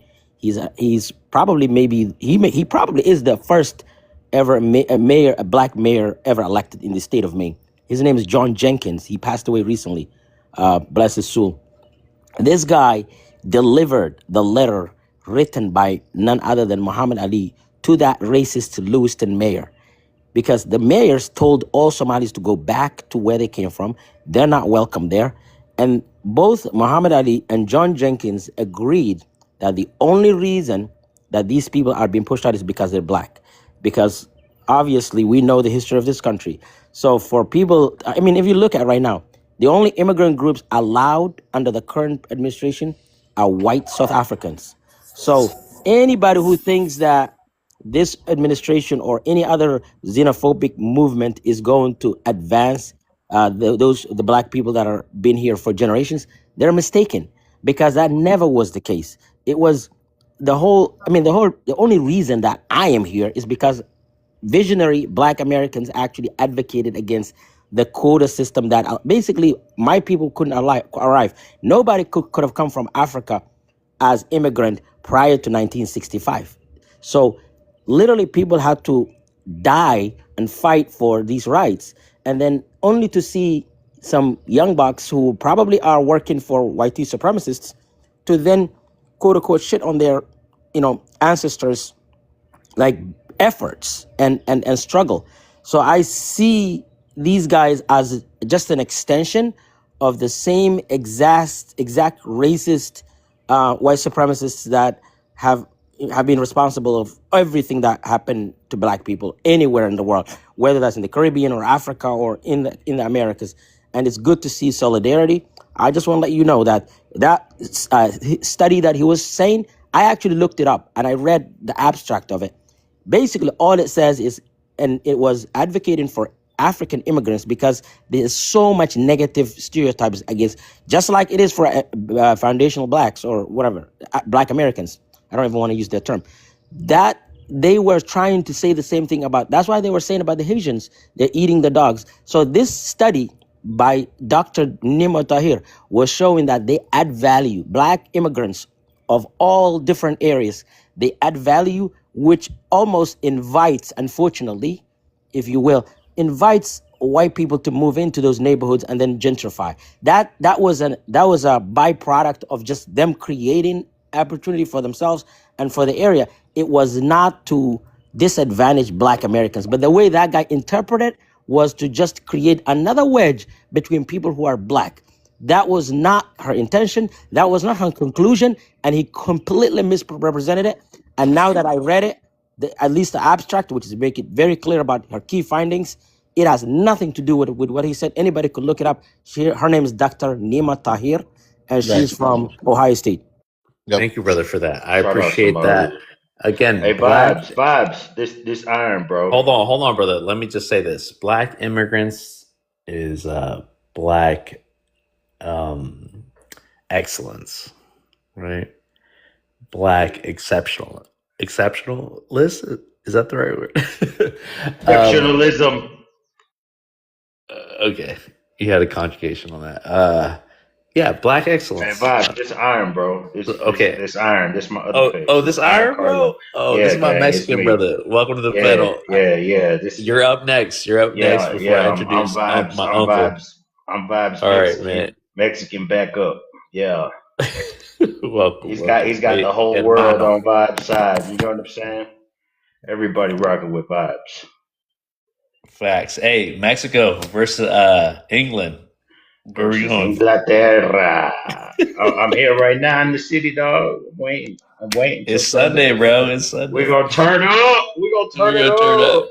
Go ahead, bro. If you want to respond to anything that's been said. Nah, man. I'm just here to support you, gang. You know what I'm saying? We anti-FBA. We anti-hate. We anti all that trolling and all that infiltrating races and dividing and lowering the power of the vote and making everybody be mad at each other while they ending up doing us dirty. Yeah, we anti all that. We contra all that. We new page contra. Follow it. And it's so funny because they say FBA versus everybody. You know, so here we are. Here's everybody. Here's all the other ethnicities. Bro, we deep, dog. Like Africans FBA, love Mexico FBA, for beating South Africa. FBA has no idea, dog. We're deep. Like, Exactly. They really want to get into it, bro. You talking about the African Americans, you talking about the Afro Mexicans, you talking about the Afro Latinos, you talking about the continental Africans. I mean, this is the wrong lane. They set them on a crash dummy mission. That's what they did. They set them on a crash dummy. You're not going to even beat the African Americans. I know. So start there. Right. You're not going to even beat us. And that's what we're saying, Evo. Like I hate to I'm not part of that lineage in the sense that I know my people came from West Africa to Mexico. You know, if you want anybody to be foundational. Well, hold up, time out. Because guess what? Your people had to run through the northern part of America and the southern part of America to get where? To get to Mexico. So guess what? I'm talking about the Spanish and the Portuguese, right? Before Jamestown, Virginia. Right, that's what I'm saying. Your people were already that's a transatlantic slave trade, right? Exactly. So y'all when they claim that the lineage only started in the 16th century with chattel slavery, they're dismissing all that, right? Because you know why? Because and I get it. When we've been taught 1619, when it comes to the first boat that came on the North American shores via, the Southeast. That's what we learned. That's all we knew. We didn't know, Oh shoot! Exactly. Our Yeah, Caribbean brothers and sisters were and that's actually the first people understandable. that was coming over here to North America. You feel what I'm No, saying? they think that they're all Spanish people. If you're in Mexico, you're a Spaniard. Yeah, That's how they exactly. think. They don't even care about the indigenous And people. hold up, not knowing, yeah, exactly, not knowing that they're actually that's a indigenous population, just like North America, South America, Central America. This was indigenous land. America is a continent, not just America the is borders. a continent, and that's where a lot of people forget. That's why I always tell people, stop saying America. You either say North America or the U.S. of A, because that's what it is. And when you look at the U.S. of A, you're talking about different states representing North America. So those different states represent their own identity, really. And Evo, let me say this, Evo. We know that Americans in general are not, the United States are not very they don't know they don't know geography. Right. And I don't want to say all Americans, but the general, general the majority. census of even white folks. Because I have to talk. Look, when I say Americans, folks. I'm including everyone in there. Right? Yeah, because I just had a conversation. I didn't mean to cut you off, Oz. I just had a conversation with a group of white folks at this bar that I go to a lot. So we were talking about this, the 250 years.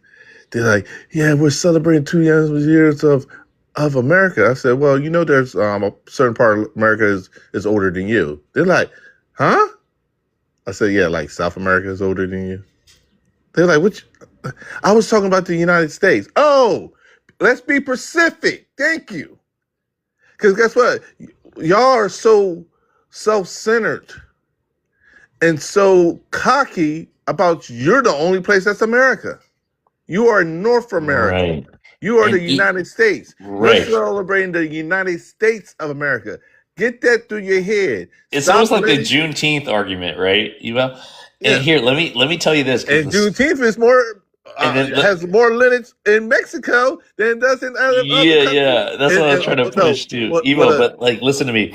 The Mexican people themselves, though, like Spanish-speaking people, when they say los Americanos, they're talking about YT people. Right. And they don't understand that American is a nationality and that there's different demographics of Americans, right? So even their perspective, their indoctrination, is skewed, the way they speak about giving precedence to Americans as only Europeans. So I'm telling you this about I'm Mexican. We call them los gringos, dog. All we care about is the dollar. Pero dicen los americanos. Así los dicen. Pero what I wanted to say about that is there's a certain ignorance within all cultures, right? Whereas indoctrination. You know what I mean? And so with that, let's go ahead. And I love you, Contra. I'm happy you found a new account. Did you get banned? Yeah, I got. My other one was hot, but I'm gonna let this one. Everybody follow this Contra. Follow Contra. Not Cartel, but Contra. Okay, follow. Yeah, Contra. Follow my brother, Uncle Moose. Yeah. Uncle Moose. Uncle Moose in the building. Yo, Moose vibes. in the building. Good to see you, my brother. Peace. Respect. I'm not gonna lie. The way No More Pseudo whoop their behinds. Anything I say now will be it will be extra. Yeah, it is just gonna be overkill at this point. I see they all dropped when they saw Moose come up. It's painful. Bring your behinds back up here. It's round 2. It's my turn. Where'd they go? This is Moose. See, that's what I like about No More Pseudo. He whips them so bad. He's like the young Blackwater in a way. He whips them so bad. It's like, God damn, can I get a little piece? Can I get a little stomp in? I feel embarrassed because I love when people have passion. You feel me? About their shit. It's so beautiful to hear that. And we don't have a chance to speak about, we don't have a chance to express ourselves, so I'm happy for all the mods on my panel. Evo, Contra, Uncle to express themselves however they feel like, and to mute anybody that's going to come up here and just like disagree with it. That's fine. You can go to an FBA panel. You don't have to be We want the smoke though, dog. They need to get up in You here. see, I wanna Hey, look duck at it now. Go Hey, ahead, duck Uncle. it Go now. ahead. vibes. I wanna Wait, look at you with let them. Just one let Let me, quick bit and Uncle Moose, before. I seen you, Uncle Moose, I seen you debating, Tariq. And when was that? yeah, When was that, Uncle? When was this? Yeah, he That was Uncle Moose, today? I gotta give you some, Uncle Moose, I gotta give you some kind of criticism, because if you didn't come in like with the calling names and having them attacks, it would have went a certain way, because Tyreek hold on, Dan. Can you Tyreek uses What did Uncle Moose say, Dan? What did Uncle Yes, Moose what say? did I say? You gotta be specific. What ad hominem did I say? You was hurling some insults, but Just say Tyreek it. uses No, Dan, Just say Dan, it. Just say it. Dan, you have to be specific. I forgot, but you was Because you were saying Dan, we are that's the very thing. anti-xenophobic. You know what I mean? And Vibes, so, vibes. I asked this man this, right? just hold on, Dan. Dance, Just give dance. it a chance. I asked this man this. Remember, this is not the Yeah. first time I debated that idiot, right? The second time, Was this time today, around, Uncle? no, Was it this today? 2 or 1 week ago. I Did asked you him record this. it? Did you record it? No, it wasn't worth it because he was just cursing people out, and I went up there to give him a taste Oh, of his on own his medicine. on his. So I asked him this, right? Why didn't you marry an FBA woman? And he began crashing out, calling me names. That is where the problem came from. I asked him a simple question: why you ain't marry an FBA woman? Oh, he crashed out. I'm sure. He crashed out, and when I replied, he got upset. No, let's not do that. You're lucky he had the mute button. I would have cooked more. You're lucky he had them because these guys cook went them on up, live. Moose. Cook them up. See, he was on live for 5 hours cursing Africans. Go to his page. He made a tether doll. I A already tether know. doll. I already You understand? But for some reason, I'm the Yeah. problem. Yeah, Dan. For some Dan. reason, I'm That's the what I'm problem. saying. How do you dismiss everything that Tyreek gotta- does you on his gotta- platform, but you want to criticize Uncle Moose? no, you gotta no. I'm not. I gotta give Uncle Moose. I gotta give praises, but you gotta still when people. We gotta give your critiques too. I want to hear. You know what I mean? I want to hear. I'm giving. Dan, I'm giving. Dan, I'm I giving. wanna- Listen, Dan, cool. Dan, brother. I'm sorry to cut you off. I want to hear the praises first, and then I want to hear the critiques. Doesn't even know what bad things Uncle I said. Moose, I'm Uncle asking Moose. what bad things I said. Let Dan praise you. Let me hear. you Let me, lied. Dan. Let me hear how you respect Uncle Moose for holding his own on a panel that is anti-African, anti-immigrant. Okay, and then I want to hear a critique about Uncle Moose. Start by praising him, though.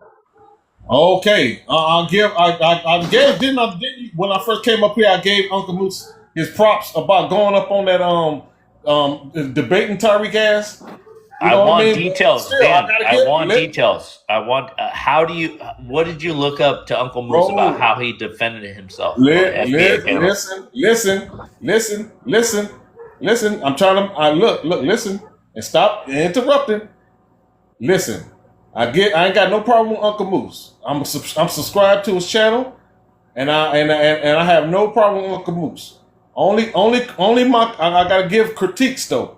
If I can't give an honest critique about something, I want to hear then, praises I'm first, just being Dan. fake. What did he do that was like? I told him I give him. No, much that's props not for enough, going up there Dan. and debating Dan, his I ass. want to know. What do you want me to say about the man? Dan, Goddamn. Dan, listen to me, Dan. Hey, crash it out. I want examples, Dan, about Leave how that he. alone. What I example? want examples about how he held his You own. making I want things complicated, bro. You're making things complicated. No, you're making Dan, I things just want- complicated. He's Okay, how asking about you this? what No, you you're like making bro, things about hold on, his Dan, debate. Dan, hold on, Contra. I just want one example about Uncle Moose holding his own. You know what I mean? And then you can judge He him held his about own. his He critique. held his own. He Okay, held his how? own. He I brought. want Listen, I want to That's hear as a far as we're scenario. gonna get with that, Listen, though. I think that's he as far as brought we're gonna brought some receipts. He brought some Uh-huh. receipts. He Okay. brought some receipts. All right. And, Tyreek was deflected like he usually do. All right. You know what I mean?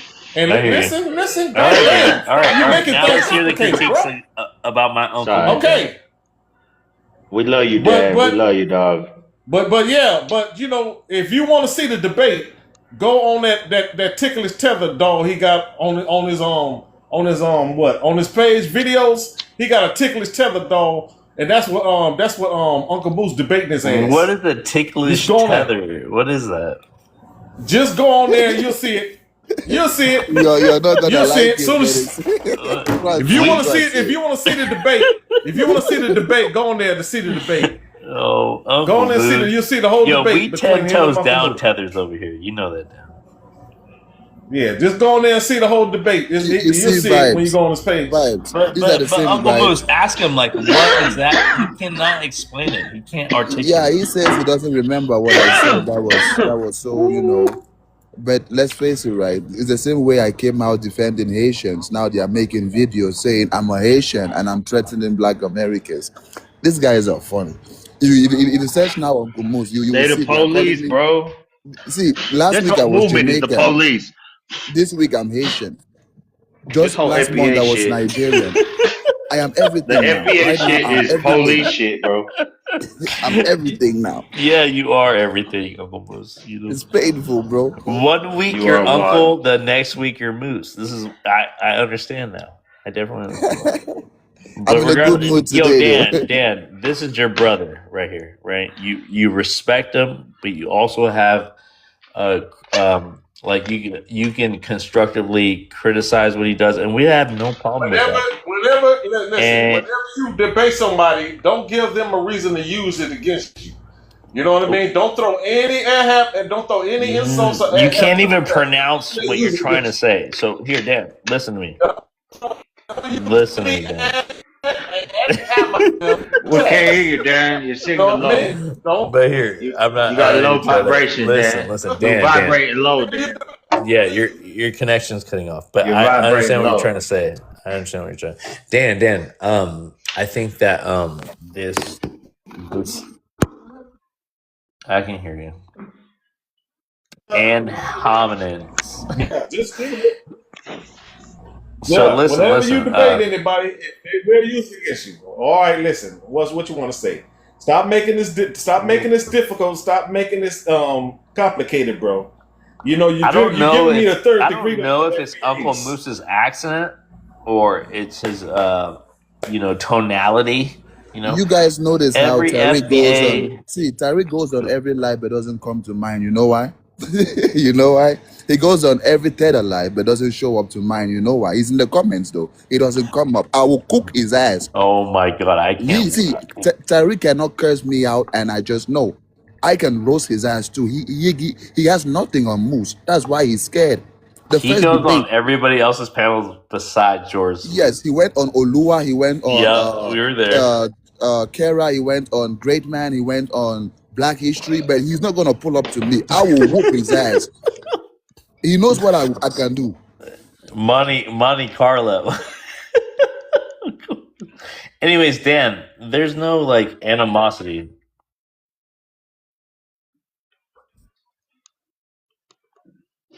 Blackness when he got a half white wife. He can't do that. He can't define You see how what mad he got, blackness right? is. You see how mad he got, right? Oh, the plant, dog. Yeah.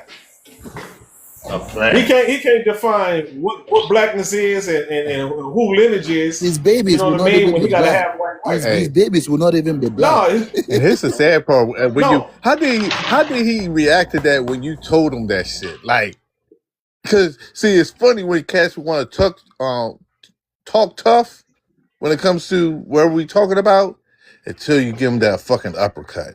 How did that uppercut? How did you land it? And how did he respond to that uppercut that was unexpected? That's what I want to hear. Pissed. He was pissed. He didn't even know it was Moose. He brought me up not even knowing it was Moose. I came up with my backup account. He didn't even know it was Moose. The question caught him off guard. He got upset and began The Black cursing me out. Solidarity account. The Black Solidarity account. He got very upset, then went to drop me. It's okay.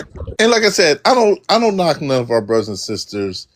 If you chose with your heart that you were connected with somebody outside of us, okay. I may not agree with it, but I'm like, okay, if you're doing it with your heart, cool.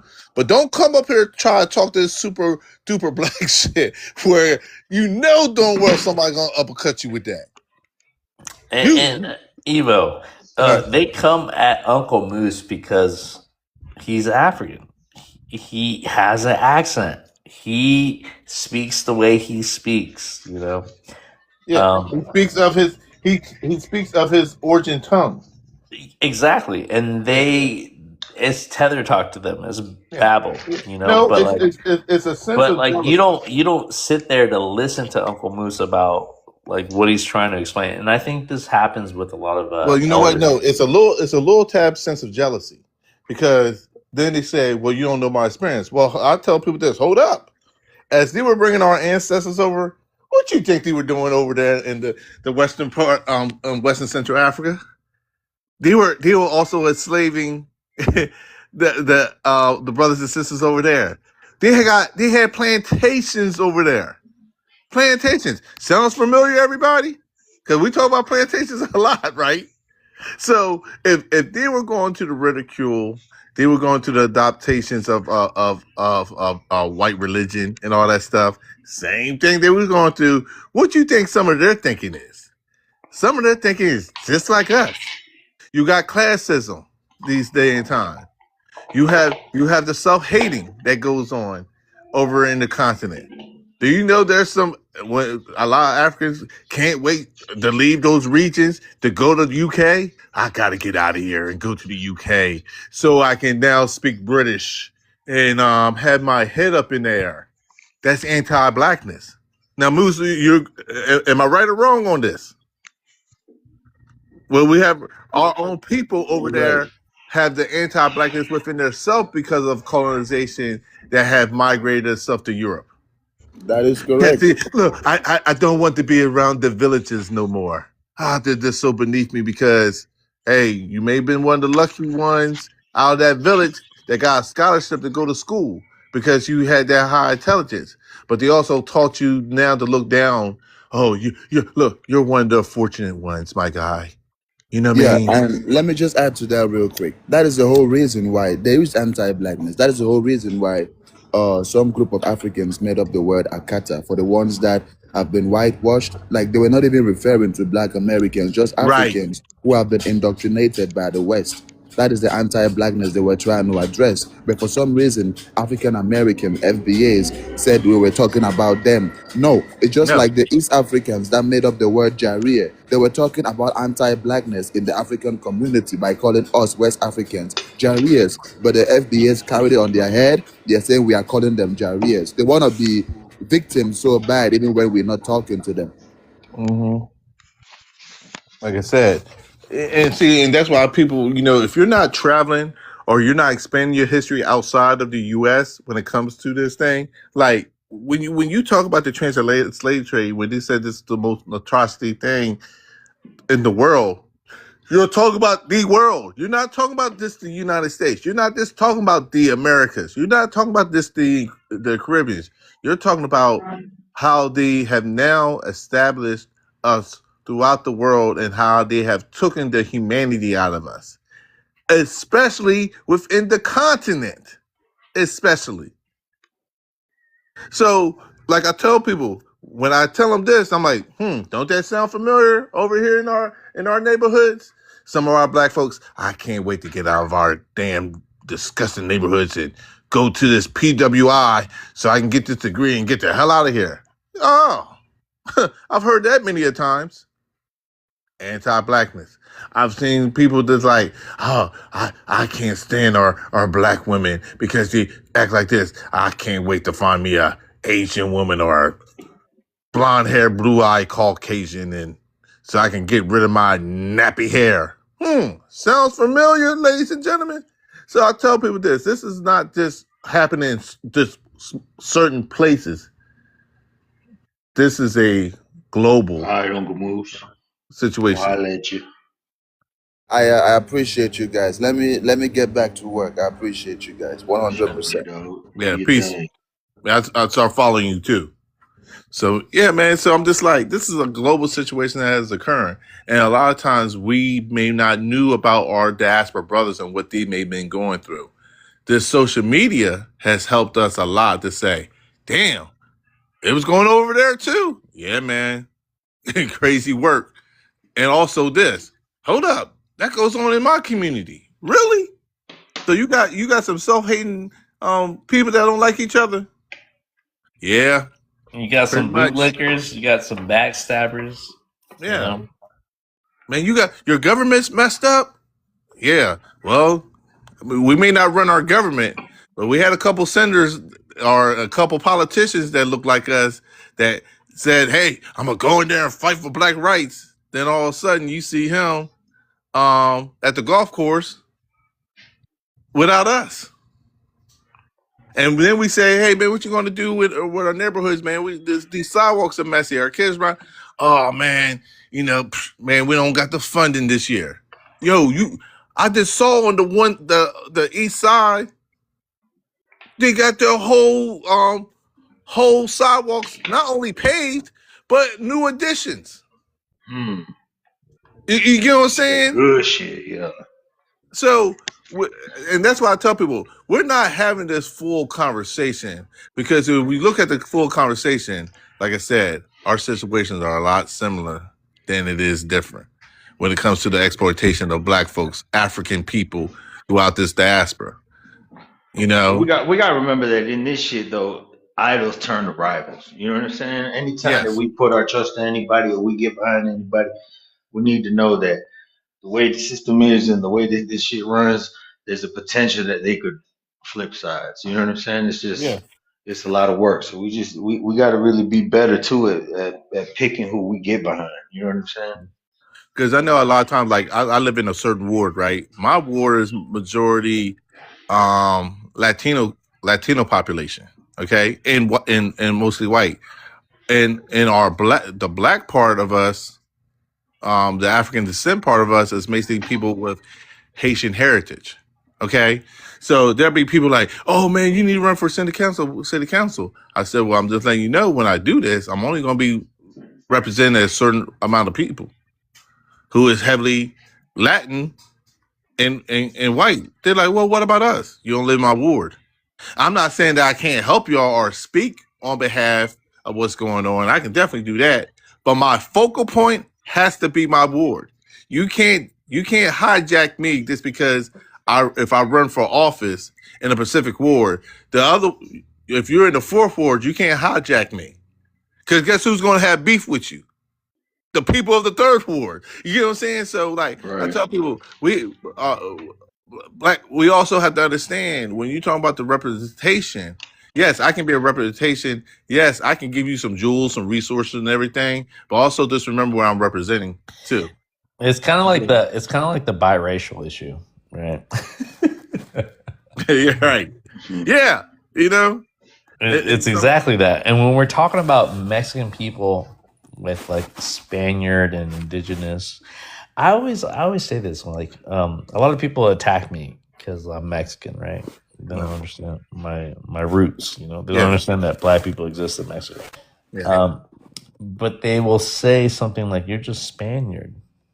You're like, huh? Yeah. But they don't understand.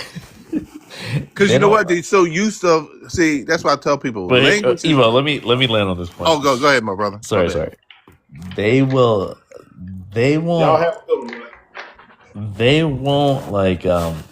understand how. Okay, you know how they say ethnogenesis, right?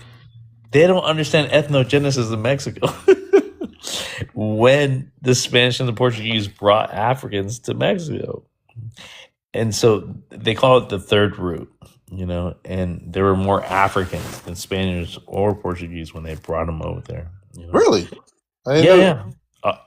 I'll shoot you a video. So I just know more about the runaway. Yes, they brought them over, and there was more African people than the people that brought them on the ships.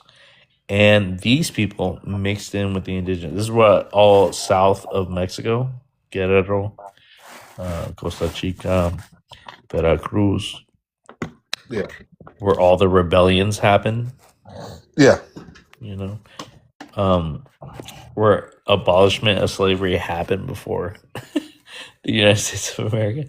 So regardless of the fact, like there is just as much as anti-blackness in Mexico, just like there is in America. These are all Europeans, right, Evo?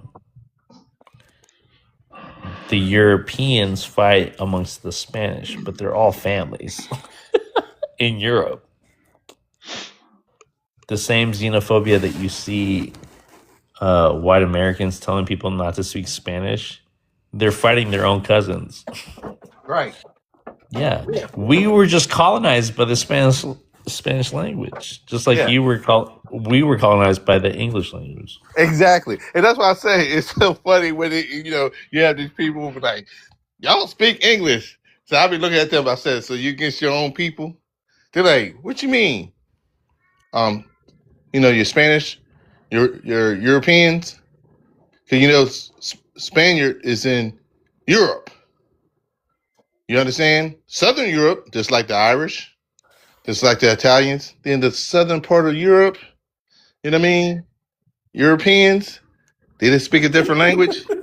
But you're telling them, don't be speaking that goddamn Spanish. They're fighting amongst themselves. You're fighting amongst yourself. And then hating on the people that were colonized forced to speak that language, Evo. And I said, look, in English, which some of y'all are mostly Irish, Swedish, Scottish, in y'all background, y'all are accepting your person's language. But even here, right, Evo, let me tell you this. You know how black people in America, the so-called lineage, right, the chattel slavery, they claim that Ebonics, AAVE, right, is something else that they produce outside of that, right? So same thing with indigenous people in Mexico. They took the Spanish language, and they made it their own. Because how many denominations? Not denominations, but doctrines of Spanish. We have indigenous language in Spanish. It's like it's already mixed. It's called Latin. What is it called? Latin? No. Well, that's not Latin. No, they have. Okay, so they'll have their own indigenous, like Nahuatl, Zapotec. Gotcha. Okay. So, anyways, these languages are part of the vocabulary of Spanish. So we have Chilangos, Mexico City, right? You have different sects who only attributed to the Spanish language by their indigenous languages. So you have words, right? Es contra. You have escuincle. You have Xochimilco. You have words. And that are you have the Spanish language that was colonized by indigenous people. Right. They could not colonize all of us, right? So we speak Spanish in our own way. Yeah, right? There's parts of Mexico though. There's parts of Mexico where people speak the native tongue. You know what I'm saying? Like the original shit, like way back. Even then, they don't if you look up, the president's still looking for a system for them because they can't colonize them, bro. Yeah, Contra, all I'm saying is like we still speak our language, speaking in Spanish, just like Black Americans or FBA. I don't even want to call them that. Yeah, African Americans. Just say African Americans, man. I know that. I'm just saying, like the position that they lay about us cosplaying or us, like even Africans. They exclude Africans when they say that. So what I'm saying though, Evo, is that you had that same journey. I'm sorry. I call it the same journey because once again, like you said, if you got the indigenous people of that region of the Americas, Mexico, okay. There are now you had some being colonized with this new language, ethnogenesis. But with that, you have people have rebelled on it, and even though they were still being taught, they still kept their native tongues right and mixed it all in. Just so like it's similar to us having just like African Americans did with AAVE, Right. like coded talk. You know what I Yes. mean? And And like, when you had the African people, like you said, that were coming over there, they still had certain dialects they used within the Spanish yeah. language, And Evo, and some not even them, the indigenous people. They themselves had a way to communicate around the Spanish. Yes. And everything that Spanish has to do with Mexico, it has to go through this like coded language where these people in Mexico City, Sinaloa, Guerrero, they have their own coded language. Yes. That Spanish just happens to come through because of colonization. But yes, these people have right, Contra, there are places in Mexico where if you're not from there, you won't get the inflection, the tonality. You know what I mean? It's very close, bro. Anywhere you go, it's It very is close. Like, and let's everybody's just say and, this, every, Contra, and Contra. everybody's Let's just say watching. let's just say Colombia, Argentina is different than Mexico City. I don't know. I've never been to Colombia. The way that we speak Spanish, though. Oh yeah, no. And every single state is different. So that's you what go I'm to saying, Contra. You That's go what to I'm saying. Guerrero, they have like. So it'd be the same, Evo. It'd be the same thing as like people from the South. Evo. Every state that had their own like tonality, like twang in their slang. Right. So it's like Louisiana and Florida. Yeah. You know what I'm saying? They're like Texas and Florida. Like that's the kind of difference. You go to Sinaloa, it's completely different, man. Yeah. It's more of like ranch and that country, it's like that old country, school bro. country ass. Think about the country South. Motherfuckers pull up on you on a horse type shit. You know what I'm saying? They just pull up on you on horses. You'd be chilling out there, and all of a sudden you just have like 12 motherfuckers show up on horses. Evo is the same thing in America, though. You hear me? Right. And then you go to Mexico City, and that's just like city buses, horns, crazy. Then you go to Guerrero, and it's all like beaches. These Spanish people from Spain wouldn't know. They just showed up at a new world, you know? Oh, man. They don't even come here like that. They only go they don't come here like that. The Europeans mostly stay in like Contra is that we speak their language, but we don't. Yeah. That's all. They want to be here so bad, bro. And I think a lot of Black or FBAs are gonna just like say that we're Spaniard without like acknowledging our indigenous roots. That shit's silly, bro. FBA is silly. It feels like a YT man's plot dropped on the heads of somebody that they knew someone was gonna bite, and they're just weakening them, bro, from the inside. You know what I'm saying? And the worst thing is they're getting them enemies or ops or contras from everywhere. You know what I'm saying? Like they're giving them issues. So they're just getting issues for free, bro, keeping them entertained. That shit's a plot. Bro. And that's what I'm saying. Tariq Nasheed is a plan, homie. He's a plan. And they're just watering his ass. You know what I'm saying? They just keep giving him water and water and water, bro. It's just crazy to me, dog. So we against all that. All right. Shout out Nipsey Hussle.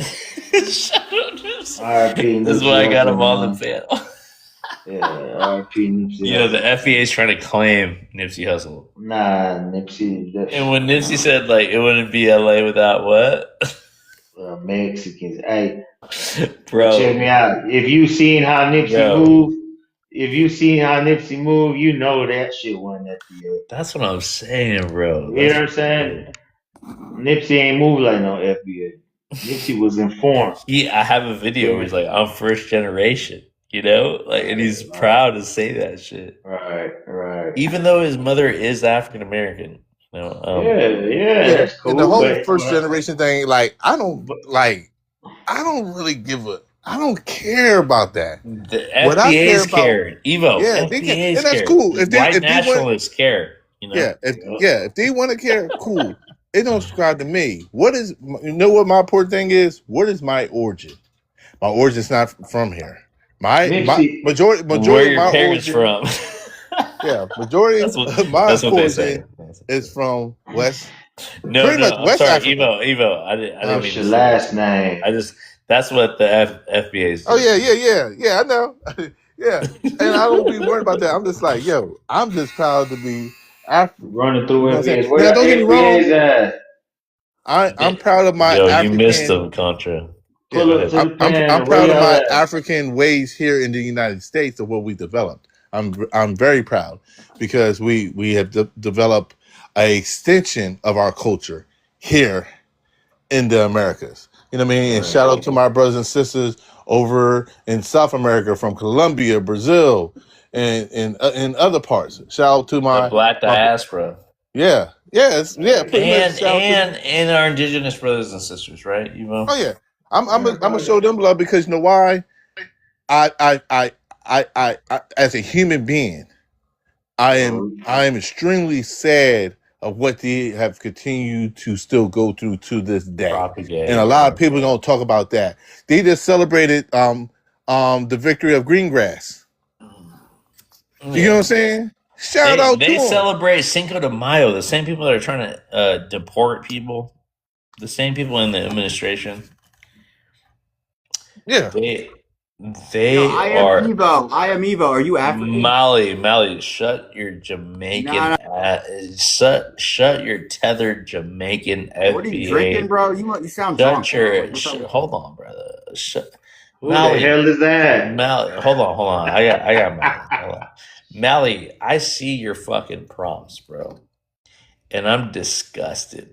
I'm just disgusted with you, brother. There would be no reason why me and you, right, on this panel or your panel, the same panel that I come up on, and then you choose to make me a problematic figure. I'm so happy I recorded that live when I showed up, Mali. And this is the same thing we're going to do to you, Mali. We're going to drag your ass, right, Mali? Because you have no standing on an African panel. I know you FBAs want to show up on African, Black immigrant Mexican panels and think that you run shit like you're Homeland Security, like you're an ICE agent. You have an issue, Mali. You have an issue with Africans, Mali, because they don't look like you. You want to play part and parcel about how this brother Mali, Evo, Contra, this brother Mali has an African woman, right? And then he's going to show a picture of Beyonce and say that these Africans don't look like us. I mean, look, Black Americans look like Beyonce. You piece of shit, Mali.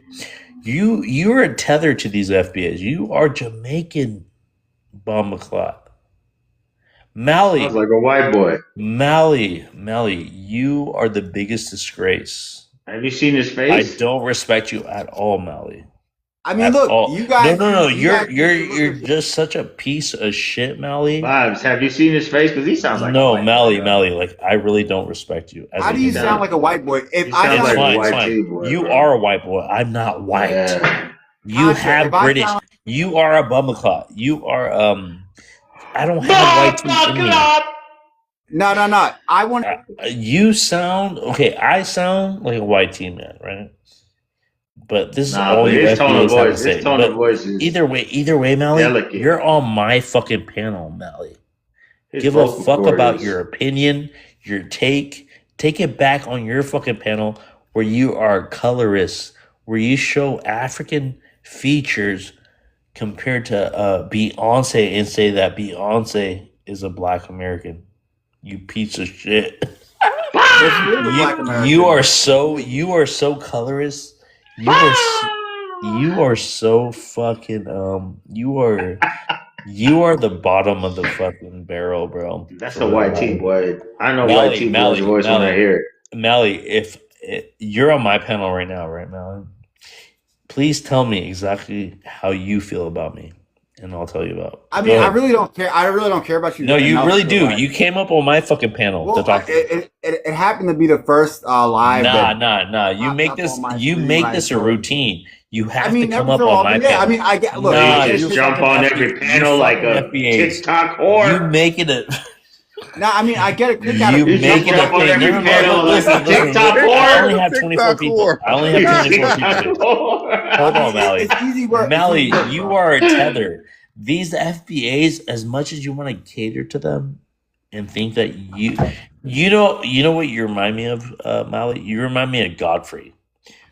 Godfrey was very forthcoming about how immigrant people treat Black people in America, right?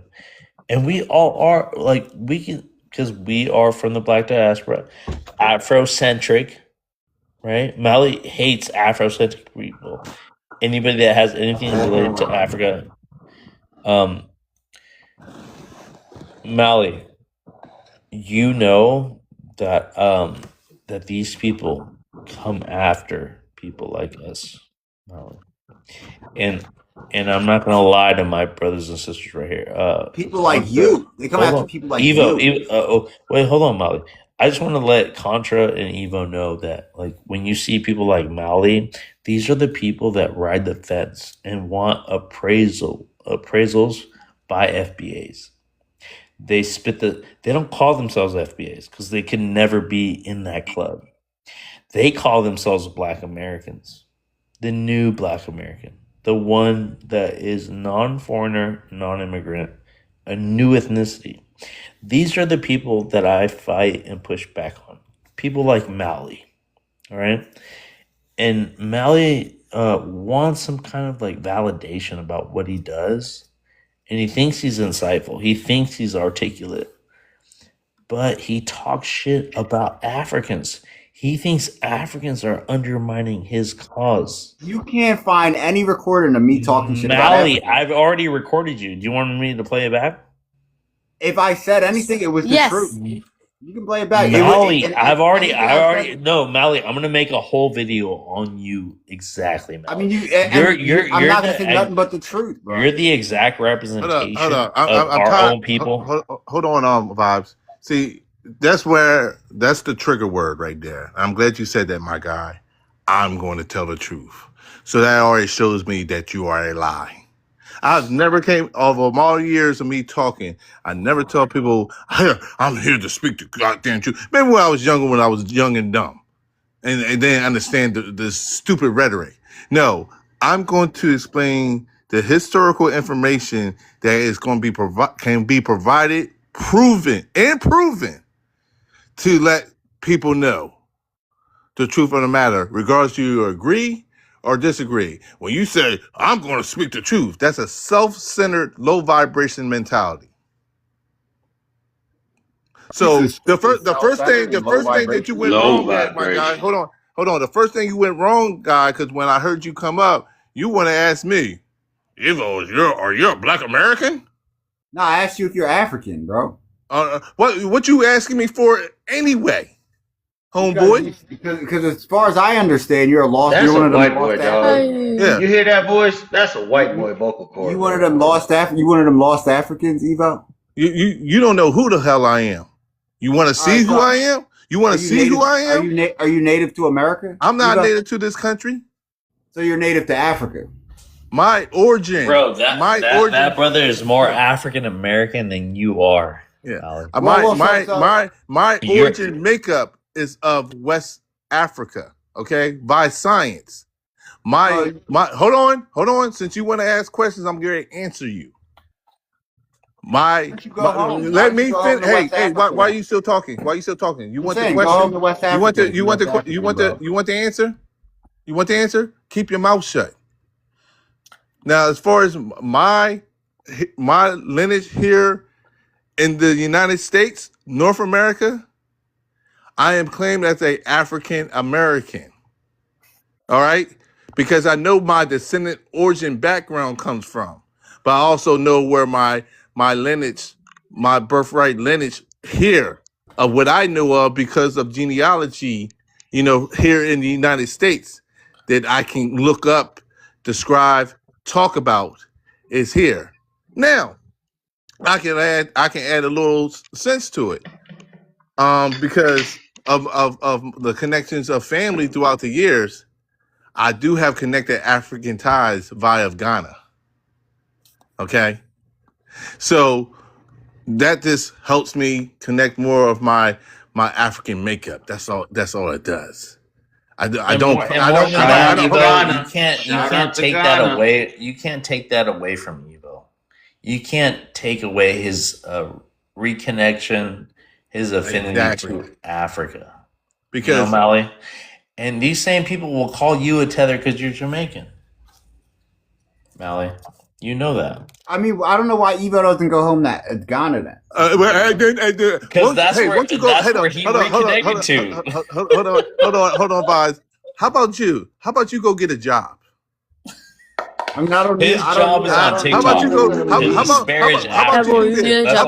about you volunteer and do some work for our people? Ooh. I mean, you know I do work. I'm not saying I do work on TikTok. You wanna ask why? Look, let me tell you something.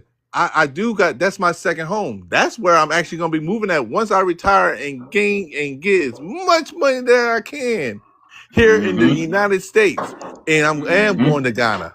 So yes, sir. If you was asking me, are you looking to go to Ghana in the near future? Yes, I am, sir. I hope they don't take advantage of you, bro. Well, hey, sir. Guess what? They haven't taken advantage of me now. Actually, I probably took more advantage of them than they did me. So I mean, see, goofies like you who would get to take advantage of, because I'm guaranteeing some women have already took advantage of you, and not in a good way. They're like, yo, we can get this little dummy some money off this dummy, because guess what? Trick. He has low vibration. Sound like a trick. You got tricked. Yes. I mean, I don't mind spending a little bit of money. Hey, Khadijah, you want to make bet you don't. Hey, This Khadijah, you want to make some money? Unlike people like yes, you. I want to make some money. I bet you don't. Unlike you, my guy, I can make a woman smile. I can make a woman okay. I can make a woman happy. I can make a woman laugh. So she look to the point she's comfortable, where she's like, you know what? Put it in the chat. God damn it, we're gonna have some fun tonight. See, I can get women like that says, I want to enjoy this guy in more than one way. Not the point like, let me get some money off this joker. But I thought we were talking to another black man, right? He's a TikTok whore. I thought we were talking to another. Yeah, he's a TikTok whore anyway. That's what you is, Molly. You a TikTok whore. It was the first live I saw. You jumped right in that shit. Nah, I mean, because I know I can. It's the first live I saw. This dude easily, bro. Like he's like low hanging fruit. You ain't got no game. Low hanging fruit, like. Are you serious, Melly? Vibes is easy to beat up on, yo, because he doesn't stand on. Bro, you haven't said nothing. Melly, you're getting dragged right now. You haven't said one. You're down by a lot. Yo, Melly stand on truth. So Melly would be the first one to drop me on his panel, right? But I give him a grace. I give him some grace. Yeah, this is a real panel right here, bro. This is for the action.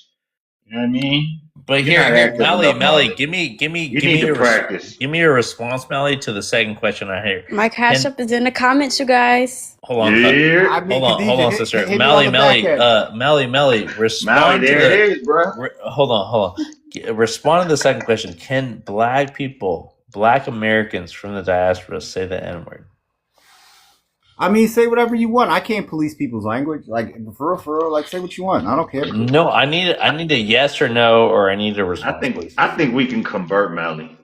Yeah, look, I feel like we shouldn't make a big. He's a half tether. Like there's no right, but he's look. When I hear him, and I hear like he could be rescued. You know what I'm saying? He's not convinced. Look. He's not convinced. He's not standing on that shit. What I say, I shouldn't give any one word. He's not a 10 toes down tether. He's not a 10 toes. He's not a triple T. He's not a triple T. 10 toes down tether. Crazy. Mally. You TikTok whore just coming onto this panel like it's gonna be all good around here. I mean, nothing's really going on around here, bro. You're in the air fryer right now, bro. That's why you're here. You're in the air fryer right now, Molly. I mean, you guys aren't good at roasting. But that's why you're here. Why the fuck are you here? Because I wanted to Why roast. are you going to convince with us? your white boy vocal Why are you going cords, to convince us of anything?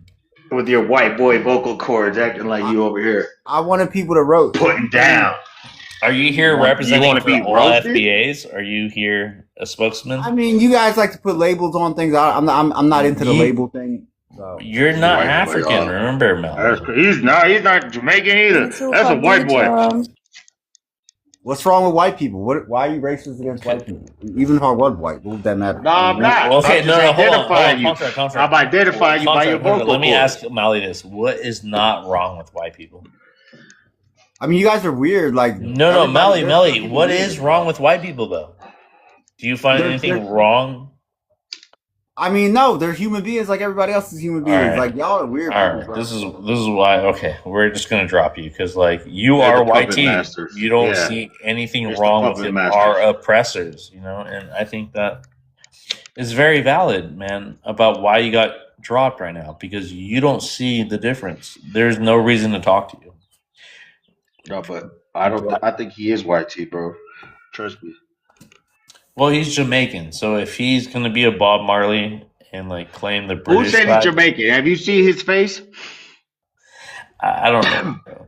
But you know what he does? Motherfuckers be out here You know what he cosplaying, does? bro. Contra. They be on here playing roles. He and shows shit. African faces, and then he shows Beyonce and says that Black Americans are not Africans. That's what he does on his film.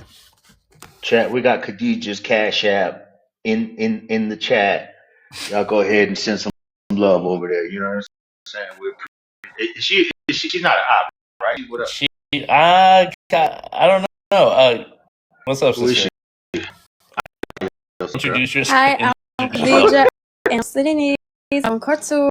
All right. What do you think about the problem? All right, Maddie. I can't. Maddie, what's up with the nails? Your fucking nails hitting the fucking. Okay. Oh, let him pull up. Let him pull up, Bob. Let him pull up. We gonna get crunk up in this. We're gonna keep this professional. We're gonna keep this contract. I gotta check out of this hotel pretty soon. Let's have some final. Let's have some money final to Khadija. Or I'm gonna let this run. You and some Debo bread, are yeah. the mods, okay? We have 19 people on the panel. Most of them are probably FBAs. If you're an FBA, put 1 in the chat. If you're not an FBA, put 2 in the chat, please. Pull up on us. I got this. Don't worry. You know how I get busy, Bob. What the play is? Who's coming up? Who's coming up? Shout out Dipsy Hustle, baby. Khadija still have $0. What is wrong with you? Y'all tighten up, man. Y'all go ahead and give Khadija some love in the Cash App. At least $5-10. All full of SHIT. For sure. You right, Khadija. Yeah. Yeah, we full of shit. That's how we rock it. It's crazy how Vibes don't remember me. Wow, what happened? Where you know it from? Vibes, you don't remember me from the last life. That's crazy. Why? Was y'all friends or enemies? Oh, we're good friends. He just doesn't notice me. You know, that's how it be sometimes. Where are you from, Contra? It be like that. Mexico.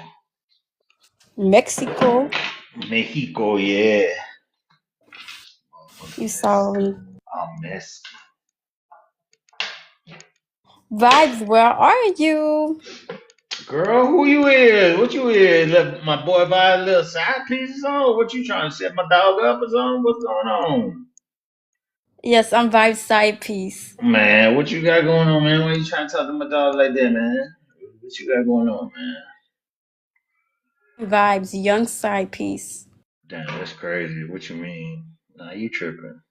No, I'm not. Yo, Contra, I don't know this. I don't know this woman. Yeah, she trolling. You Somebody do. sent her. You Somebody know, sent her, Khadija, dog. you kicked me off your live, remember? For a reason. Why? What she do? What she do, Vibe? You said I was too I young. don't even remember. You said I was a kid. You got an OnlyFans?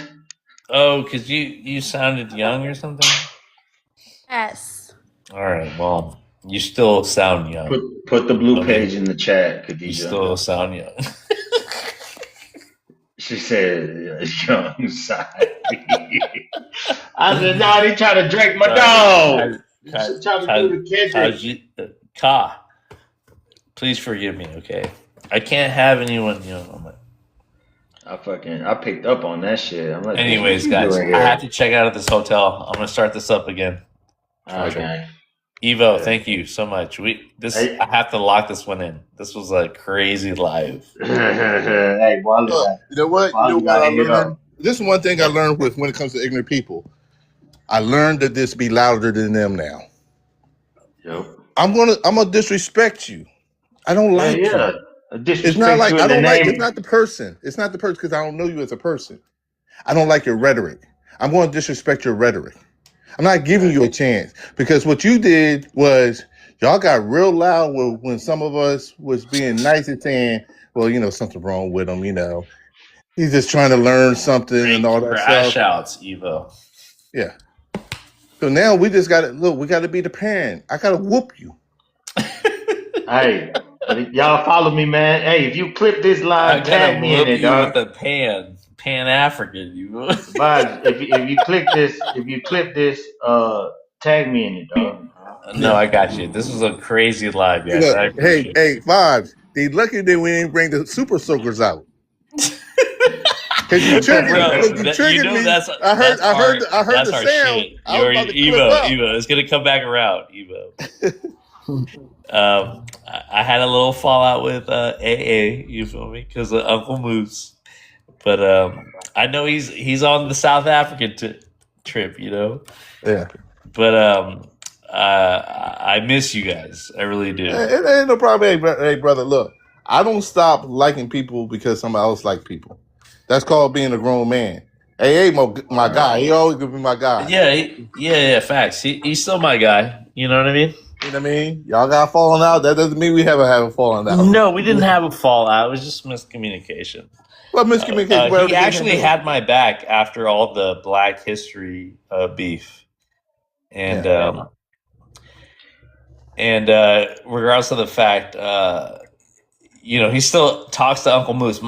His issue was like Uncle Moose because he considered Uncle Moose xenophobic, and I had Uncle Moose on my panel, and then it was like Kiki, right, who had issues with him too. Yeah. But regardless of the fact, I've been knowing Uncle Moose before AA, right.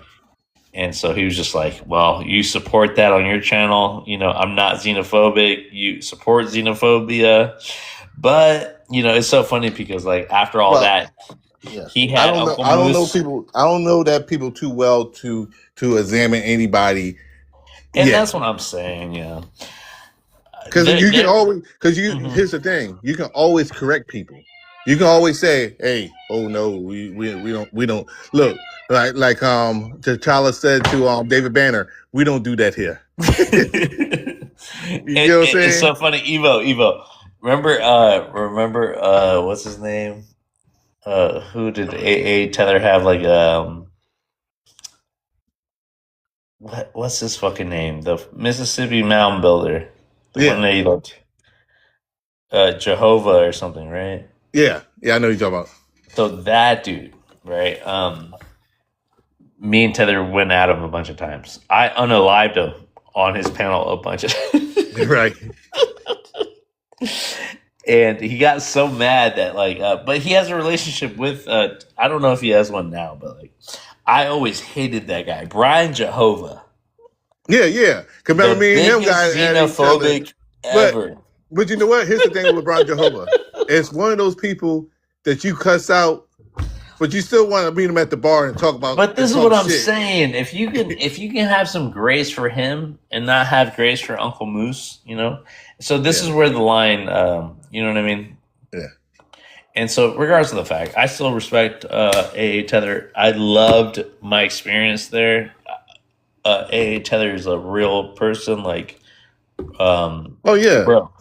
I respect A.A. Tether. You know, there was no issues, but like, I think Kiki had some issues with Uncle Moose or something like that. Yeah. And yeah. So Everybody's regardless of gonna the have fact, to I start just stayed getting out of it. I Yeah, was there's just like, always gonna be some personal things that people do. I don't do the Yeah. personal because I don't really know y'all.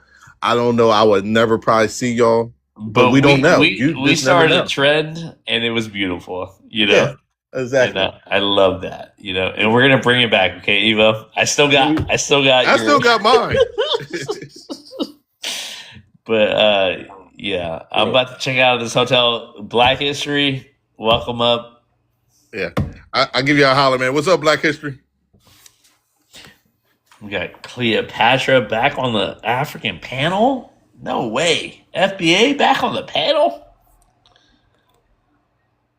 Is she gonna start screaming again? Hey, I look, don't Cleopatra. know. I'm here. You know how to speak? How you doing? How you doing? Hold How on, you let doing? Black introduce himself. Yo, I'm trying Evo, how you doing, bro? trying to I'm talk to doing my good, man. African brother right here. Big up, man. Big up, big up.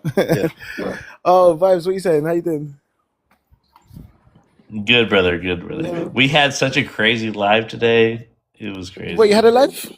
Yeah, you came at the end of it. We had. Oh man, my man. I gotta take this Wait, ride real quick. To I'm go gonna do post some it on shopping. my YouTube. I'll send you the link. Okay, guys. It was Yeah. beautiful. Okay, no problem then. That's good. It's But, good to hear, man. Yeah, no, back to this topic.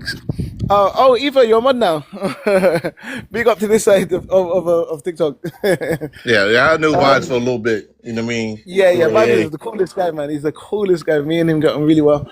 But anyway, so what was I gonna say? So, yeah, first of all, let's tap up the live though. Everybody tap up the live, guys. Yeah, I literally just got here. I didn't hear everything you lot was talking about. Sorry, I was actually messaging and doing other bits on the back end. No worries, bro. Right. I've been holding it So tap down. up the live, guys, if you're on the live. Yeah, grab a heart me, everybody. You know, all that good stuff. Grab a heart me. The best put- mod ever. Put some The tapping best in the. Thank you. You're a good mod over my And he, side. and he sounds so legit too. He sounds so professional. Yeah, tap up the screen, everybody, and grab the heart me if you didn't grab a heart me already. Yo, Black, Okay. I wanted to tell you, so many people were talking about you. I screen recorded a lot of the conversations. Oh, bro,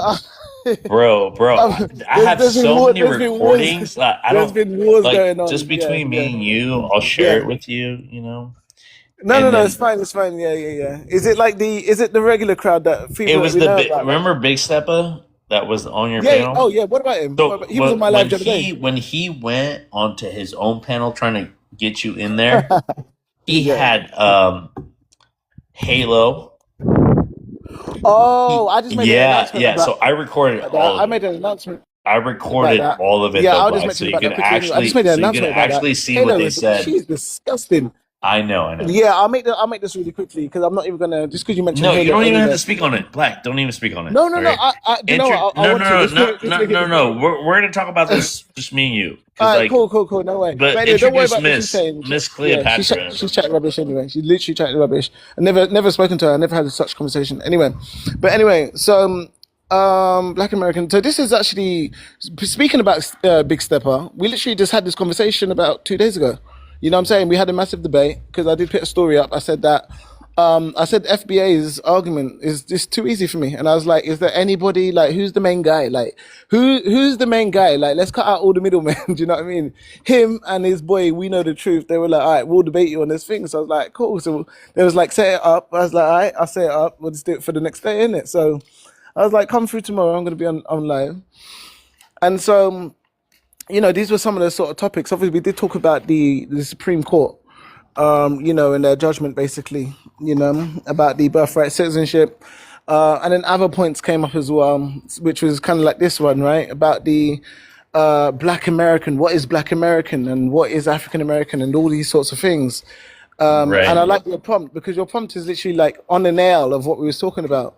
So No, I put the second question up there just because and the of second like, question, I see it as well. Yeah, I saw that too. I was like, oh, this is perfect. because of you, Perfect, you perfect. know. The second question: can Black Americans can Black Americans from the diaspora use the N-word? Can Black Americans from the diaspora? What do you mean, Black Americans from? Sorry, Black Americans from the diaspora. Do you mean Black people in the diaspora? Black people in America that are born or naturalized here. So okay, cool. we are Black Yeah. Americans, not as an ethnicity, right? Black. Yeah. I get what you're saying. So As basically, people born a in the race and Americas. nationality, you cannot turn that into a. So my it's not an ethnicity. This is my biggest pushback. Now, Yeah. So basically, I've always said to them, look, that can you hear me? yeah, I hear you. Wait, can you hear me? Yeah, Yeah, so I've always said to them anyway that African American is an ethnicity, and it's an ethnicity that belongs exclusively to those that were we already knew or recognized as the American descendants of slaves. We knew who they were. We didn't need any update. We didn't need any redefining. We didn't need any alternatives, or we didn't need anything. There was no requirement for anything to change. We knew that Black Americans or African Americans were who they were. What it said on the tin, right? And then in Black history, can I ask you this question? Because a lot of people want to say you're UK Black, you don't have a say. When we we hear speak, it all the time, we speak Black history, when we speak about African Americans in America, are we not validating their experience? Are we not supporting our brothers and sisters that have an affinity to that identification? That Well, have of an course, affinity. because Exactly. you get those. So, I've always said, for anybody to judge any Black people from the diaspora, because like Black Americans are included in the diaspora, and even let's just say this, even FBAs are included because they are trying to co-op the Black American identity, right?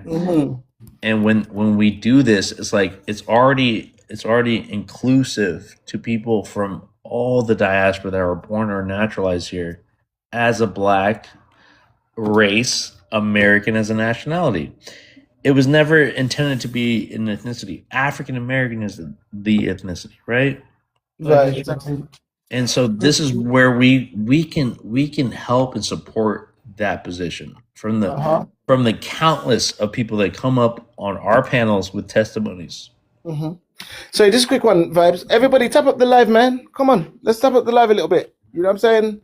You're on the host thing, watching this thing. He's giving you, a great live. He's giving you some, he's giving you an interesting live, with interesting topic. Let's just tap up the live, everybody. It doesn't hurt. Do you know what I mean? I feel like I'm putting all the thousands of taps on there. Like, don't be lazy, guys. Come on, I get it. It's Friday, but we can tap up with the host live. No problem, yeah? No, I appreciate it. It's been a long one. The host is I've been innocent up in here this. for hours. But here, Miss Cleopatra, which is an African name. Go ahead and introduce her, Black, please. Yes, I'm Cleopatra. Like I said, I'm here in Atlanta, Georgia. I don't know what you mean by Cleopatra's an African name. That means what? It just means that Egypt is in People Egypt. name their child. People Or in the name their Grand children Canyon. Tequila. And what does that mean? Cleopatra. It just means that Egypt is in Egypt. Just to set the record straight. No. I'm talking to Vibe, so that's what I was saying. But also, you I'm you going to mentioned respond like the same way. Yeah, that's fine. But you mentioned why people come into the room. I think people come into the room to kind of see what your talking points are. So when they do have an opportunity to maybe be around other people, they can clap back on it. No one's talking about Black American or African American as much.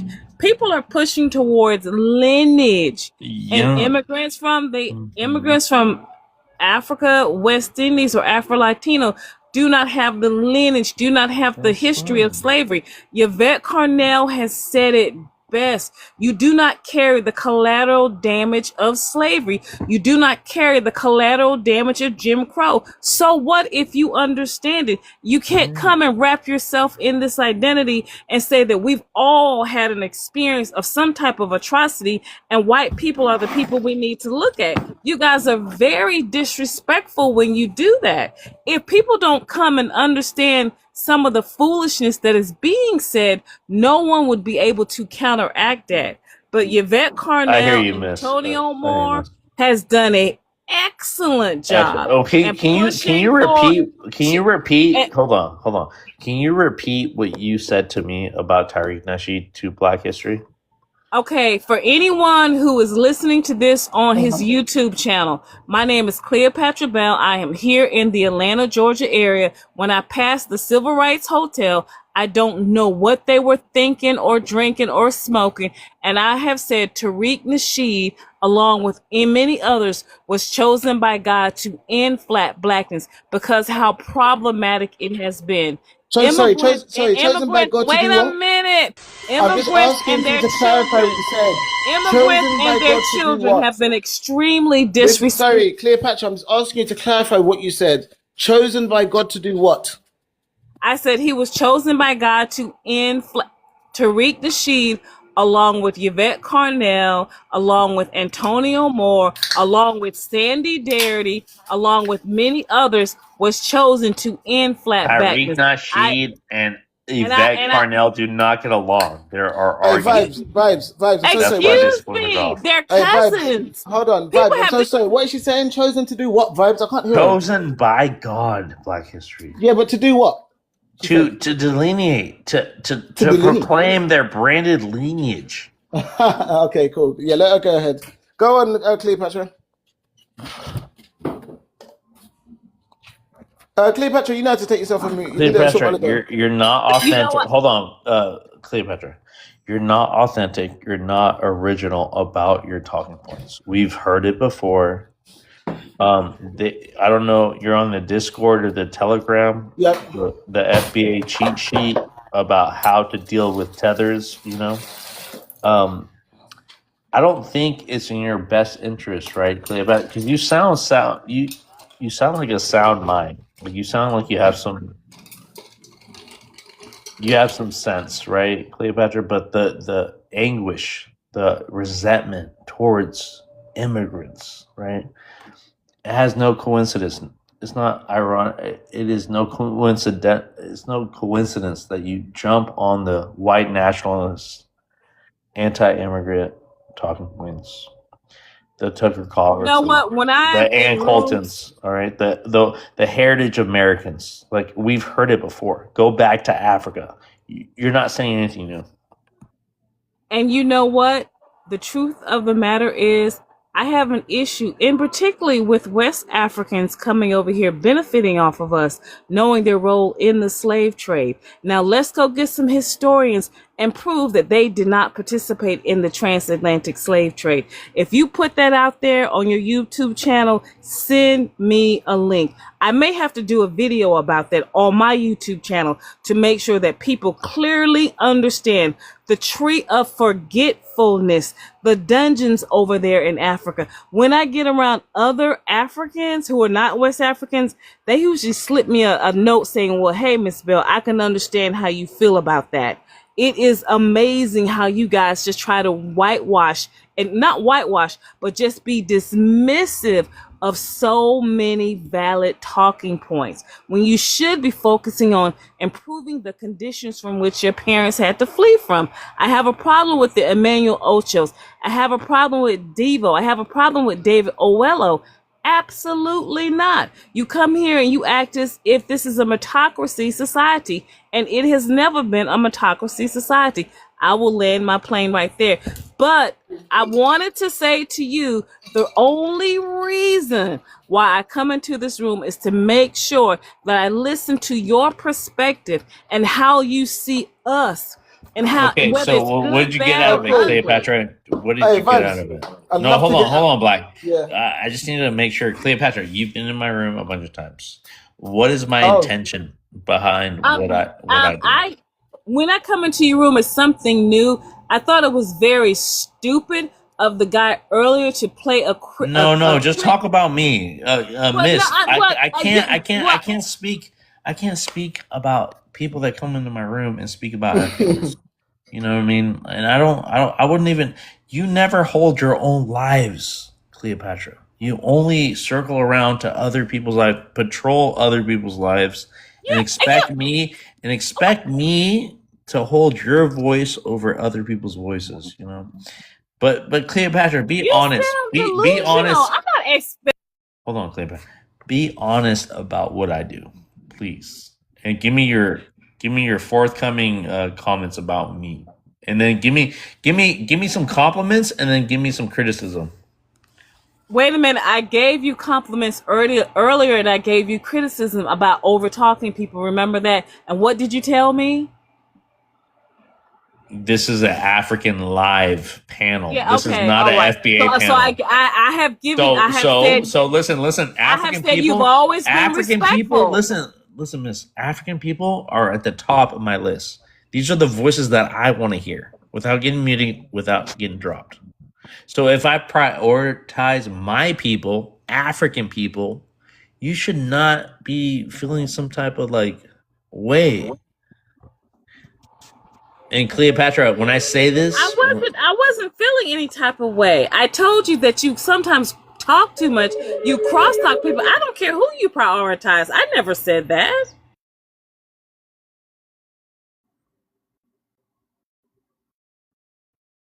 all right, go ahead, Black. Fargo, let me hear from Stay Goodman real quick.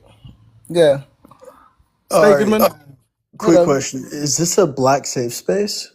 Yes, it's fine. Go ahead. I mean, I'm a white guy. I don't want to intrude. Oh, okay. We have to host a host. Host, how do you feel about that? Vibes, you done? Okay, I don't. Usually I don't allow white T people in black spaces, but since FBAs want to claim their European lineage, we're gonna listen to your cousins. All right. So I'll quickly hear what Stay Goodman has to say. Let's tap up the live in the meantime, guys. I just got here. But it sounds like a good conversation. You know, let's keep the momentum going. So everybody tap up the live, guys. Tap up the live and repost. Share to somebody, even if it's one person. Yeah. Let's hear from Stay Goodman real quick. What do you want to say?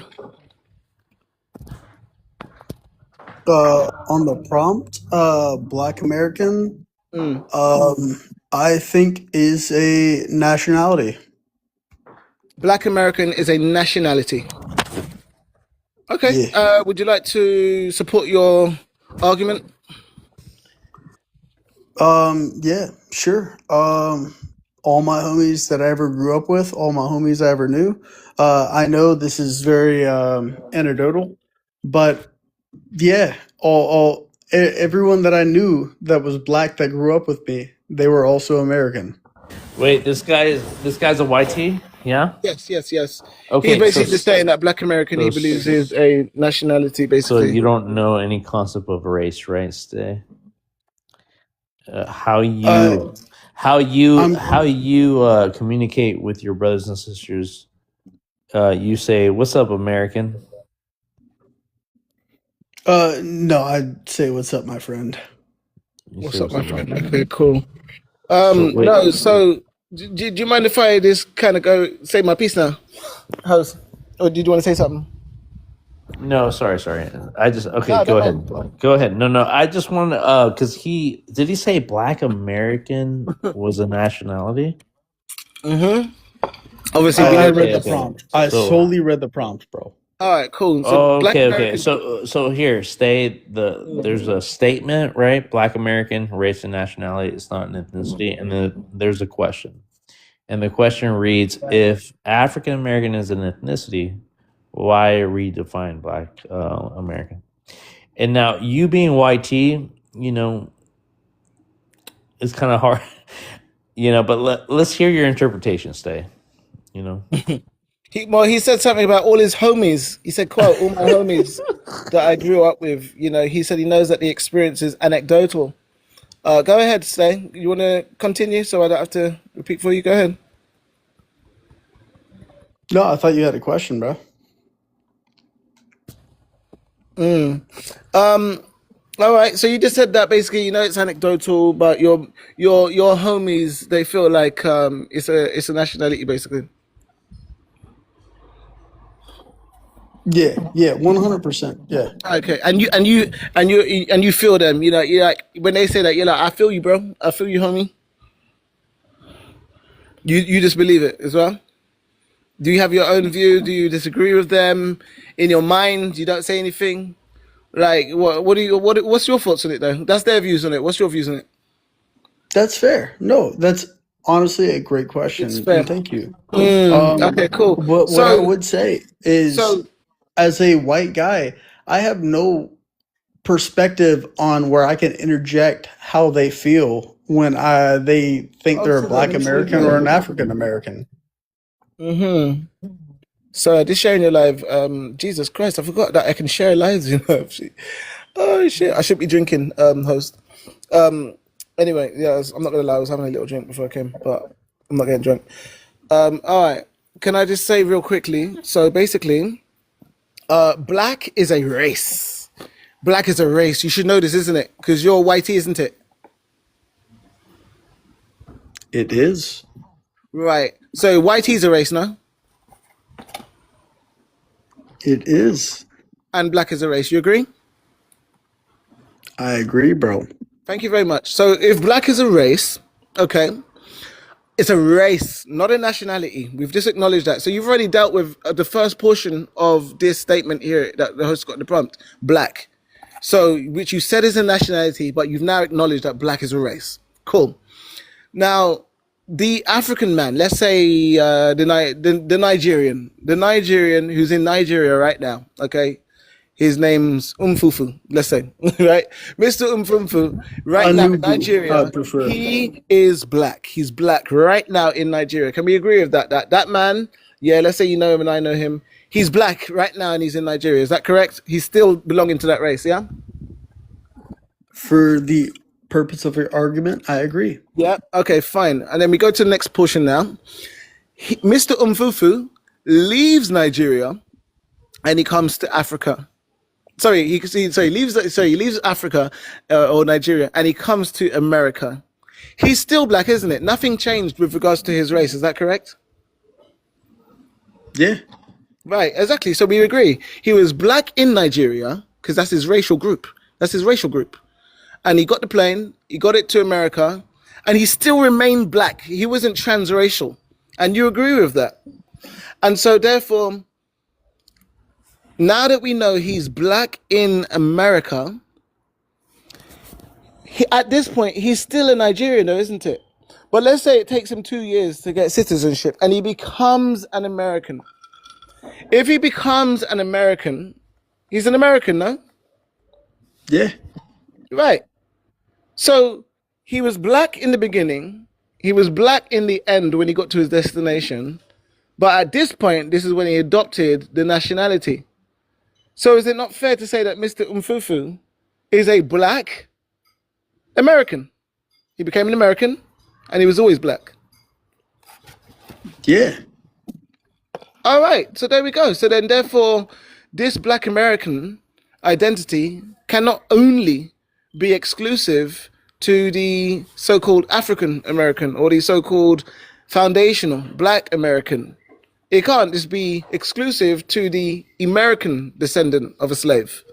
Okay, well, what tribe is this African guy from? What country is Thank he you very from? much. Thank you very much. No, wait, One minute, if I can say, Miss Cleopatra. if I can say, What with what tribe you is said, he Miss from? Cleopatra, please do not while out. When somebody was talking and you just started blurting out, spouting out all over regardless of who was talking.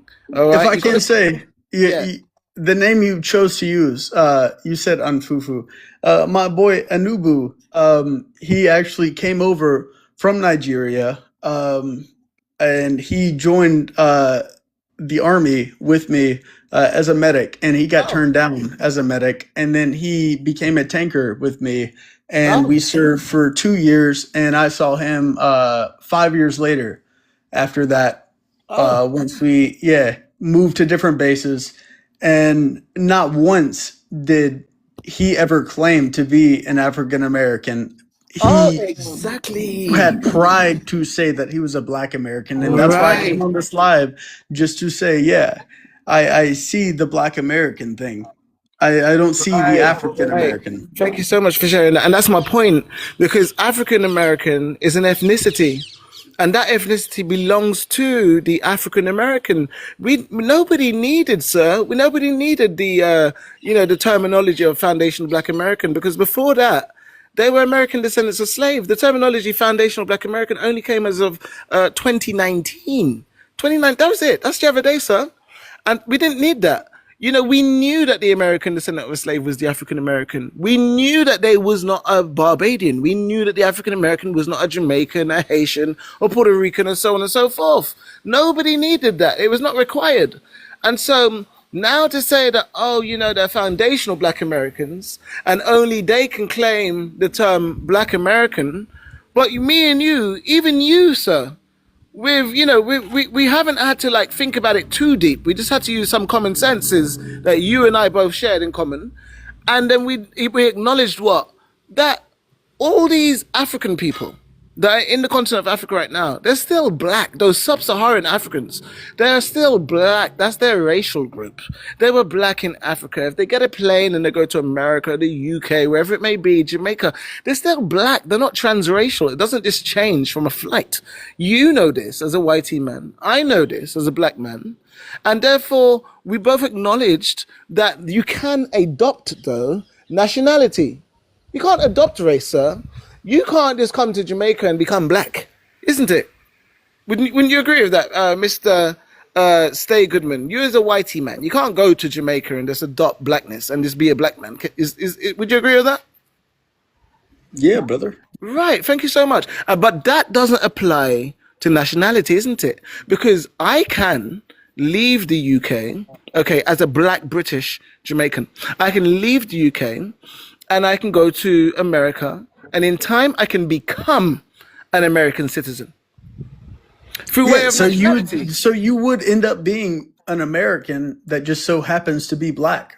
All right, exactly. So we know that nationality is changeable, but the race isn't.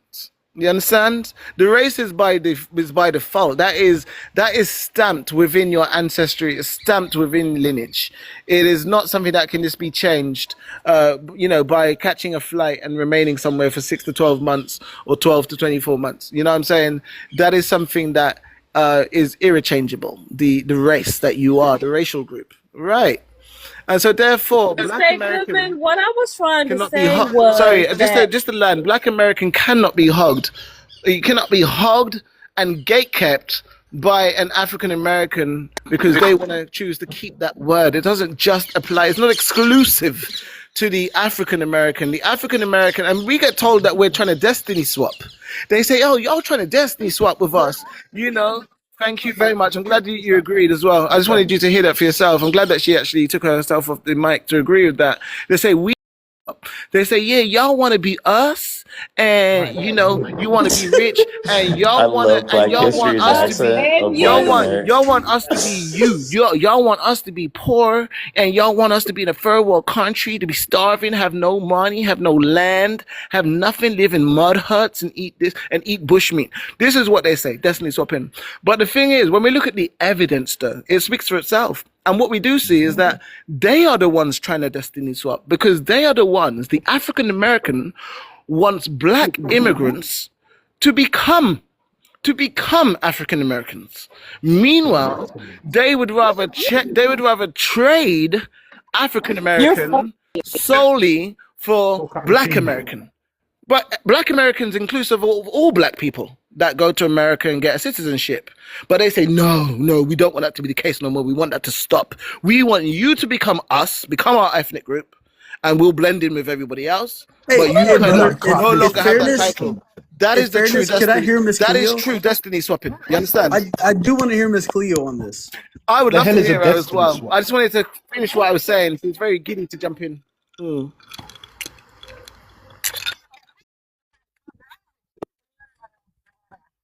Immigrants from Africa come here, they don't necessarily see themselves as Black initially.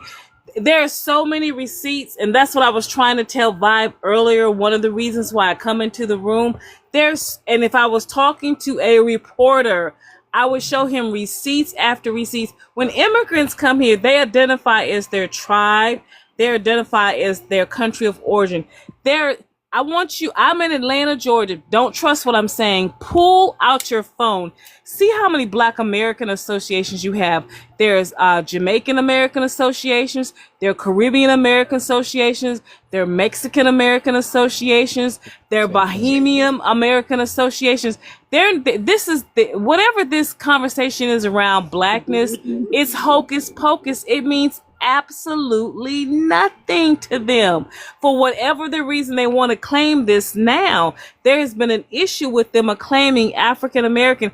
And the reason why I said Tariq Nasheed was chosen by God is I tried to explain to Vibe, and I want to land my plane, that there are so many receipts of Black Americans speaking up before Tariq came on the scene, how they wanted to delineate, and they did not want to identify with the term Black American or African American. They didn't want to identify with that. So this gentleman who's speaking is very misleading. Hold on. Hey, Patrick, listen to me.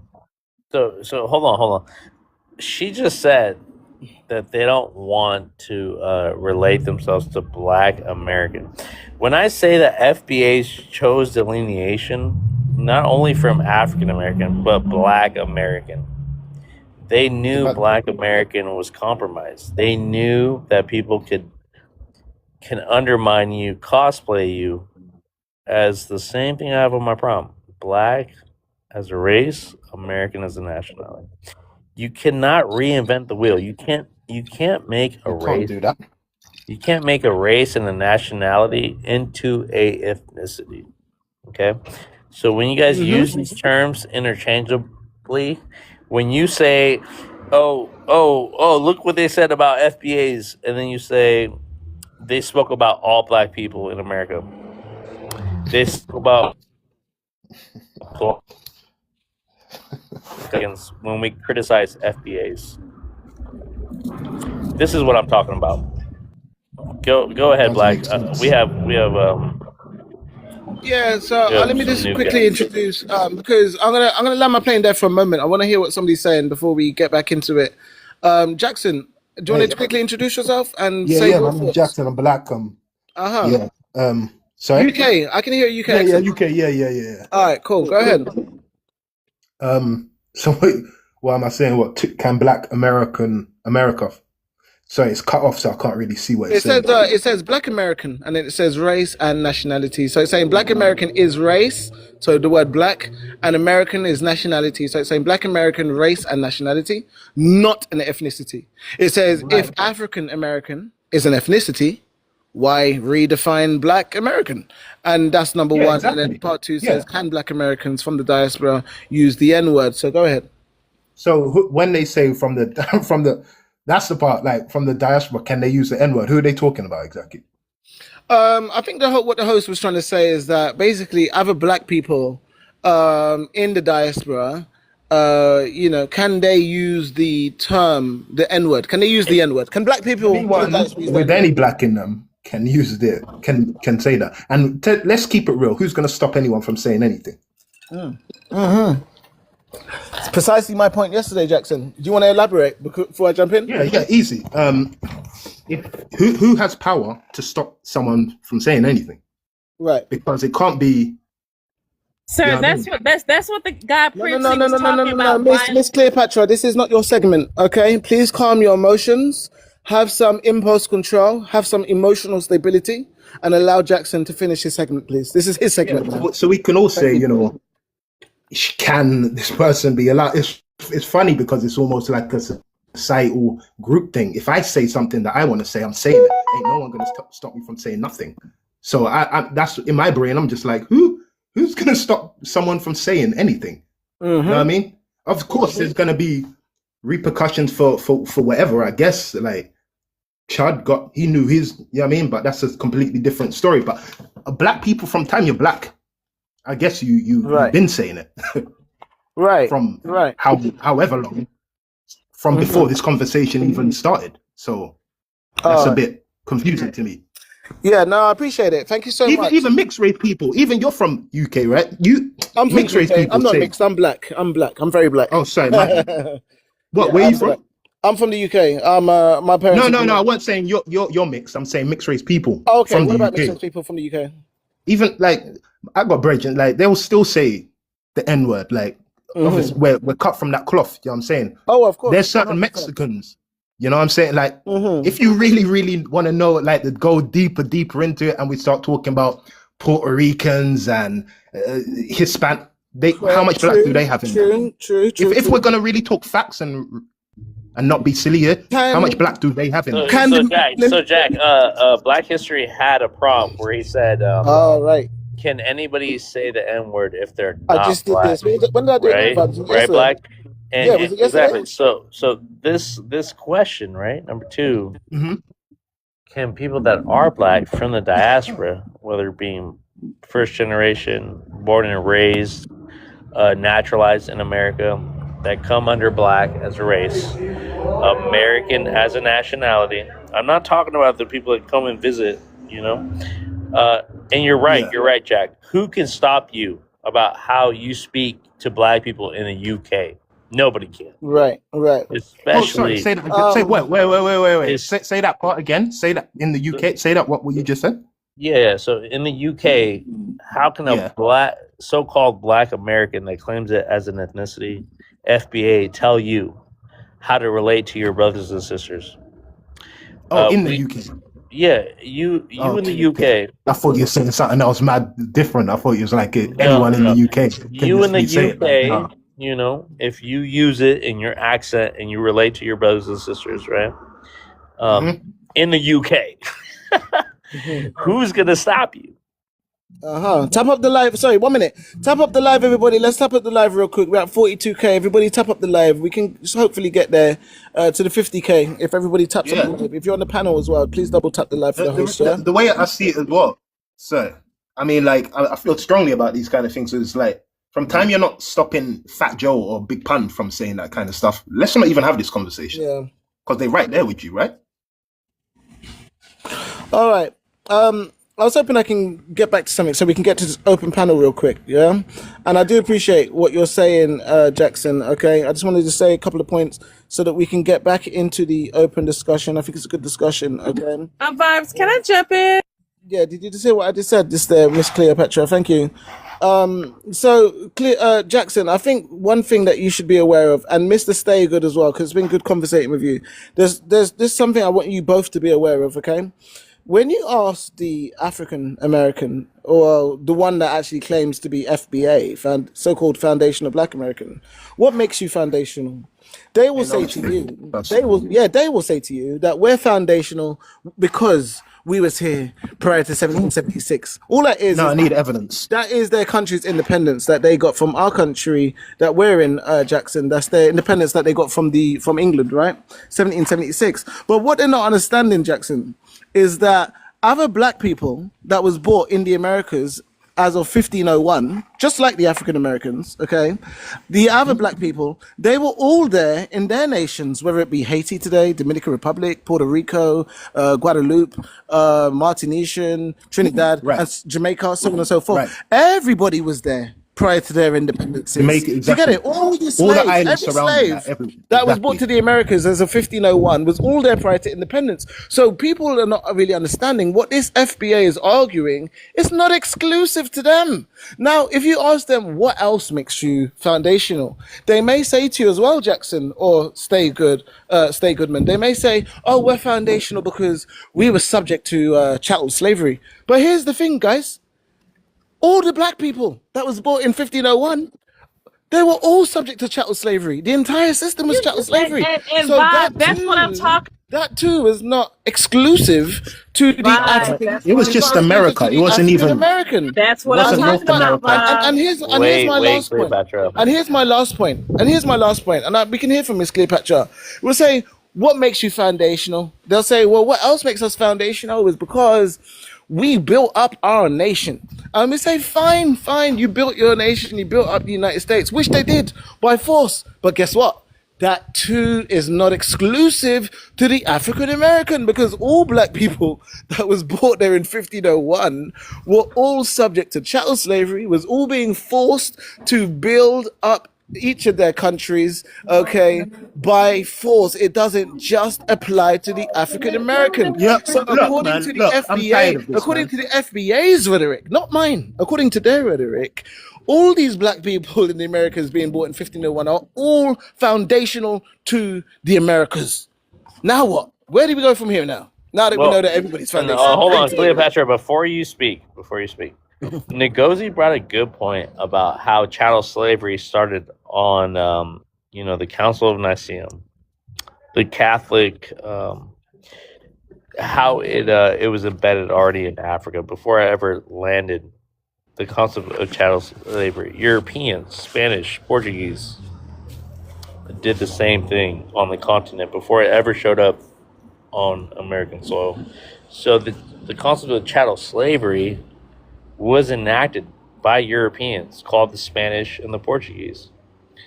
The way that most black people in America, in the United States of America, they almost want to they're like, that's not your oppressor, that's our oppressor. And Cleopatra, when we're talking about our oppressors, they're all our oppressors, right? Cleopatra, you have the floor. I wanted to say now, I don't know how you do your posts on YouTube, but I hope you don't cut me out. But if you do, there's nothing that I can do about it. The guy Black who was speaking, who went on mute, he is very disrespectful. He is very delusional, and I want to make sure that I called him out. When it comes to the reason why we're delineating, it is because there's an influx of there is an influx of immigrants who are coming over here. They're in spaces and places that they shouldn't be. They're speaking on things that they should not be. They're writing books. They're writing articles. They're going against us. One of the Freedom of things speech. that What's the First Amendment? What's the First Amendment? Well, don't get me. That's fine. That's fine. That's fine. If you call it free speech, that's fine. That is one of the reasons why I do what I do, is because I want to make sure that I'm getting our message out to people. Right. So But we Miss can. Cleopatra, make sure that it doesn't speak for all black people in America. Miss Cleopatra. Listen, I don't do not necessarily have. speak. UFBAs do not Let me ask speak. Miss Hold Cleopatra. on, Jack. But I never told you that I Hold did. on, sister. You don't speak for all black people in America. I never told you that I did. No, but you are trying to call out somebody right now, right? And you want to inform all black, quote unquote, black Americans about black history's behavior, about how he doesn't align.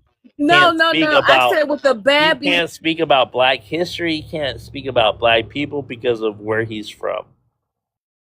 I never said Who's that. he talking about? I never said that. I said his remarks are very misinformation. Give me an And I said, example. Give me an example, Cleopatra. when he's sitting up here talking about the way and why FBA, ADOS, U.S. Freedmen, all of these new terms were created. Okay. And I told you earlier that it's because of the bad behavior of black immigrants. You just turned around and told me everybody So has free speech. These ethnicities came about how immigrants treated black people in America. That's how these ethnicities. I did not. I told you there have been books. Listen to me. No. We hear a lot about how you turned me into an FBA. Your behavior, your problematic behavior, made us FBA. We know this. We know this narrative, Cleopatra. It's the same as. Hold on, Jack. Hold on, Miss Cleopatra. I could say the same thing about FBAs. You made us Pan-Africanists. You made us see how much your delineation did not help the whole, the black diaspora. You're delineating, right? You're delineating from us. You're delineating from Africa. So with that in mind, right, I would never, ever chastise or generalize FBAs as all black people in America. I would never do that. So please, if you have something personal with a Black History, you know, just inform him. Don't say that this is why. Don't say this is why you created the ethnicity for people like Black History. You know what? I don't know where you're coming from. But at any rate, I'm glad that I had this experience with you today because I did have some time. And, you know, I did jot some notes down. So I hope that you will not Can I get a thank you? Because I gave you space? God, yeah. You definitely will get a thank you. And like I said, please do not delete me from your YouTube. I'm gonna put it on YouTube, the whole thing. Because I want to make sure that if people who are reporters and people who are decision makers, if they ever want to reach out to me, that they can, because this is what Black Truth said and other people as far as why we're doing what we're doing. You guys have a very dismissive behavior. Yeah. Very dismissive. Thank you. Yeah, this is FBA putting this is FBA. Hold on, Jack. This is FBA putting work in the TikTok streets. This is how they support each other. You know, they will have an FBA come up on my panel and disagree with everything. Not that Miss Cleopatra disagreed with everything I said, but they will grievances.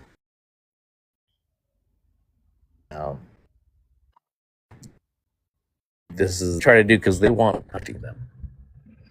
When it's literally like Yeah, no, sorry about that. I was on a phone call. I've got less than 10 minutes, okay? So just letting you know. No worries. All right. Let me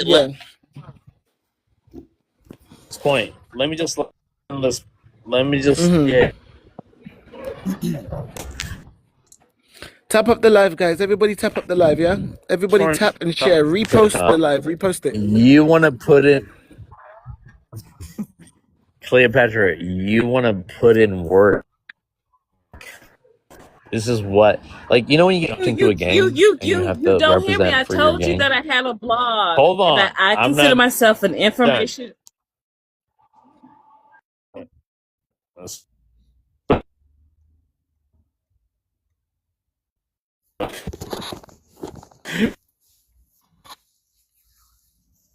Girls to the vet. You guys stay away from our panels. Even if we say it's African-centered, African panels, you guys always need to share your opinion about Africans. And that's okay. Like that, I mean, we invite all people from the Black diaspora, including FBAs, so-called Black Americans that exclude other people from being called Black Americans. It's not okay though if it's disrespectful. You guys need this content to claim that we don't. So again, if we disrespect you or we disagree with your points, it's not all Black people in America. It's not our African American brothers and sisters that have an affinity to that, have no shame calling themselves African American. You don't speak for all Black people in America. We love them ones. They're the ones we love. You can claim whatever you want to claim. You can claim. Hold on. I never said that you said that. I'm speaking to FBAs in general. You can think that Tariq Nasheed was sent by God, and I can disagree with it. You know, and that's okay. That was Trump that sent by God. It's no undermining that. There's no cosplaying, right, Cleopatra? So with that, go ahead, Black. Well, Vibes, I have something to say. They say, and you've heard this numerous times, before you get a boulder coming down the hill, you would get a couple of thumps. I keep trying to tell you, there have been so many articles written before this man got on the scene, before Yvette Carnell and Antonio Moore got on the scene. I will always hold black immigrants and their children responsible for not responding to the concerns of black Americans. You What would guys are they do? not going to get a pass. There are so many receipts. It is so uncomfortable. And that's the thing that I want to make sure that people understand. You can give all this whatever to Tariq, to Yvette Carnell and Antonio Moore. I believe the ancestors went to Yvette Carnell and pushed her down a rock because she came out strong. She came out hostile. She came out angry. I have seen Yvette Carnell. She looks like she could pass for a whole white woman. So I land my Yvette plane. Carnell does not Hold on, like what are you Tyreek talking about? Nasheed. All right, hold on. Hey, Kay. So Hold on, what hold on. immigrants? What Yvette did they say that Carnell. the black Americans wanted them to do? What I don't know. Like what could you expand on that? Wait. Let's hear from the last person on the panel real Cleopatra. quick, so that we got everybody in, and then we can just debunk everything one time. Let's hear from the last person. Is that okay? Let's hear from the last person real quick, so that they're not waiting for like 10 minutes to jump in. Kim, go ahead. Yvette.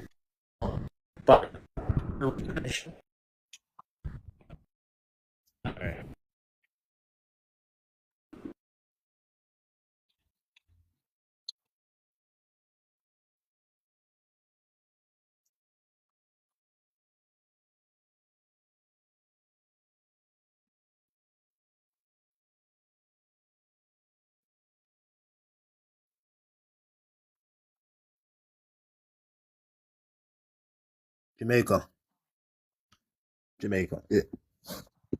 From the UK, not sure which. Yeah, I've got a Jamaican passport.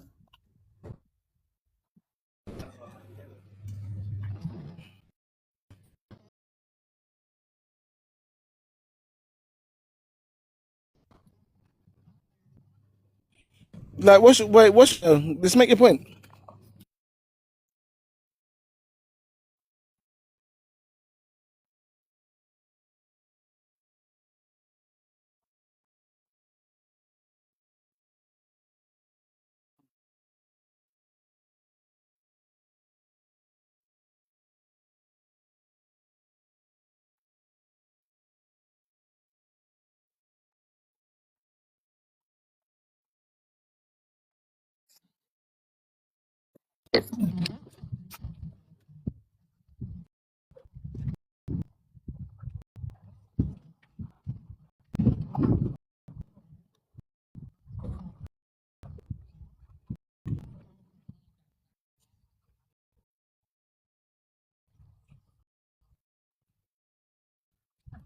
All right. Thank you very much. All right. Thank you very much. So it's good to. All right. The All right. elephant in the room Thank is. you. Thank Hold you on. very much, Kim, for your. Look, the elephant Yeah. in the room is pride. I mean, you did hear what you.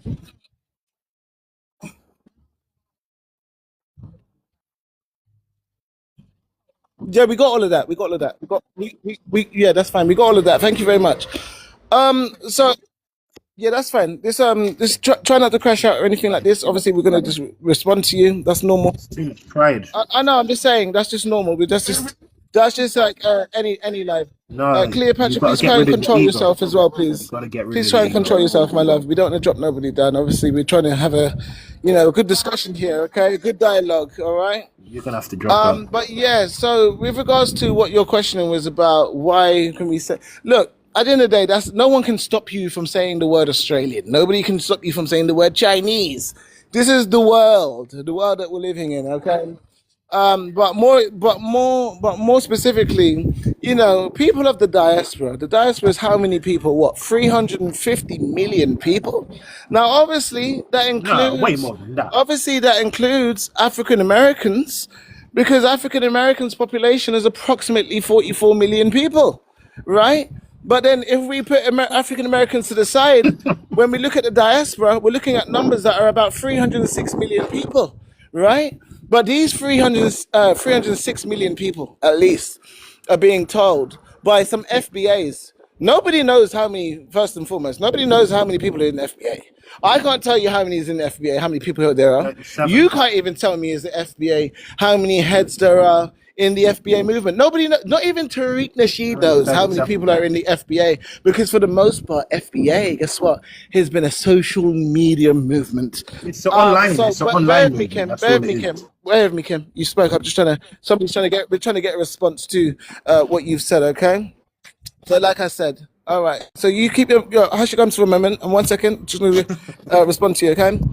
So, like I was saying, so we're being told that we can't say that we're black. Imagine that. Africa that has what? Kim, try not to crash out, okay? We did hear from you. We're trying to respond.